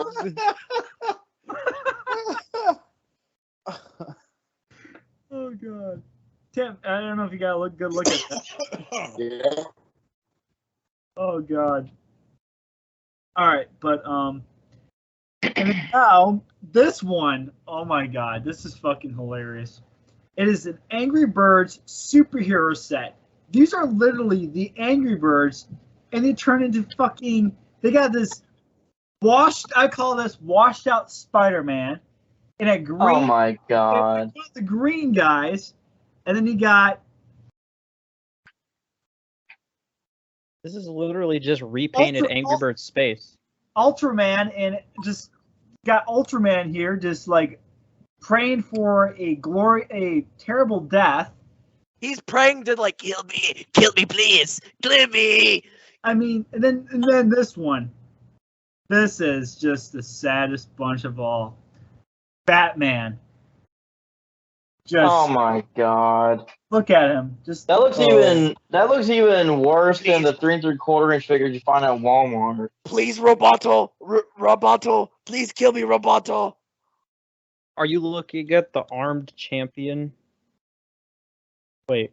And then there's Iron Man. Just praying. Just that armor just looks terrible. But and then here's the set. You can get this whole set for what? Less It's than not- $50, probably. If it's more than $5, it's bad. I mean, the bears. At least the birds look somewhat decent. Just everything else looks like complete trash and garbage. They literally thought, so that podcast talks shit. So what if we do birds? Maybe they will like birds. The FT podcast did not like our other shit. John, what are you gonna do the day when those people like contact you? What are you gonna do? What are you gonna tell them? What is the first thing you're gonna email them back? I would tell them, take your trashy toys and shove them up your ass. Yeah, I mean, that they sounds look all like right. they fit. And then the next email you're gonna get is a lawsuit. Bro, you Dude. may get a lawsuit. Dude, just come in as one of their characters. Just come in as dressed up as Daredevil, but like repaint him and says, "I'm representing this company." Oh my god. Oh, But anyways, moving right along. Armed Champion Superman. He looks Why does he look like he ate a bee? dude, he looks like he swallowed a beehive, and they were in his stomach. Cheap ass plastic. I feel sorry for the smoke screen that's got a pose See, of figures too. I want. Yeah, wanna- really. It's like, why You know, the I'm gonna- fuck am I in this photo? The only reason I would God. buy those is to blow them up, and then I would say, "Hey, Jack, I got a new series for you. I'm gonna just send you videos of blowing up the K things from every just- stream." It just looks like it. The one with the smoke screen looks like he's a kid that's being told, "Hey, go pose with those family members," even though he doesn't even recognize them. Oh You my know, when you're at like a God. family reunion.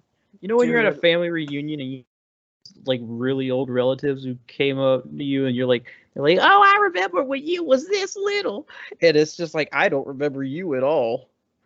Yeah. It looks like that. No, it also says that along with like it's the look of like, do I really have to go to this one relative that I barely know anything about once a year? Like, I'd rather I didn't go over to their house because I just don't give a shit.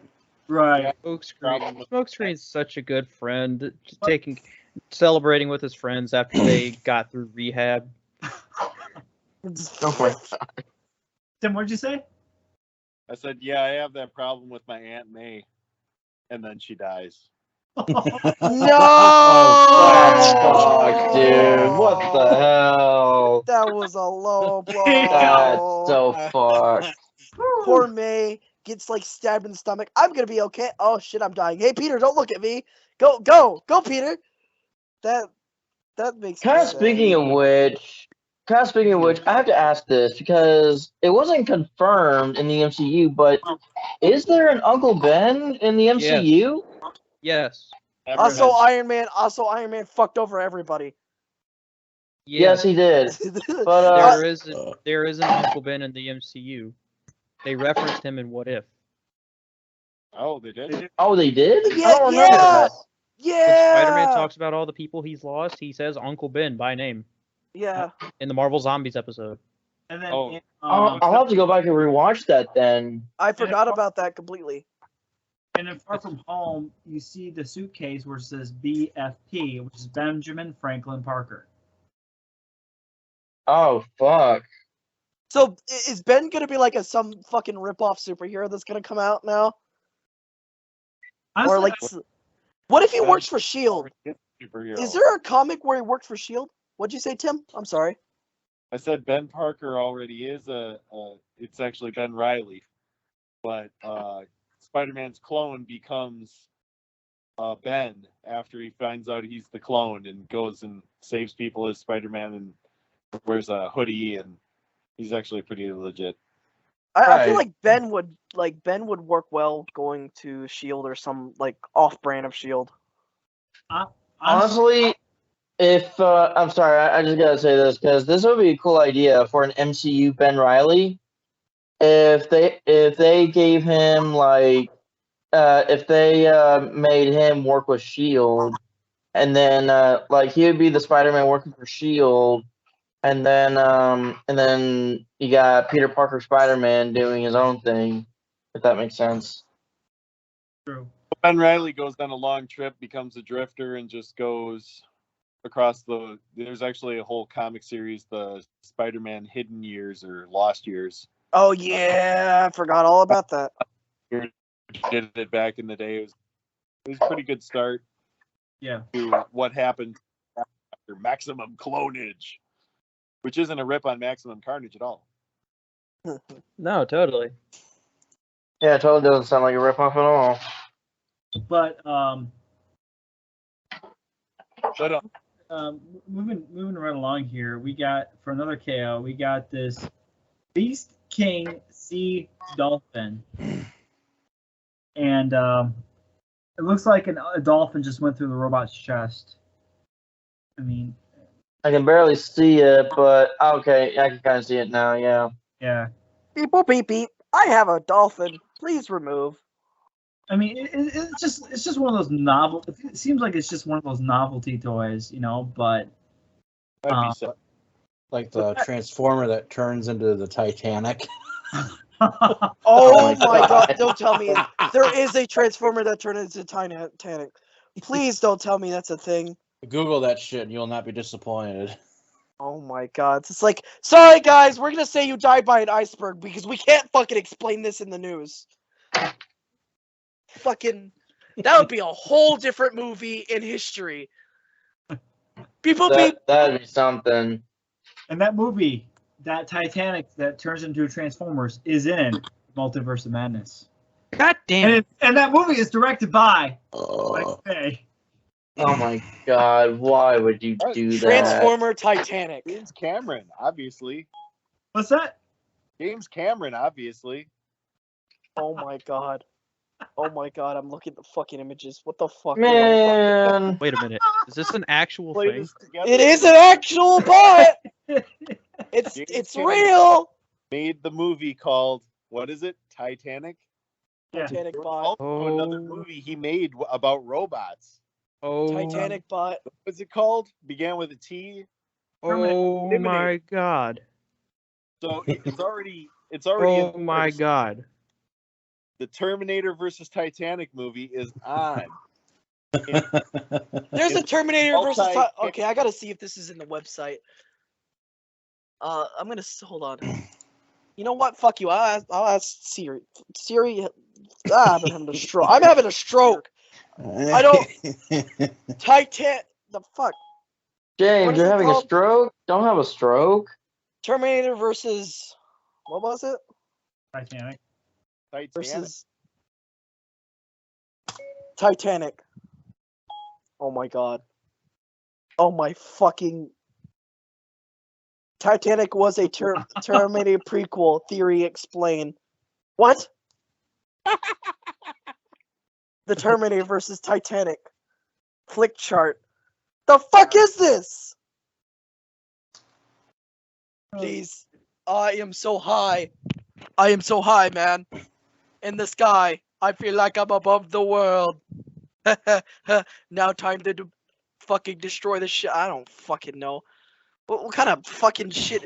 Who did drugs and watched Terminator while on their other monitor the Titanic was playing? And they're like, you know, what if I made a movie with these two in it? And this fucking atrocity was born. I'm watching this movie. I'll send my regards in the next podcast for you to read off. Anywho,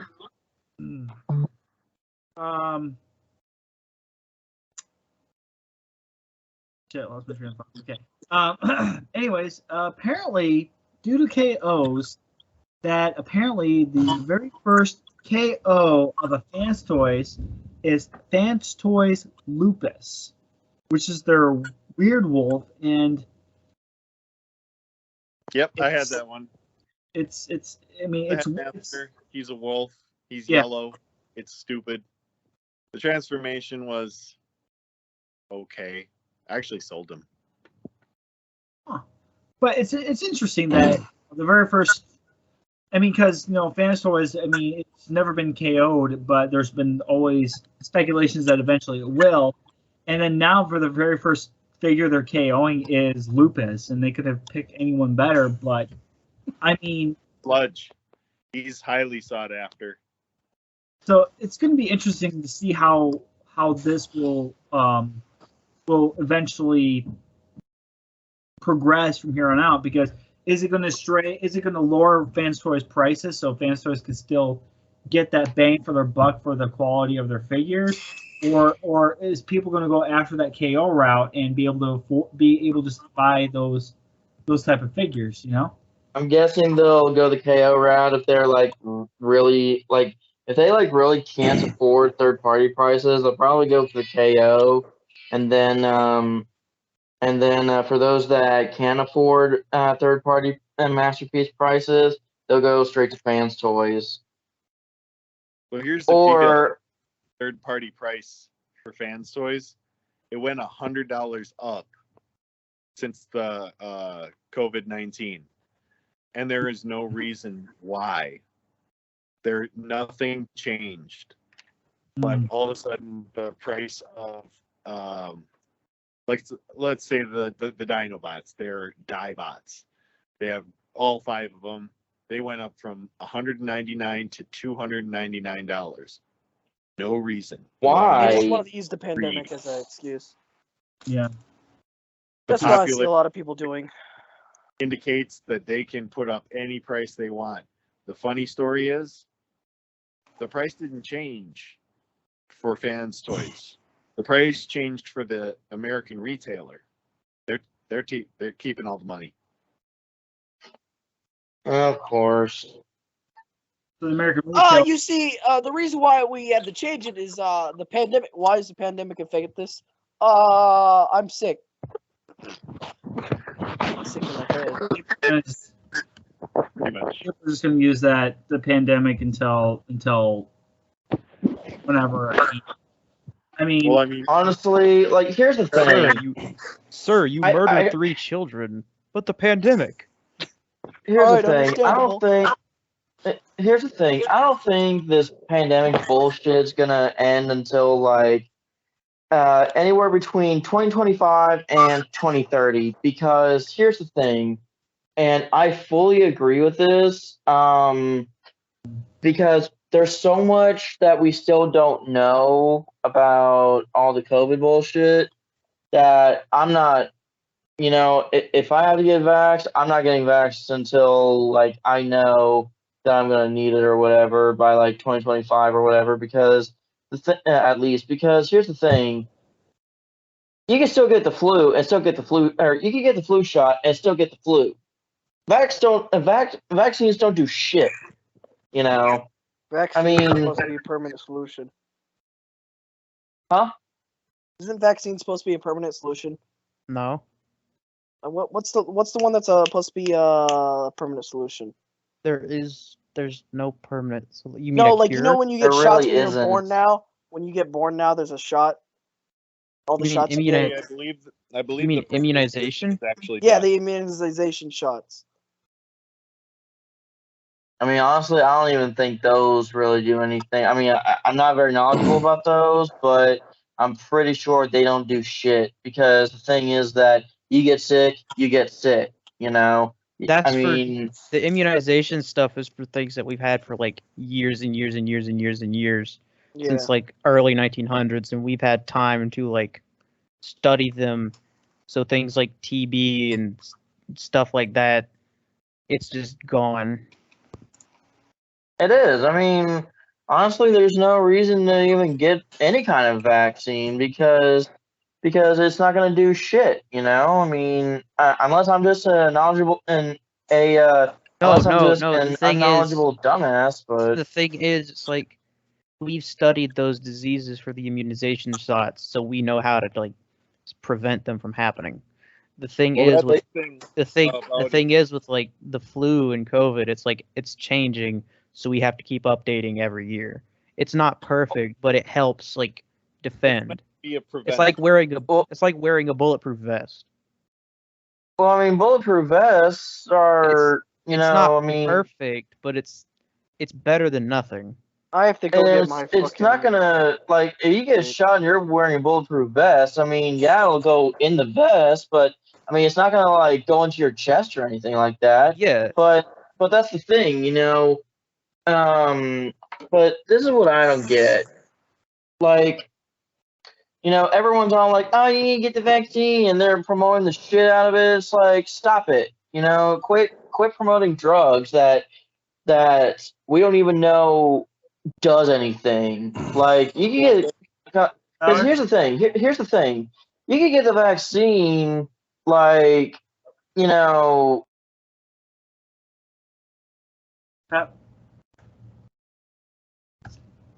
Tyler, you're taking to a political point. We're not trying to have too much politics on the show. Quit. Chris, unmute him. Wait. Well, my internet might be acting up Seriously, again. like, well, I mean, if no one brought it up to begin with, maybe I wouldn't have, you know. Well, I mean, we're having a conversation here, man. We're not trying to get too political when it comes to. The purpose of the conversation was the reasoning behind the price changes on things. Oh yeah, but I mean, why do we get into all the to make more money off of us? That's the problem. Well, yeah, that is a problem. So for me, as a wholesaler, I can purchase fans toys for the same price that, like Big Bad Toy Store can. I don't have to charge $299 though, because that's not what they cost. Yeah, they're giving you a 50% markup for no reason, because they think this figure is popular, and since they have the, you know, monopoly, it's the same deal as the bots on Amazon. They buy the figure from Amazon, it stays in the Amazon warehouse, they double the price so that they make $20 off a $20 figure. And well, see, that's where the problem is. Yeah, that is a problem, because not everyone's going to pay that. Well, I mean, they're betting you will. Well, I mean, if they got the money, then yeah, they will. But you know, for those who don't have the money, they're just going to go with the KO, and then that's just more profit that they're losing. Right. That's what I'm saying. Is it doesn't make sense, because the quality of the fans' toys, absolutely amazing. Like I said, I bought like the first 30 figures out of the whole set, you know, series. I went all the way up to Motormaster, and they call him Road King. You know, I didn't do any of the aerial bots, just the Stunicons. Figures are absolutely amazing, but if they're going to make a KO of that, yeah, they're going to lose crazy amount of money, because they're already asking too much to begin with. Back when they were $199, it was a stretch for me. Now, you know, they're at $299. It's like, there's no way I'd pay $300 for that robot. I don't care what he's made of. He can be made of gold. Yeah. Like, I ain't gonna melt that shit down. Exactly. And the other thing too is, like, you know, if it was like entirely made of metal, like no plastic at all, just metal for all the pieces that would be plastic, and then the pins and all this and that, and then, you know, rubber tires, then it would be like, you know, I mean, I'd understand the premium price points, but at the same time, it's like, dude, what the fuck? And sometimes the KO is even better than the original release, which is weird. Well, not really weird, but like, it's just kind of baffling, because like, you pay more and sometimes it's the case of you pay more, get less, and other times it's like you pay less and get more. So it's like, the hell? Yeah. The hell? What the damn hell? Like, what the fuck's going on here? Anywho's. Well, the KO corner. That was a train wreck. I'm so sorry. Yeah, you're good, Tyler. You're good. You're good. Got a little off the rails. Let's get back on track. But now we're moving on to our next segment, Asshole of the Month. Yes. So I have a nominee. let's try not to go deep into the topic of Asshole of the Month, but we'll go around. What's your anatomy? What's your? But we'll start with oh shit, fuck it. I'll go first if that's okay with everybody. All right. Yeah. Well, my asshole of the month, we'll have to go to. I mentioned him before, and I mentioned him again. My uncle. The next time you embarrass me, don't do it in front of my peers or subordinates, because one of these days you're gonna get your head smacked across. You're gonna get not a head smacked across the back of your head, but a freaking right across the damn face. So next time, make sure you don't embarrass my ass or embarrass anyone. Give him the Will Smith smack, like. Exactly. And then another asshole of the month would be eagle lifters. Keep your goddamn fucking shirt on in a goddamn public gym, for Christ's sake. I saw you. I saw it in fucking private. You want to admire your gains? Do it in fucking private. Don't do it in a fucking public place, you goddamn fucking. Is there mirrors there? Teenager. God. Is there mirrors there?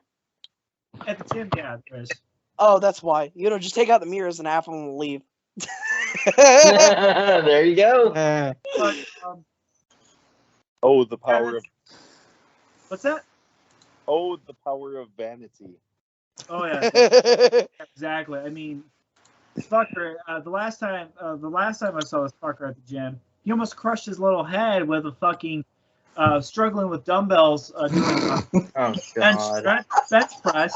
He threw the weights, and this is him, literally at the edge of the bench, going like this, hitting him in the fucking head. I'm like looking over, I'm like, are you for fucking real right now? You did it in proper form, acting, you're ego lifting, and you almost crushed your fucking skull in. Ego lifting, go burr. Exciting. What's that? Exciting. Yeah.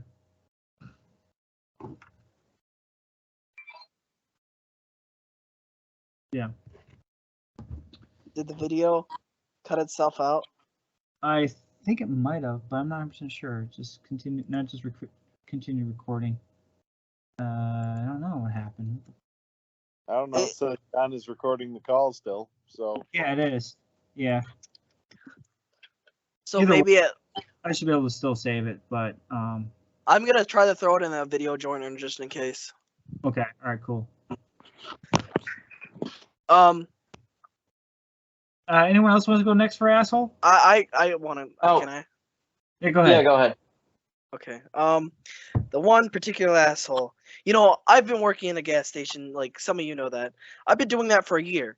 I'm surprised I'm still there. I didn't realize it's been a year. Crispy, please help my soul. Get me out of here. So my boss has gotten worse and worse ever since one of my favorite coworkers got fired. And he's just slowly turned into more of an asshole than he already was. To the point that he waits till the last minute, doesn't send a schedule. He he puts me on shifts that he knows is gonna fuck me up, and I always get alone. I'm always stuck by myself now for some fucking reason. And one night he he knew the person wasn't coming in, and I was like, hey, if no one's here in the next 15 minutes, I'm gonna lock the door and leave because I have the keys. Because I was just beyond pissed. I was like, all right, because that would have been 20 minutes past the time I should have left already. And someone was supposed to be there 30 minutes before even I was supposed to leave. And this week is what made it the worst. Is the literal fact that he didn't send the schedule. He didn't send anyone the schedule. So he calls me on weekends to try to get me in too as well, or when I finally get off. And he calls me, says the same shit. So the other day he calls me. He's like, "Are you at the store?" I'm like, "No, you haven't sent me a schedule." And then this asshole just hangs up. So I'm sitting there, I'm like, "What the fuck was that?" okay, fuck you too.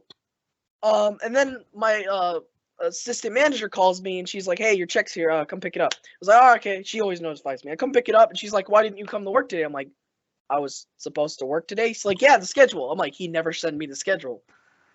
And now I'm beyond pissed because I've never missed a work day. And because of that asshole not doing his job, I've missed a day. There's a lot more to it, but I don't want to get into it. I would actually get pissed off. But fuck you, boss. I literally, he has a peanut allergy. And the dark side of me is saying, bring a PB&J, bring the PB&J, put it on the keyboard and mouse, put it there, bring the peanut oil, lather the store, Jimmy, do it. And I'm like, I can't do that. I'll go to jail. But I want to quit my job. I'm about to go work at GameStop is how fucking done I am. Just do it. Just do it.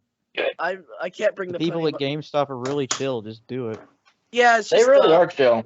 It's just the numbers is the only thing I'm worried about is like screwing up. Other than that, I think I'll have a great time. I mean, you can ask for help. It's not that bad. But yeah, just leave. One more guy on the list. So I went to school. Y'all knew that. Jacked, Crispy, and I think I mentioned to Chris last time we were on a call. I went to school. I graduated. So I've been sitting here trying to get an electrician job. Called 5 people. All of them gave me the same answer. Well, you don't have hands-on experience, so we can't hire you. Not even for a helper. I'm like, what the fuck? How are you supposed to get hands-on experience when you don't fucking help the person that just started? Right. The one guy that calls me back, the one opportunity I get, we're on the phone for 20 minutes. I know my generation sucks. I hate them, some of them. But on the conversation we're on the phone for 20 minutes, I wake up to this call, so it's like 8 something in the morning. I should be awake anyway, so I'm not upset. We talked for 20 minutes. 15 of those fucking minutes, he was just complaining about his own son and my generation not being able to do anything right. I'm like, bro, this is not how you get people hired, especially younger people. Right. And I would have loved to go work there, but I don't want to go there and just immediately assume I'm gonna fuck up everything. And so I didn't. So I'm still looking, sadly. That's my 2 assholes for the month. Okay. Well, I do want to say this. I know it's tough out there, James, but hang in there, man. You know, you got this. James, put the peanut butter in his drawer. Do it. Do it. I fight that voice every day. Anyways, fulfill your destiny.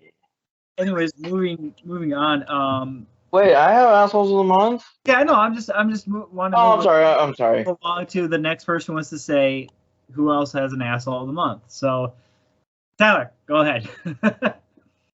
People on the road, because I forget what he was driving, but it was some kind of white Nissan or whatever. This black dude nearly ran me off the road.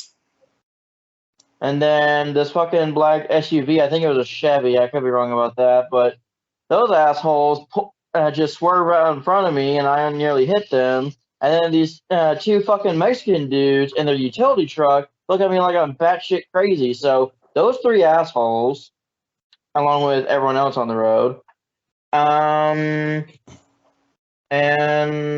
if I have any more, I've forgotten at the moment, but those are the main 3. And then the usual is just, you know, people, snobby people that don't give a shit about others, you know, the usual jizz or business, whatever, you know what I mean?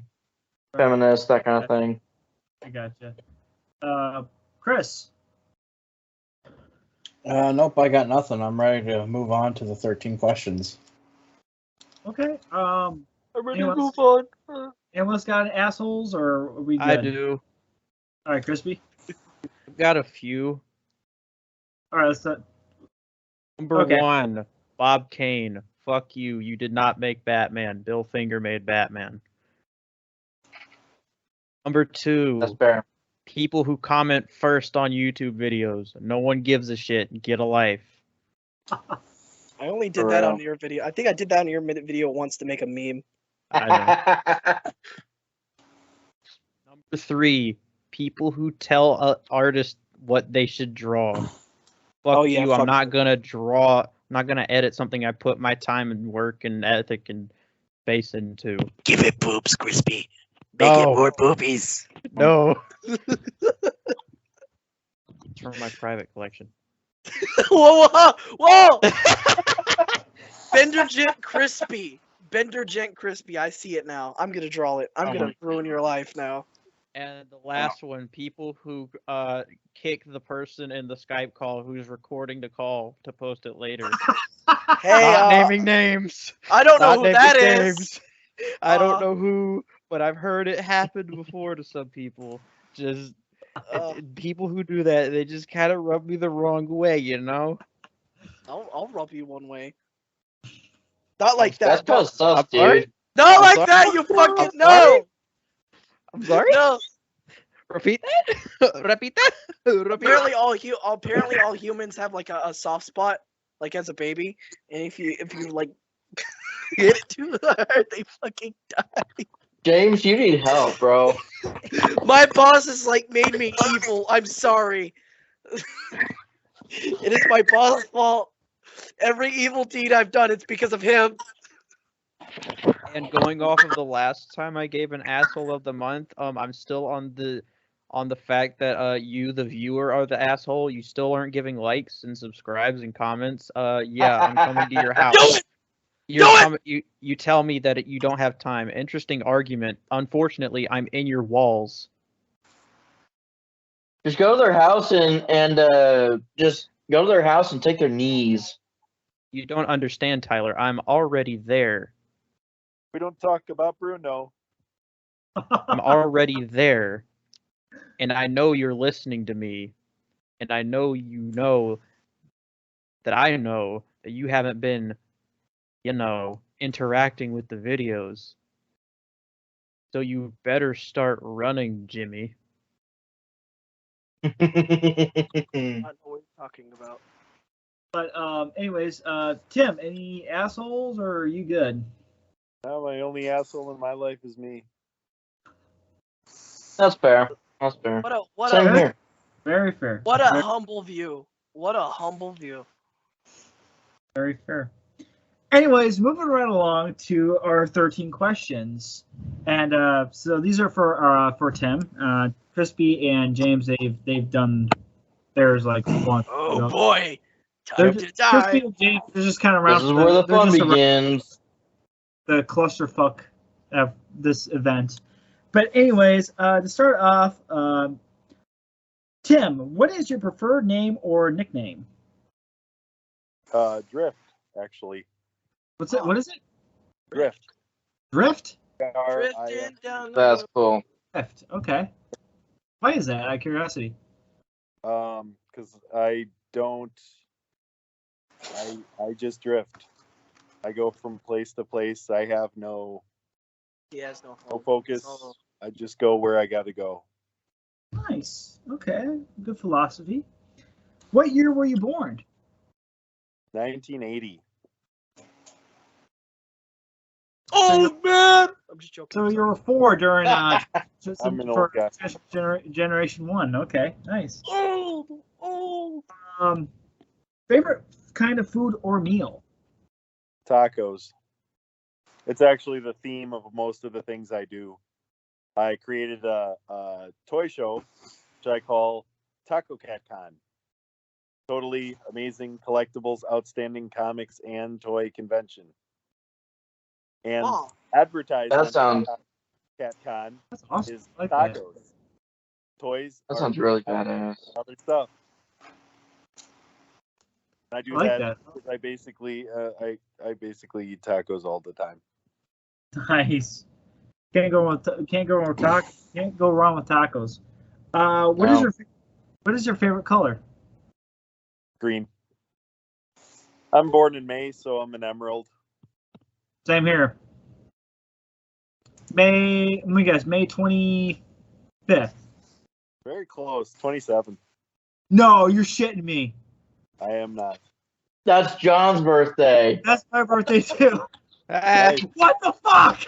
That's dope. Well, That's you know what awesome. this means? You two have to fight for the death. Whoever wins gets to keep the birthday. Whoever doesn't win dies. And then you're, and if you, and worse than death, you get the stuck in my basement. That's your reward if you lose.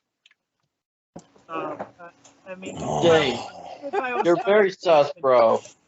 I have a particular set of skills. You gotta make to money some way. escape, and I spent 4 I'm hours sorry? learning about those skills to escape. So,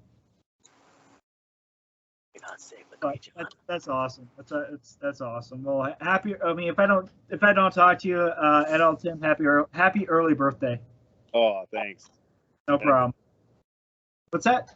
And back at you. Yeah, probably ironically, we'll be on Facebook on that day. It'll be like, happy birthday, send at the same time, and it'll be on our Facebook wall. Yep. Happy early birthday, you two. Thank you. Happy early birthday, motherfuckers. Thank you, guys. But Early birthday. what is your favorite kind of music? I am. That's a really loaded question. I like a lot of genres, but very specifically, I like Bone Thugs and Harmony. I like fast music with a consistent pace and lots of technical difficulty. So Tech 9, Twister. There's even a bunch of different types of bands that do a similar style, but I like fast. Nice. It's just my natural pace. I'm pretty fast paced. It's a good analogy for me. Okay, nice. I like that. Obviously, I already know the answer to this question. What is your collection based on, or what kind is it? Actually, so I have, like I said, like 6,000 Transformers, but I also have every Marvel Legend from 2012 until now, almost. There's only a few I don't have. That includes the San Diego Comic-Con. Nice. I used to have a large collection of DC figures. I sold a bunch of them, though, now that McFarlane is doing new series, so I kind of started moving into that. I have a large collection of the NECA Ninja Turtles, mostly the movie stuff. They're phenomenal. I used to have every Ninja Turtle from, like, not all of them, but like the first, 8 series. I don't know how you describe how many Ninja Turtles there were, but I had like 250 of them, so it's a lot. When they started getting up, so I missed out on all the Star Trek Ninja Turtles and the Farmer Donnie Ninja Turtles and all that. But yeah, my Marvel collection is huge. My DC collection, it's okay, and my Transformers is pretty much my legacy. My plan is to actually have them like melted into a casket so that they can stay with me. Oh, that's awesome. That actually sounds really awesome. It sounds very Egyptian. Right? But do you collect any Star Wars? Yeah, I have a huge assortment of the Star Wars figures too. Most of them. Nice. Do you collect comics? Too many of them. But I pick my favorite characters from each movie or run. So like I have all the Star Wars Rebels characters, and I have a collection of the Gamerverse characters and the Mandalorian characters. And I try not to dwell too much on the doubles and triples and quadruples. It gets it's too much. I pick my favorite, and that's what it is.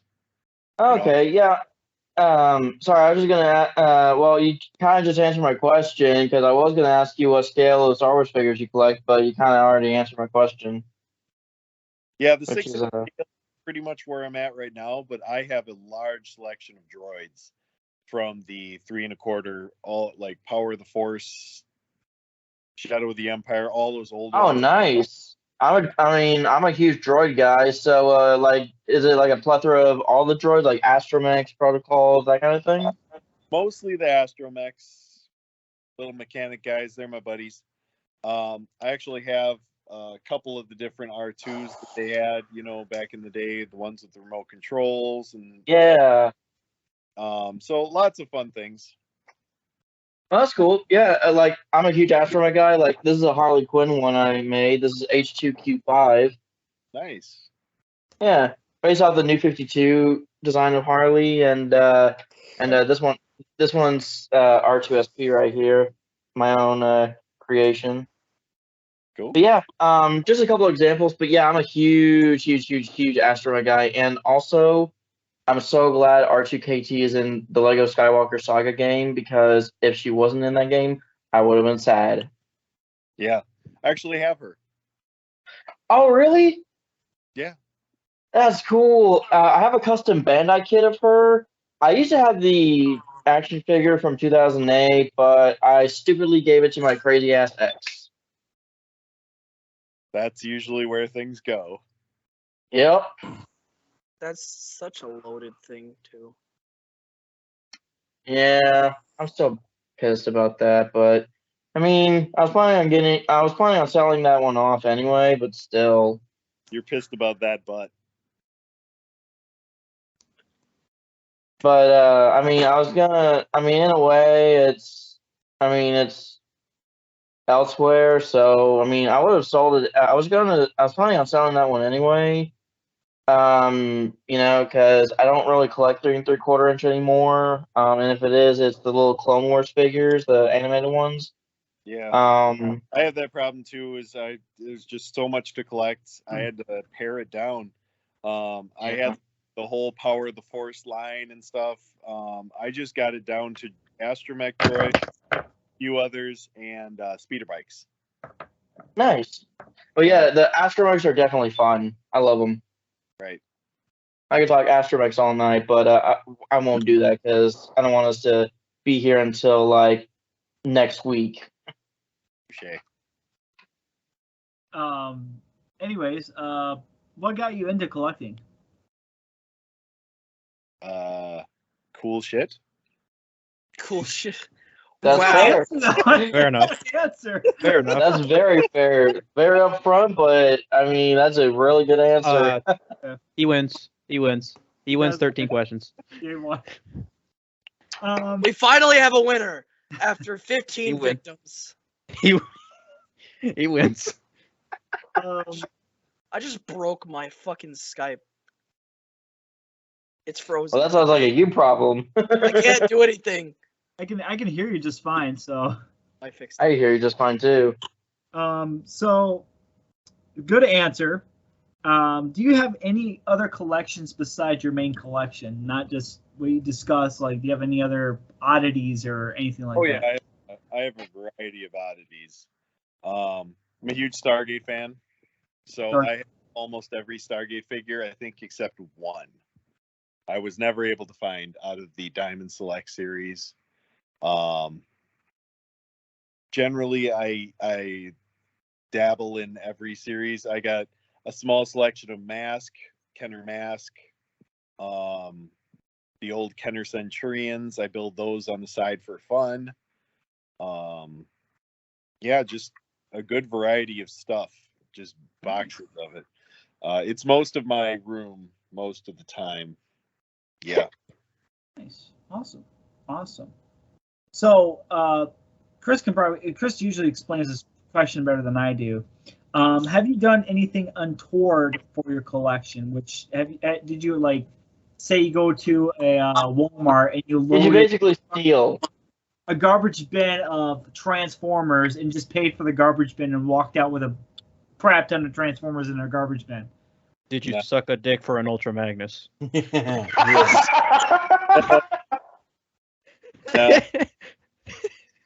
actually the PP. I decided to open a store is I got tired of looking. I get tired of hunting. You go store to store to store to try to complete a wave of figures, to build a figure or to find it. I was like, there's got to be an easier way to do this. And I was like, all right, well, what's the best way? It's like, yeah, I could buy it from a website or I could go straight to the manufacturer and buy it there. Like, yep, I think I'm going to do that. Much cheaper. Yeah, I mean that's a yeah. I mean, we're always hunting for the next thing. Like I mean, I mean, there's always exclusives to hunt for, or that one rare figure or whatever, and I still do that occasionally. But for the most part, I went to my friends and said, "Hey, we should get together and start a business, and let's figure out a way to do this." And they weren't interested in. And then I went to the next round of friends and said, "Why don't we figure this out?" And eventually, we got a wholesale deal and joined in on Entertainment Earth as well as a couple other companies, and we just order cases of figures because it should be easier to get them than it is. Yeah. That's the whole reason. Yeah.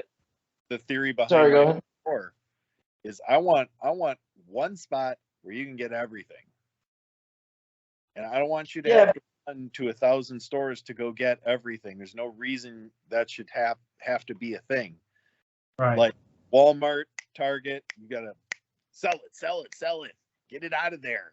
Like they have 2 months to sell every figure from each case they order and clearance it out, get the next ones in.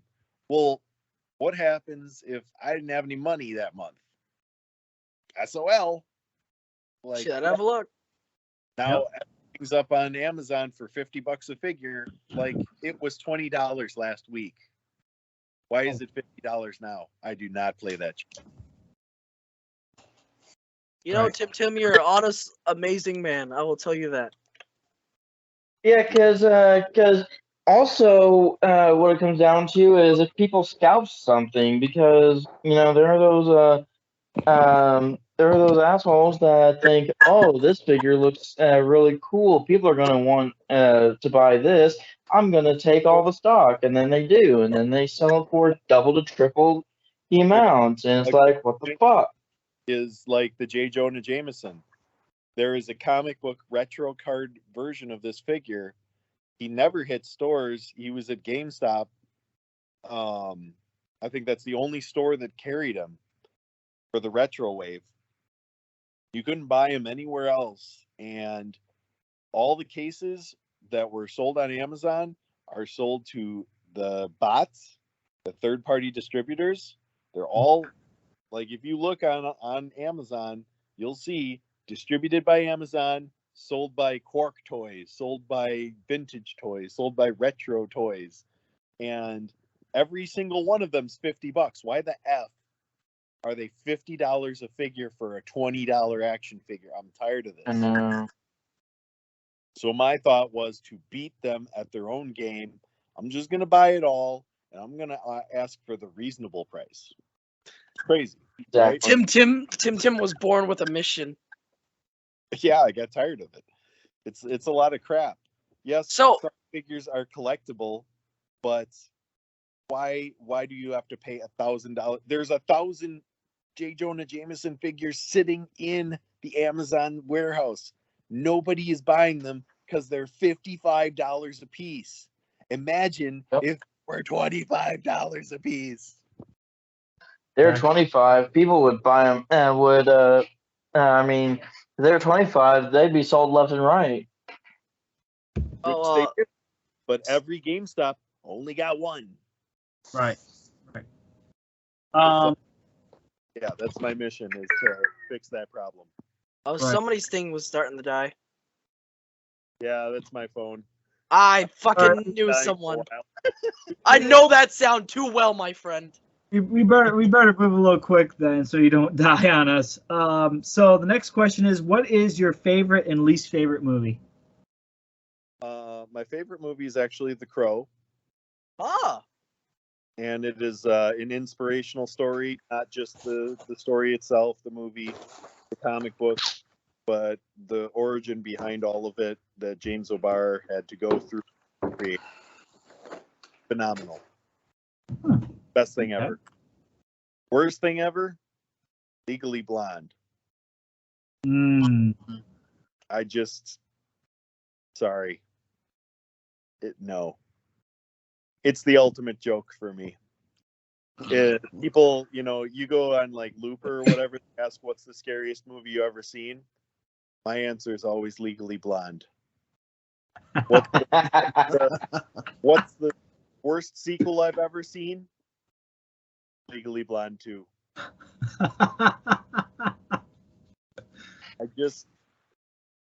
I hate it. Right. Yeah. Just the worst thing ever. But there's a catch-22 on that. Is the worst movie I've ever seen is actually called Necronomicon. I watched it when I was a kid with my friend, and I was able to predict every single scene of the entire movie. As a kid, that's scary. I was like, this movie is terrible. It's so predictable. I know everything that's going to happen. And we sat there and we watched it in his living room. I was like, they're totally going to walk through that hallway. And they're totally going to fight that guy.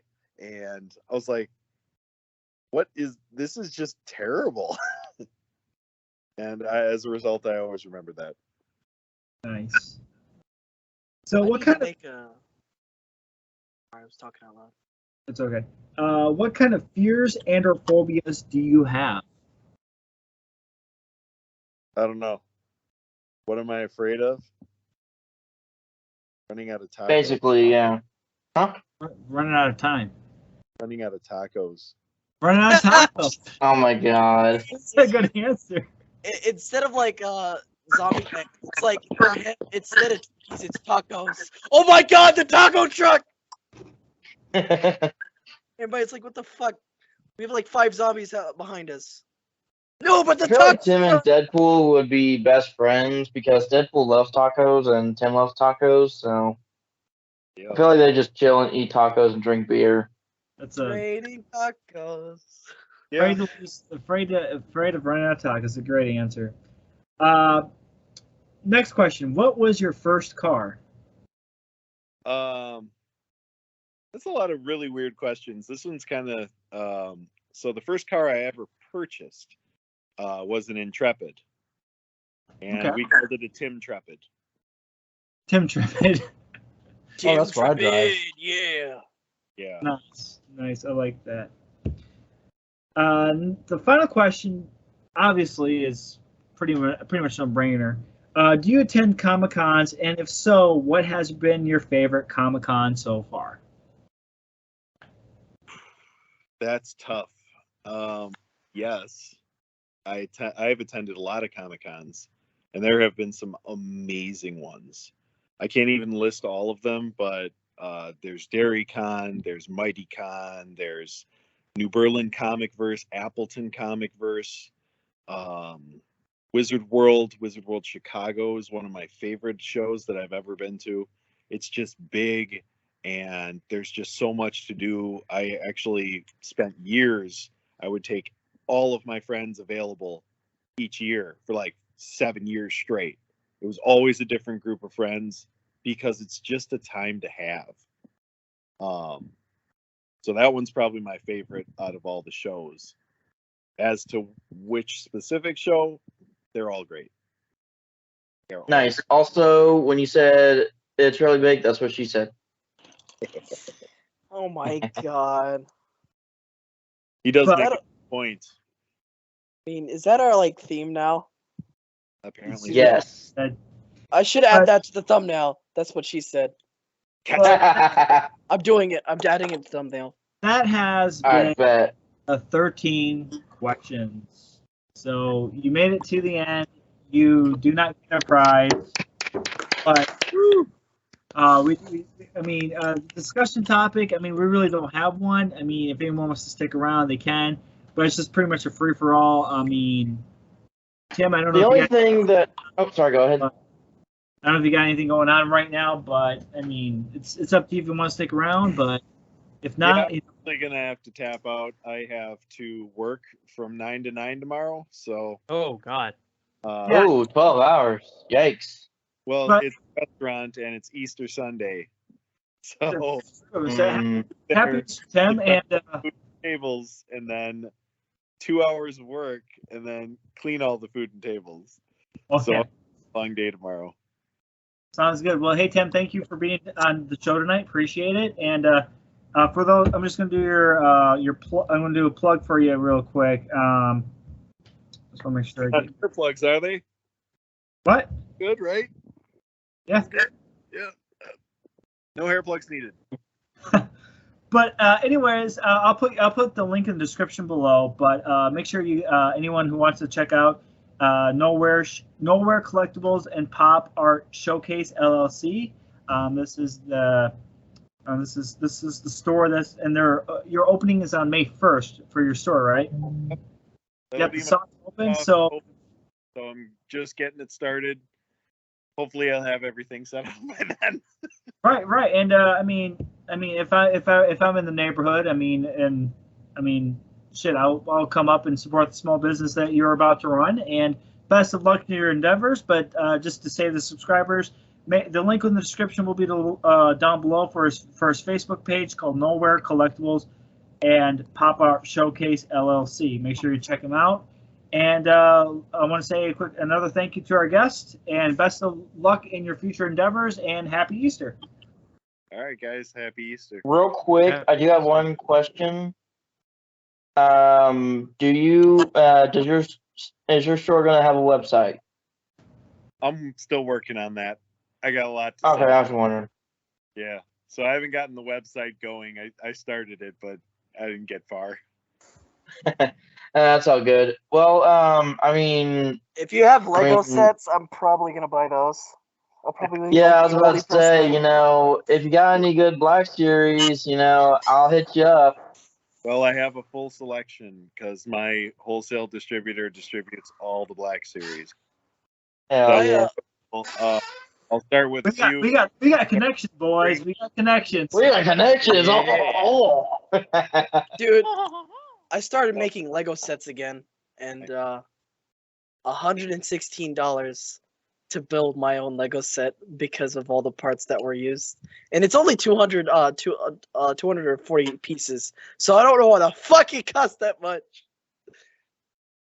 The real problem. Half the pieces are coming from Belgium. Later.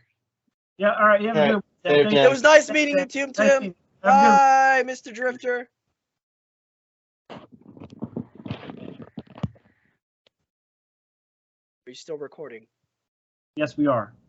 Yes. The only thing that I would really want to share is like custom model train stuff, but you know what? Maybe I should just save that for the next show for a custom spotlight.